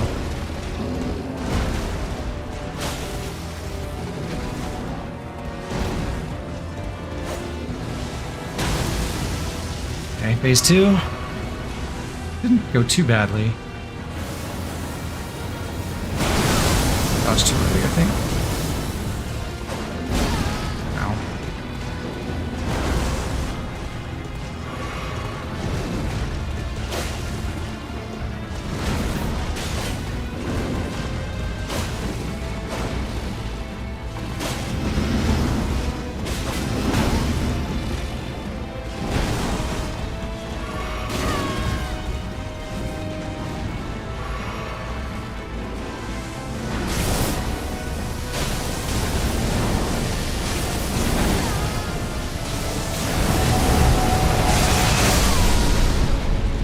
really fucked me up.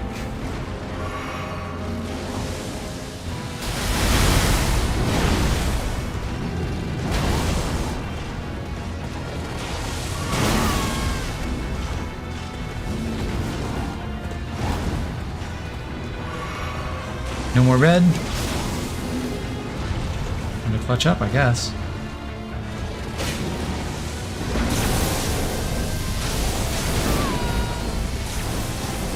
That gravity spell is really hard to deal with. Nice paint a dream. I'm dead. Okay. Not a bad first attempt. I don't love this heavy thrusting sword for this fight. I feel like it just doesn't... I think thrusting swords in general have bad stance damage, because I think there are plenty of other like big, slow poking weapons that could actually get a stance break in like 7 hits. And it feels like I got a lot early and didn't get rewarded for that. So I suppose I could go for a different skill on here, because I don't think Aspects of the Crucible Wings is the right call. It seems way too slow for this fight. What about Piercing Fang?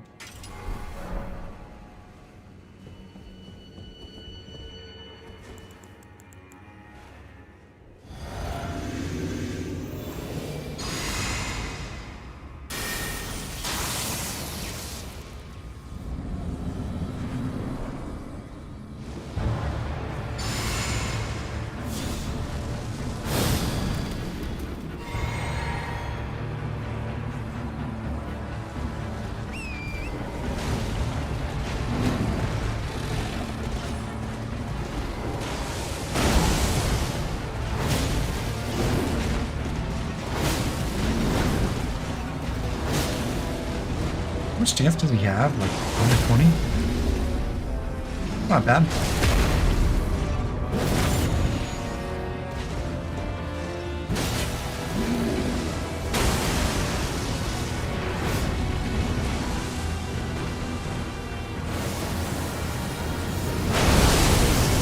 Got the timing right that time, that's good.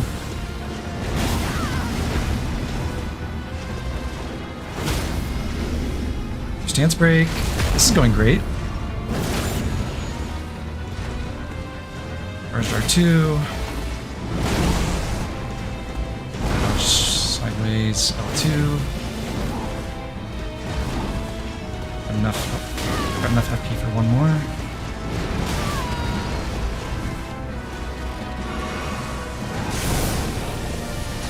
Run away from that.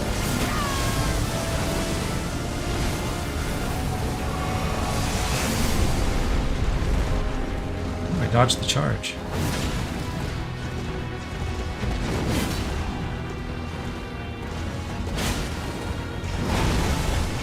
That was not bad. I really like Piercing Fang for this. The tracking is really good and it has a ton of reach.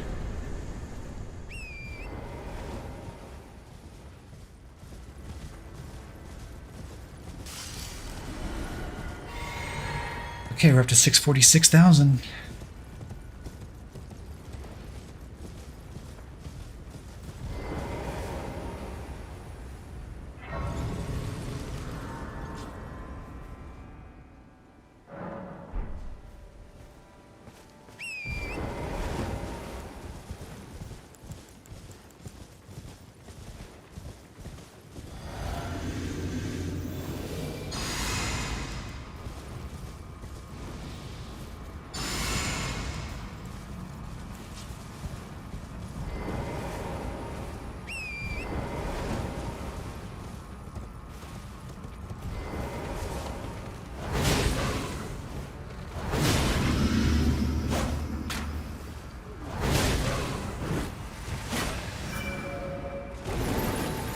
I didn't know this dire wolf had a frostbite breath effect. Cool. Got Gaius's pants. So we're able to buy the rest of the armor set with, now that we've killed Gaius from Enya, but you loot these here. And the joke here is Gaius was an Albinoric with no legs. So, as it says here, a cruel joke Or he could not wear these black iron greaves. What a sharp shot talisman? Is that headshot damage? Yeah. Is that actually specifically ranged attacks? Because I know there is a general headshot damage bonus. So if you hit something with a melee attack while you have the sharp shot talisman, does it work?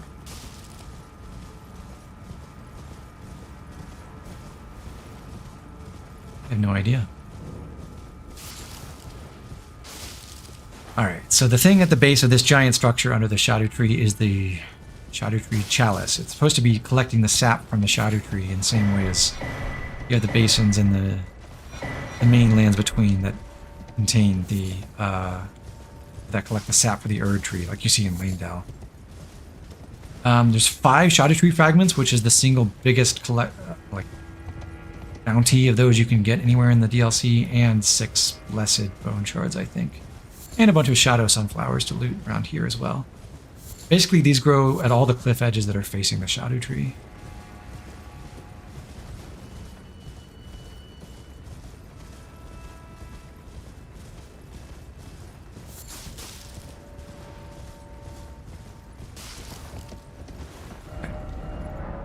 Let's turn on our next new remembrance.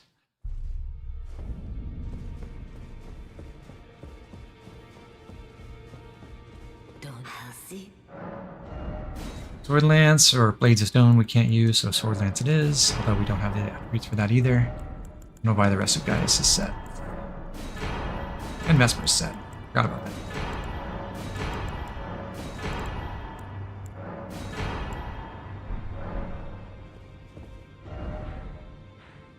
Hey. That's not all. We got another boss fight immediately, although not a remembrance boss.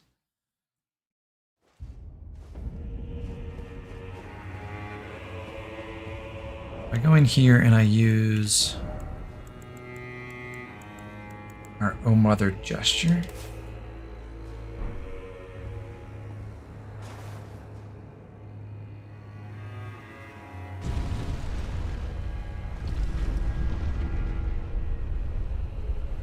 That unlocks the secret passageway behind the statue.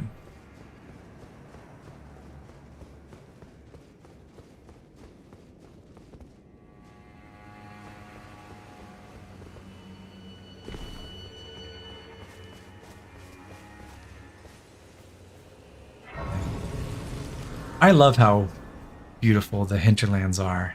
I think this is really nice. Makes me wish for more lush, vibrant areas in this game, because they do a good job when they put them together. Like the Cerulean Coast too. That's very cool.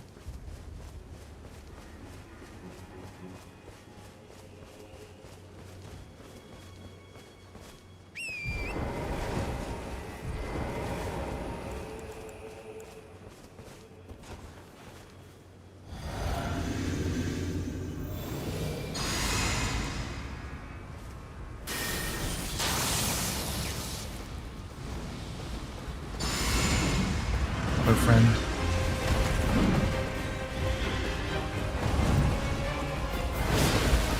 We're bringing Yolan once again.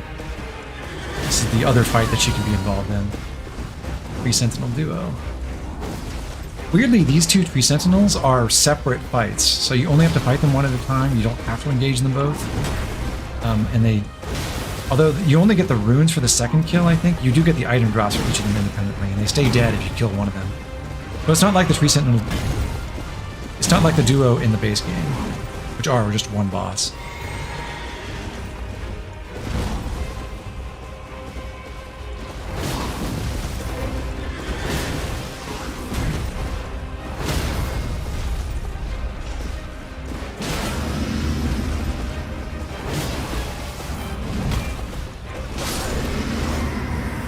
Okay, one down.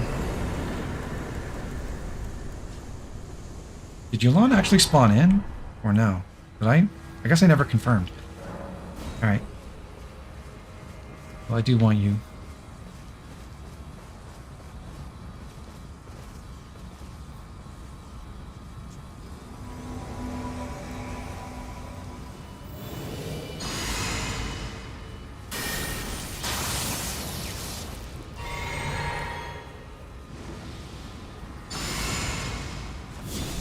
Even though I don't think having her around will make this easier, it probably won't be too much harder either. Because they will have more HP. And I think she's liable to knock the tree sentinels out of their stance break without really doing a lot of damage to exploit it, but yeah, it's okay.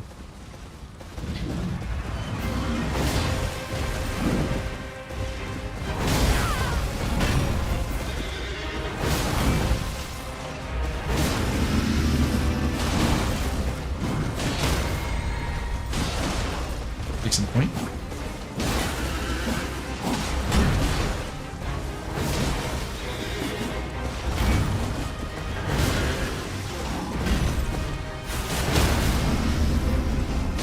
Again.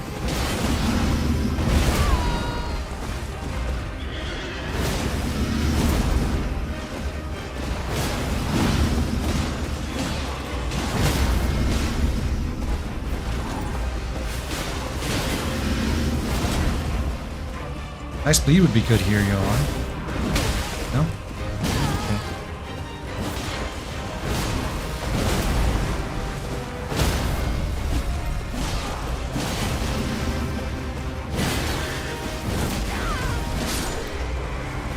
Alright, good work.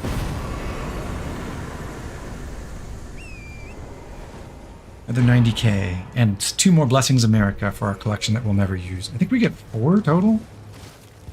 Oh, you know, I could stand to use one. But they're just so precious. What if I need it later?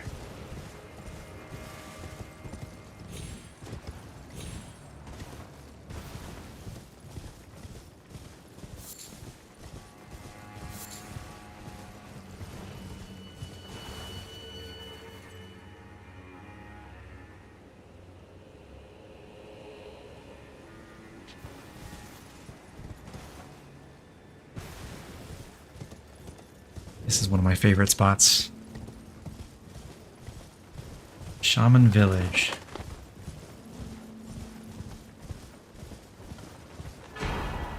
Minor Erdtree. Secret incantation of Queen Marika. Only the kindness of gold, without order. Her, you know, original spell.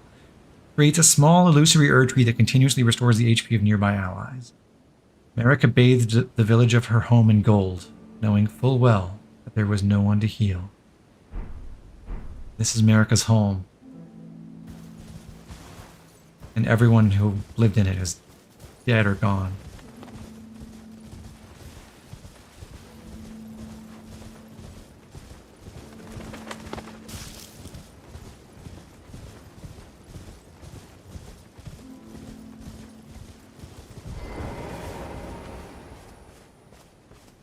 I lied. There's one more statue.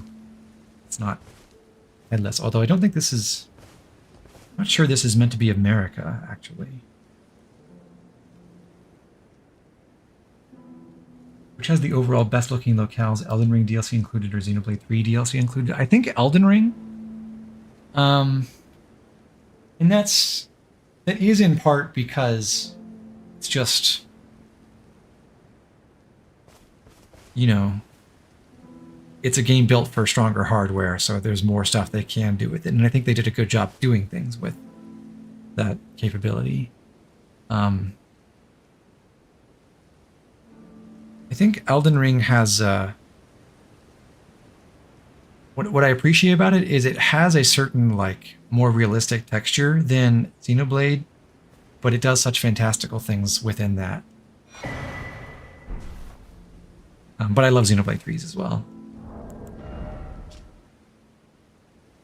Golden Braid says, a braid of golden hair cut loose. Queen Marika's offering to the grandmother, who presumably is this statue, is who the statue is depicting. What was her prayer? Her wish? Her confession?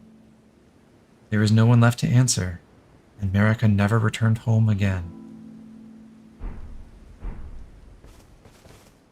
Marika's a tragic figure too, and I like how this one little vignette in the DLC gives you a lot to think about with that.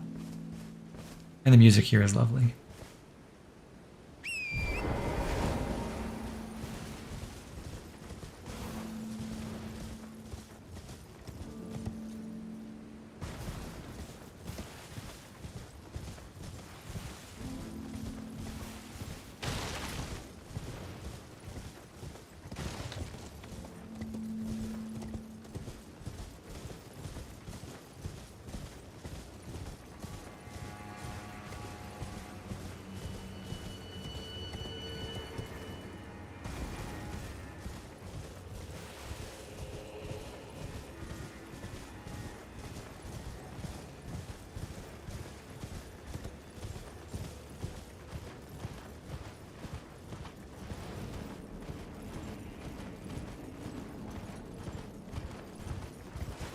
to think of it,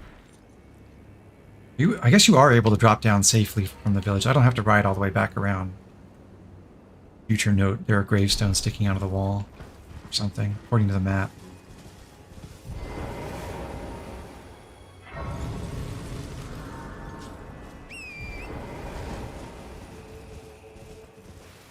Go check. Yep. Yep, gravestone sticking right there. Yeah, you can just drop off. Okay, good to know. I think you'd give Xenoblade 1 a lot of credit for its landscapes. It does... There's something to be said about the imagination involved in the Xenoblade 1 zones that just kind of doesn't carry over to their like mashup versions in Xenoblade 3 because you've lost the whole conceit of those being body parts and the Bionis Mechanis.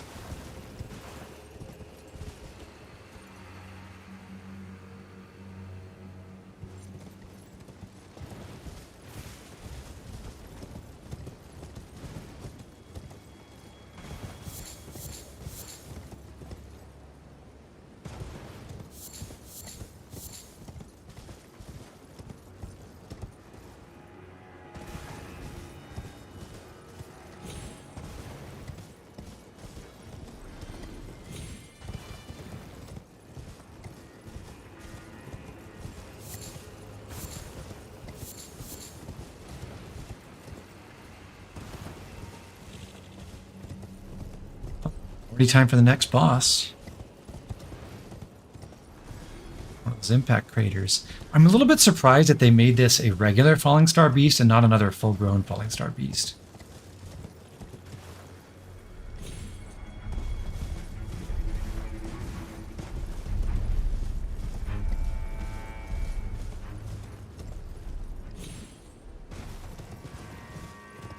Oh, I should have rested. I don't have my flask. Oh well. And I'm only down to 2 blue. Well, we'll be at a slight handicap for this one. I am curious, though, if when the Falling Star Beast does its charge attack, if I can use Piercing Fang on it when it's charging and possibly knock it out of that attack. I hope I can, because that would be really cool.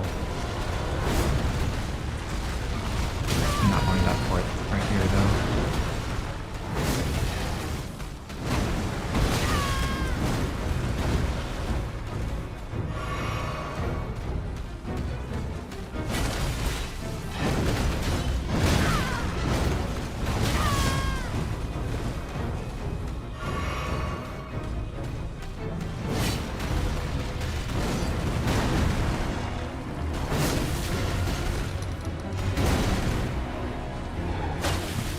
That was a different attack. Sitting there waiting for nothing.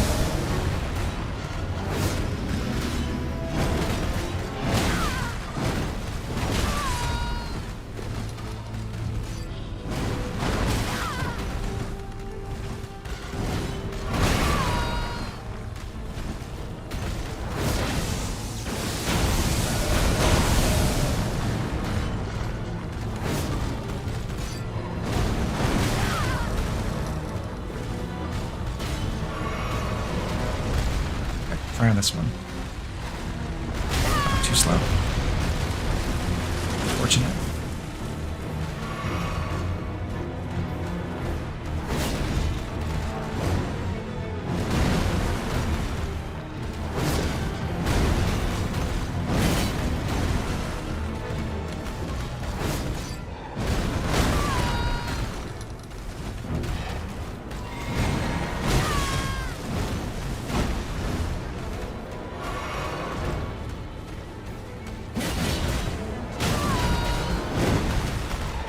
I'm learning I don't remember the Fallen Star Beast moveset, like, at all.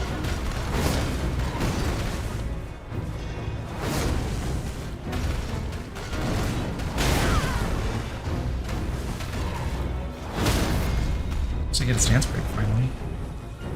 No crit, because he's on terrain. Alright, try again.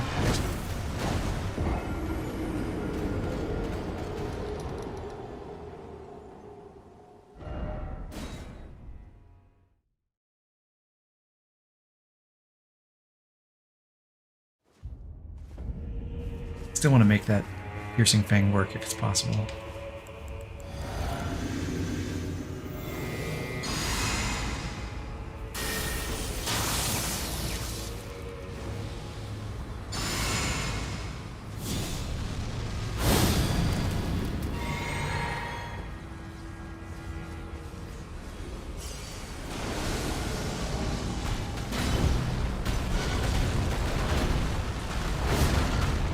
Missed it that time.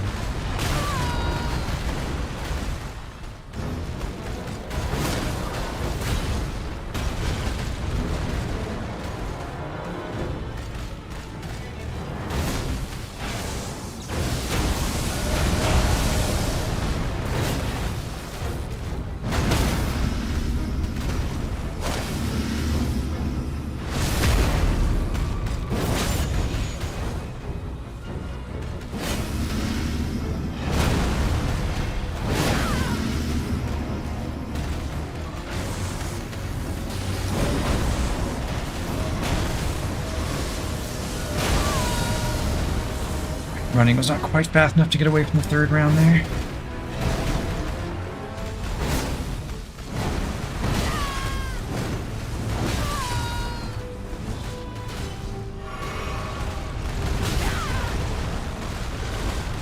Roll. Nope, too late. Really got to start early because the startup time for Piercing Fang is just so long.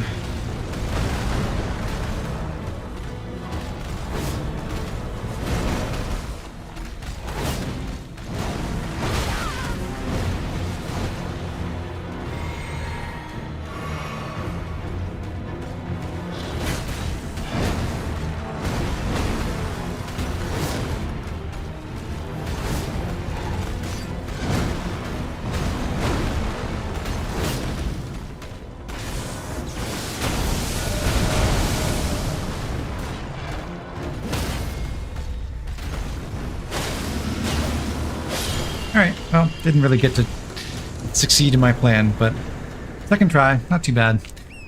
We get, what, gravitational missile? Yeah. I've never used that sorcery, but I've heard it's pretty good. I think that's the one Gaius was using, that, with the pulsing orb thing that was messing me up a little bit. Anyhow, new side of grace.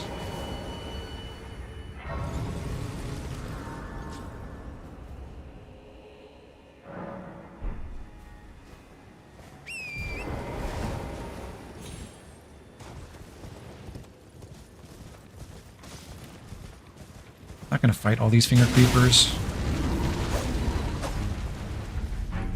Because again, I'm not really equipped with things like Dragonfire that would make that quick and fun.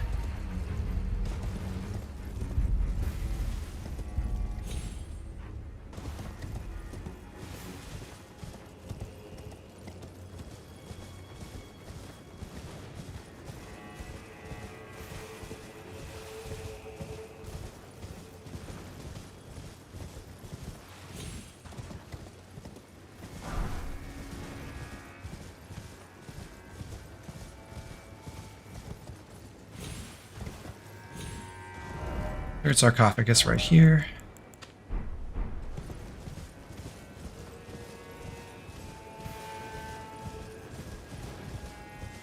These finger ruins have pink lampreys, which I don't really think are materially different from the gray ones at the other site. As far as I know.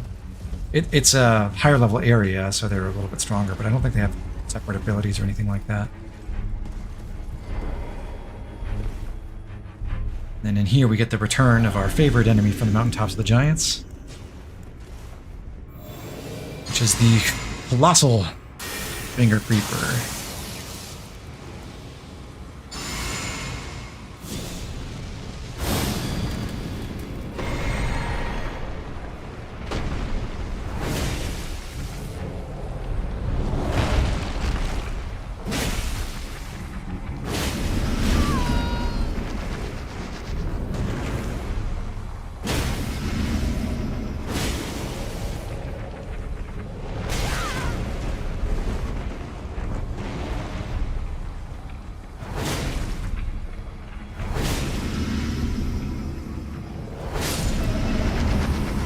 And he's dead. Totally optional. You don't get any loot from him. You just run through and pick up the Finger Creeper ashes. But there's your prize if you find that.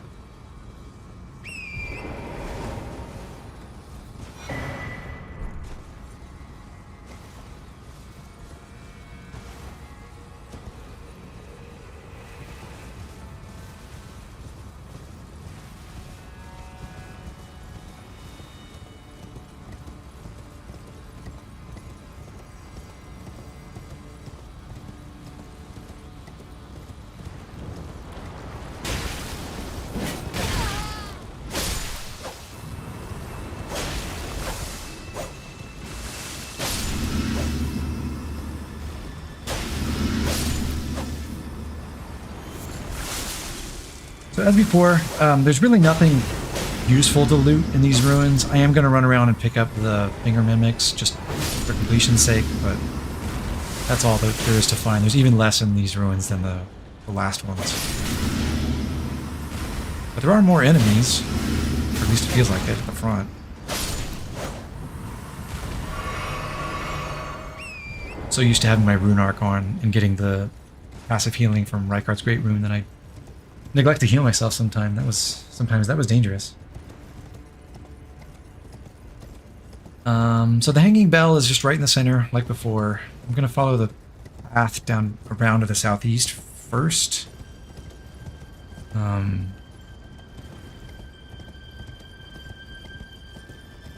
I actually don't think there's anything. I think it's just nail stones over on this side. Yeah, actually, so yeah, like I said, this one's even emptier. So just come in here, I'll ring the bell, and there's like one more finger mimic to go grab. This time, it's the Cerulean Seed Talisman, which I feel like is far less valuable than the Crimson Seed Talisman. In order to... If you have maxed out flasks, like you have plus 12, I think, with the Sacred Tears, a single blue flask completely refills your FP bar if you have anything under 38 mine, and there's basically no builds that need more than 38 mine, so hard to see when the Cerulean Seed Talisman is going to be that helpful.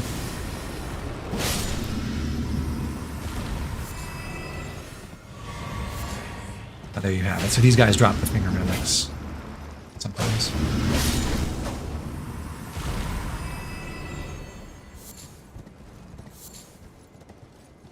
I think the advantage of the sorcery, like pure sorcery spellcaster as opposed to the incantation spellcaster, is, yeah, you have fewer damage types, but I think the actual spells are just better. Like, they're faster, or they deal more damage generally, or they have better crowd control effects, or they have combos, or they give you hyper armor a lot more than most incants do. And they combo together more than incantations do as well. Like, you can do Carrion Piercer into Carrion Greatsword, or the other way around, I forget. And that works really nicely. And that's all for the Finger Ruins of Deo. Kind of a big nothing. But since we've been there and we've rung the bell, we've fulfilled Ymir's quest. So when we come back to the cathedral, we'll be able to do Another bad dream, Yuri. What, that rotten thing up the next stage here. That tangled mess can't hurt you. You caught that. He's talking to a baby finger creeper in his arms now, and he called it Yuri, which is the name of the dead person in the graveyard. So we'll advance this quest and be able to take on one last remembrance boss for this stream. I heard another sound, colored by your essence. Which I hope doesn't take an hour. Simply exhilarating, I must say. The stars are dark tonight. But rest assured, this is no ill omen. On the contrary, I believe that this portends a magnificent starry cascade. Now, take this. My final gift to you. May you join the glimmering stars above. Third Ruins map. Hey, that's where I am. Oh, yes. I believe I can feel it brewing. This evening is a sign of a greater night to come. Do you recall what I said? That Marika and the fingers that guided her were unsound from the start? Well, the truth lies deeper still. It is their mother who is damaged and unhinged. The fingers are but unripe children, victims in their own right. We all need a mother, do we not? A new mother. A true mother who will not give birth to further malady. One more spell to buy. Leading Microcosm. This is another one I'd like to use at some point, but never have. May you join the glimmering stars above. Almost ready to go. Also want to go talk to Yolan.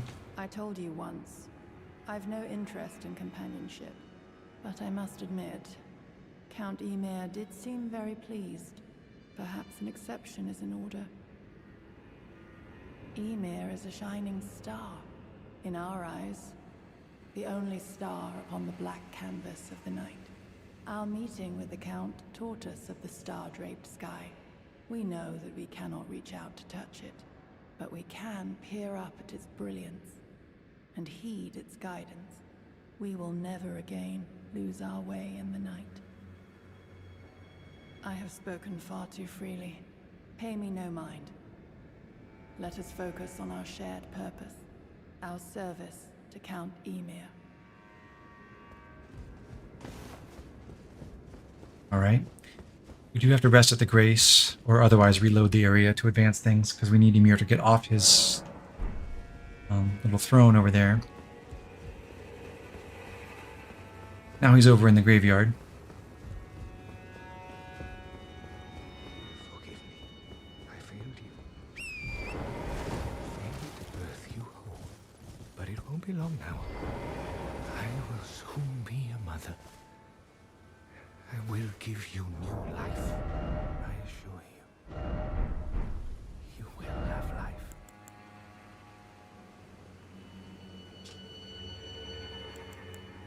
What should I use for this fight? Well, maybe for the next boss anyway. She's weakest to slash. I also have to fight an NPC first, so I'll keep that in mind. But what have I got for slash options? I could use a scythe. I don't know if I'll have enough opportunity to use spinning strikes properly, but it could be kind of fun. Or the double... I think double slash Nagakiba could be cool.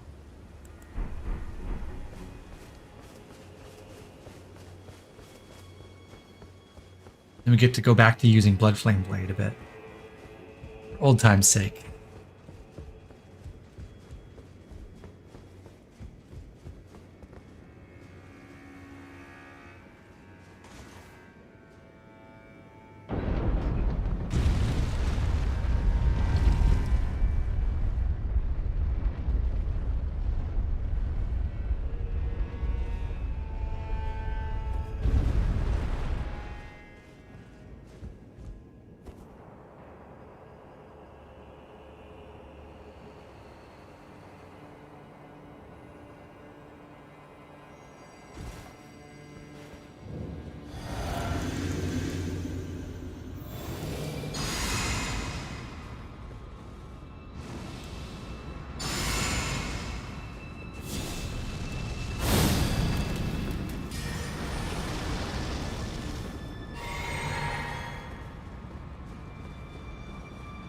Invaded by Sword Hand of Knight Anna. Any relation to Yolan, you think? Let's try blocking. Easy. Okay, got the Claws of Night.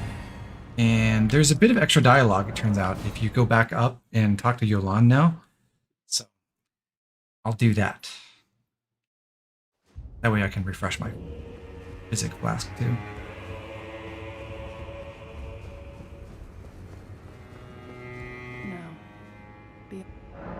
Tell her you were attacked by a sword hand of night underground. Stop. What did you just say? Wait, no. Say nothing. I have one star alone, and only his words will do. We're not really going to find out more about this I will because say this, I am in your debt, but I will say no more. because I'm not going to get the Spirit have Ash one star spoilers. alone. But Only his Yolan and words will Anna do. are sisters, and they were both made into these sword hands who have who are like raised in total darkness, and it's all a bit freaky. But I think we're meant to understand or guess from Yolan's surprise here that she didn't know that Anna was also around and was maybe also in service to Ymir. So it's kind of unclear, like, why Yolana's surprised to hear about this and why that shakes her devotion to Ymir a little bit, like where she says, "Oh, I have to reaffirm. I only follow one star."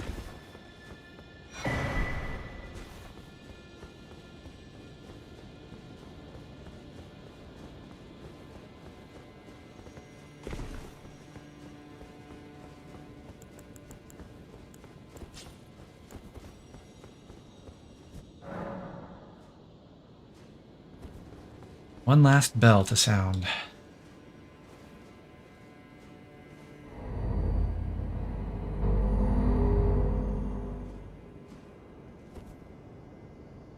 This one's a teleportation bell, somehow.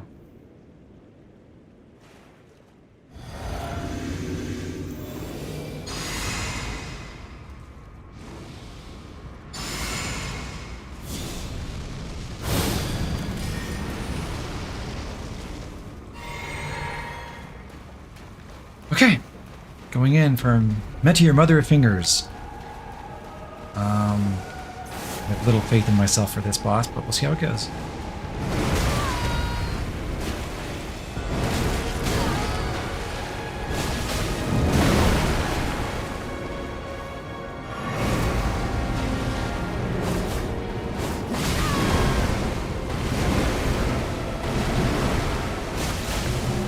I did remember that was 3 slams. That's good.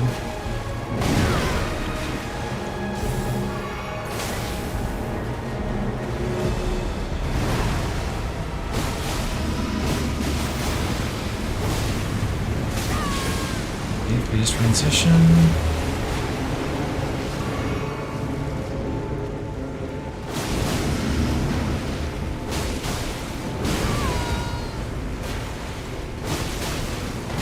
Oh, she died. Cool.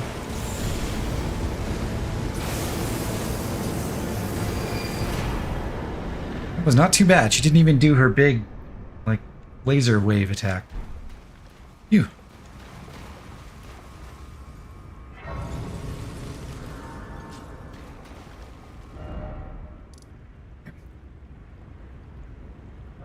Back to the cathedral. We're not out of the woods yet.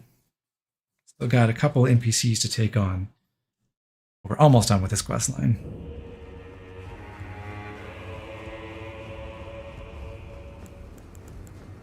Like how Bloodflame Blade Nagakiba with double slash is just rivers of blood at home. Exactly. I think you can achieve overall more damage with it, but definitely Rivers of Blood is a little bit more user-friendly with its sheer range for just like basic mobs. So if I examine the throne, then I'm going to spawn my enemies here, so I'm going to buff up first. It was a waste, I didn't mean to do Electrify Armament.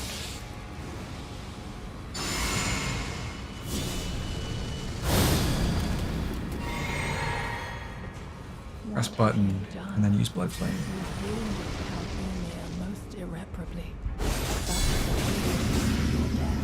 Yeah, nice try at guard counter, special shield skill, I don't care. My dear star, a fine mother. You will be. My shining star, grant me a mother's strength. Look here, at my fingers. I will be the true mother, And I will be the only mother.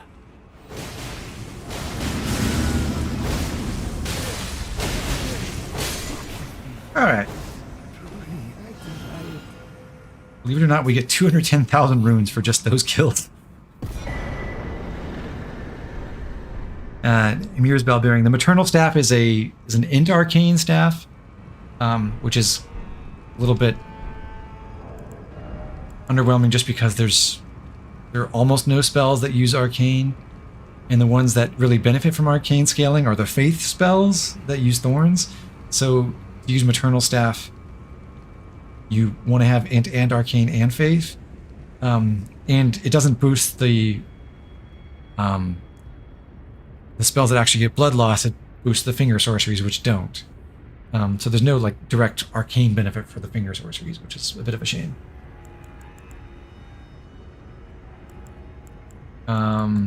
We also get his clothes. You can alter the High Priest robe to become the finger robe, and that also gives a boost to finger sorcery. So there's some synergy there. Finally, I have to go rest at the Grace.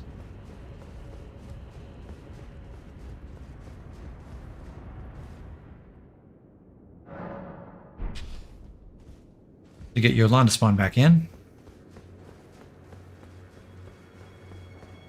He's the other person we can give one of the irises to. Ymir, the stars, the sky. I see them not.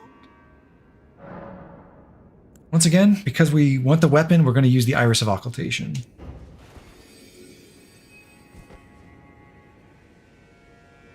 No light anywhere at all. This is the night I know. Interestingly, Yolan seems to respond more positively to the occultation because she's used to the darkness. And if you give her the Iris of Grace, she sounds kind of upset because the light blinds her and it's overwhelming, and it's not the single guiding light she was hoping to see. Anyway, thank you for the katana. We'll be upgrading that shortly. And finally, if I run out to the graveyard, I can pick up one more sorcery from Yuri's gravestone. Perishing Fingers.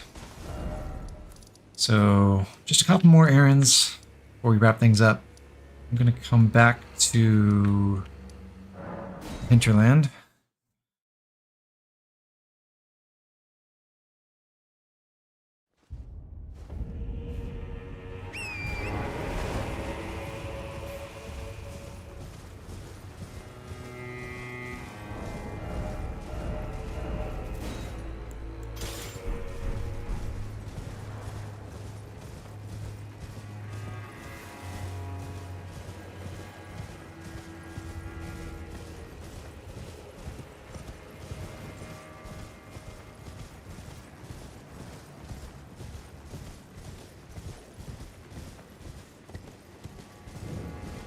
There's one secret behind the Shaman Village that I didn't go check out.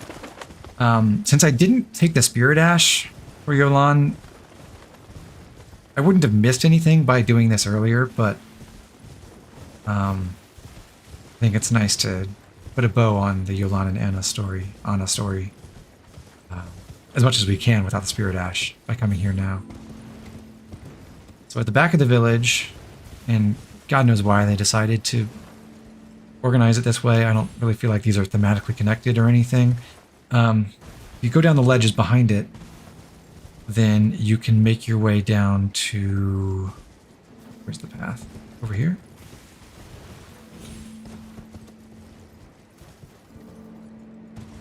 To the real upper level of Rabbath's Rise.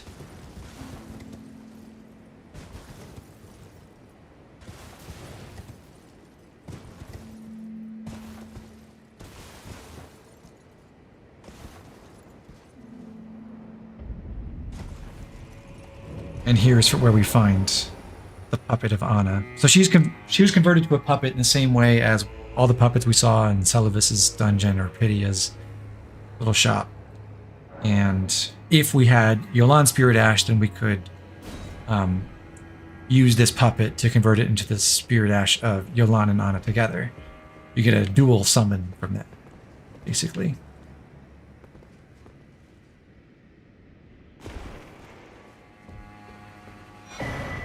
And we also get the Spell Machinist Spell Bearing, which lets you buy Rabeth's Great Bolt, so you get a viable magic Great Bolt.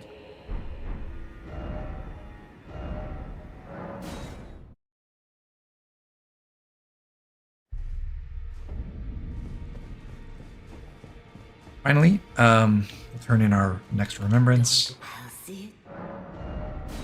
Neither of these are things we can use because they're both int based, but I'll take the using finger, I guess.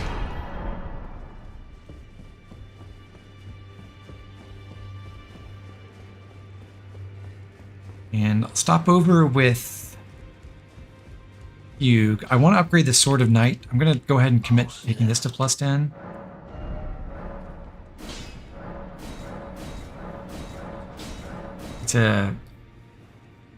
This is a katana with a bit of magic damage attached to it, but it doesn't have any faith or, in fact, any scaling other than in Dex. And I also want to upgrade the Claws of Night.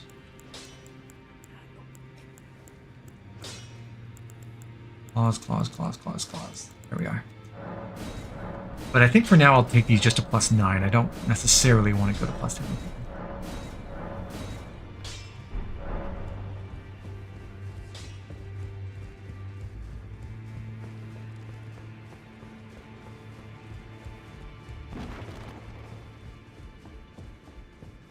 Now run over to hand in our bell bearings. Got a few.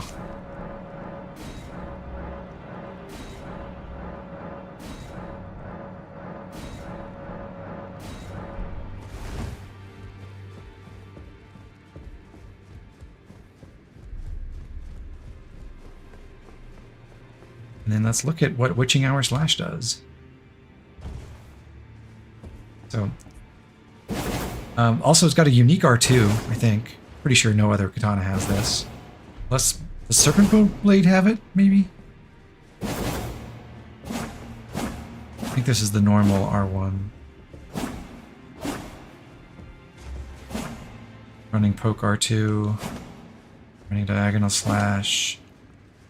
Jump R2 looks familiar.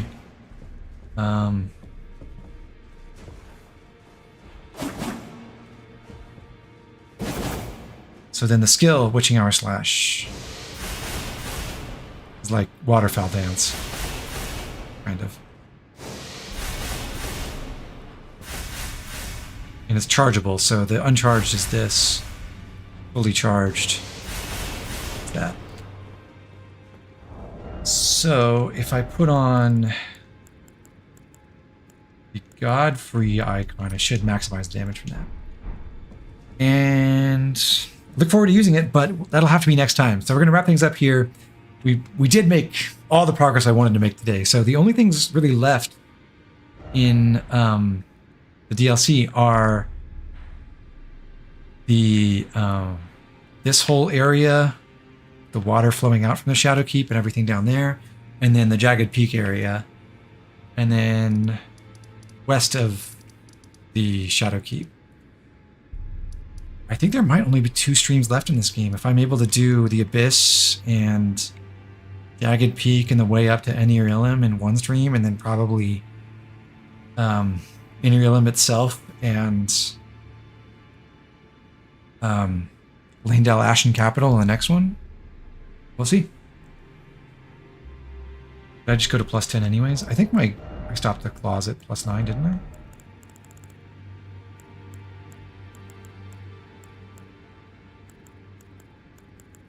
I did.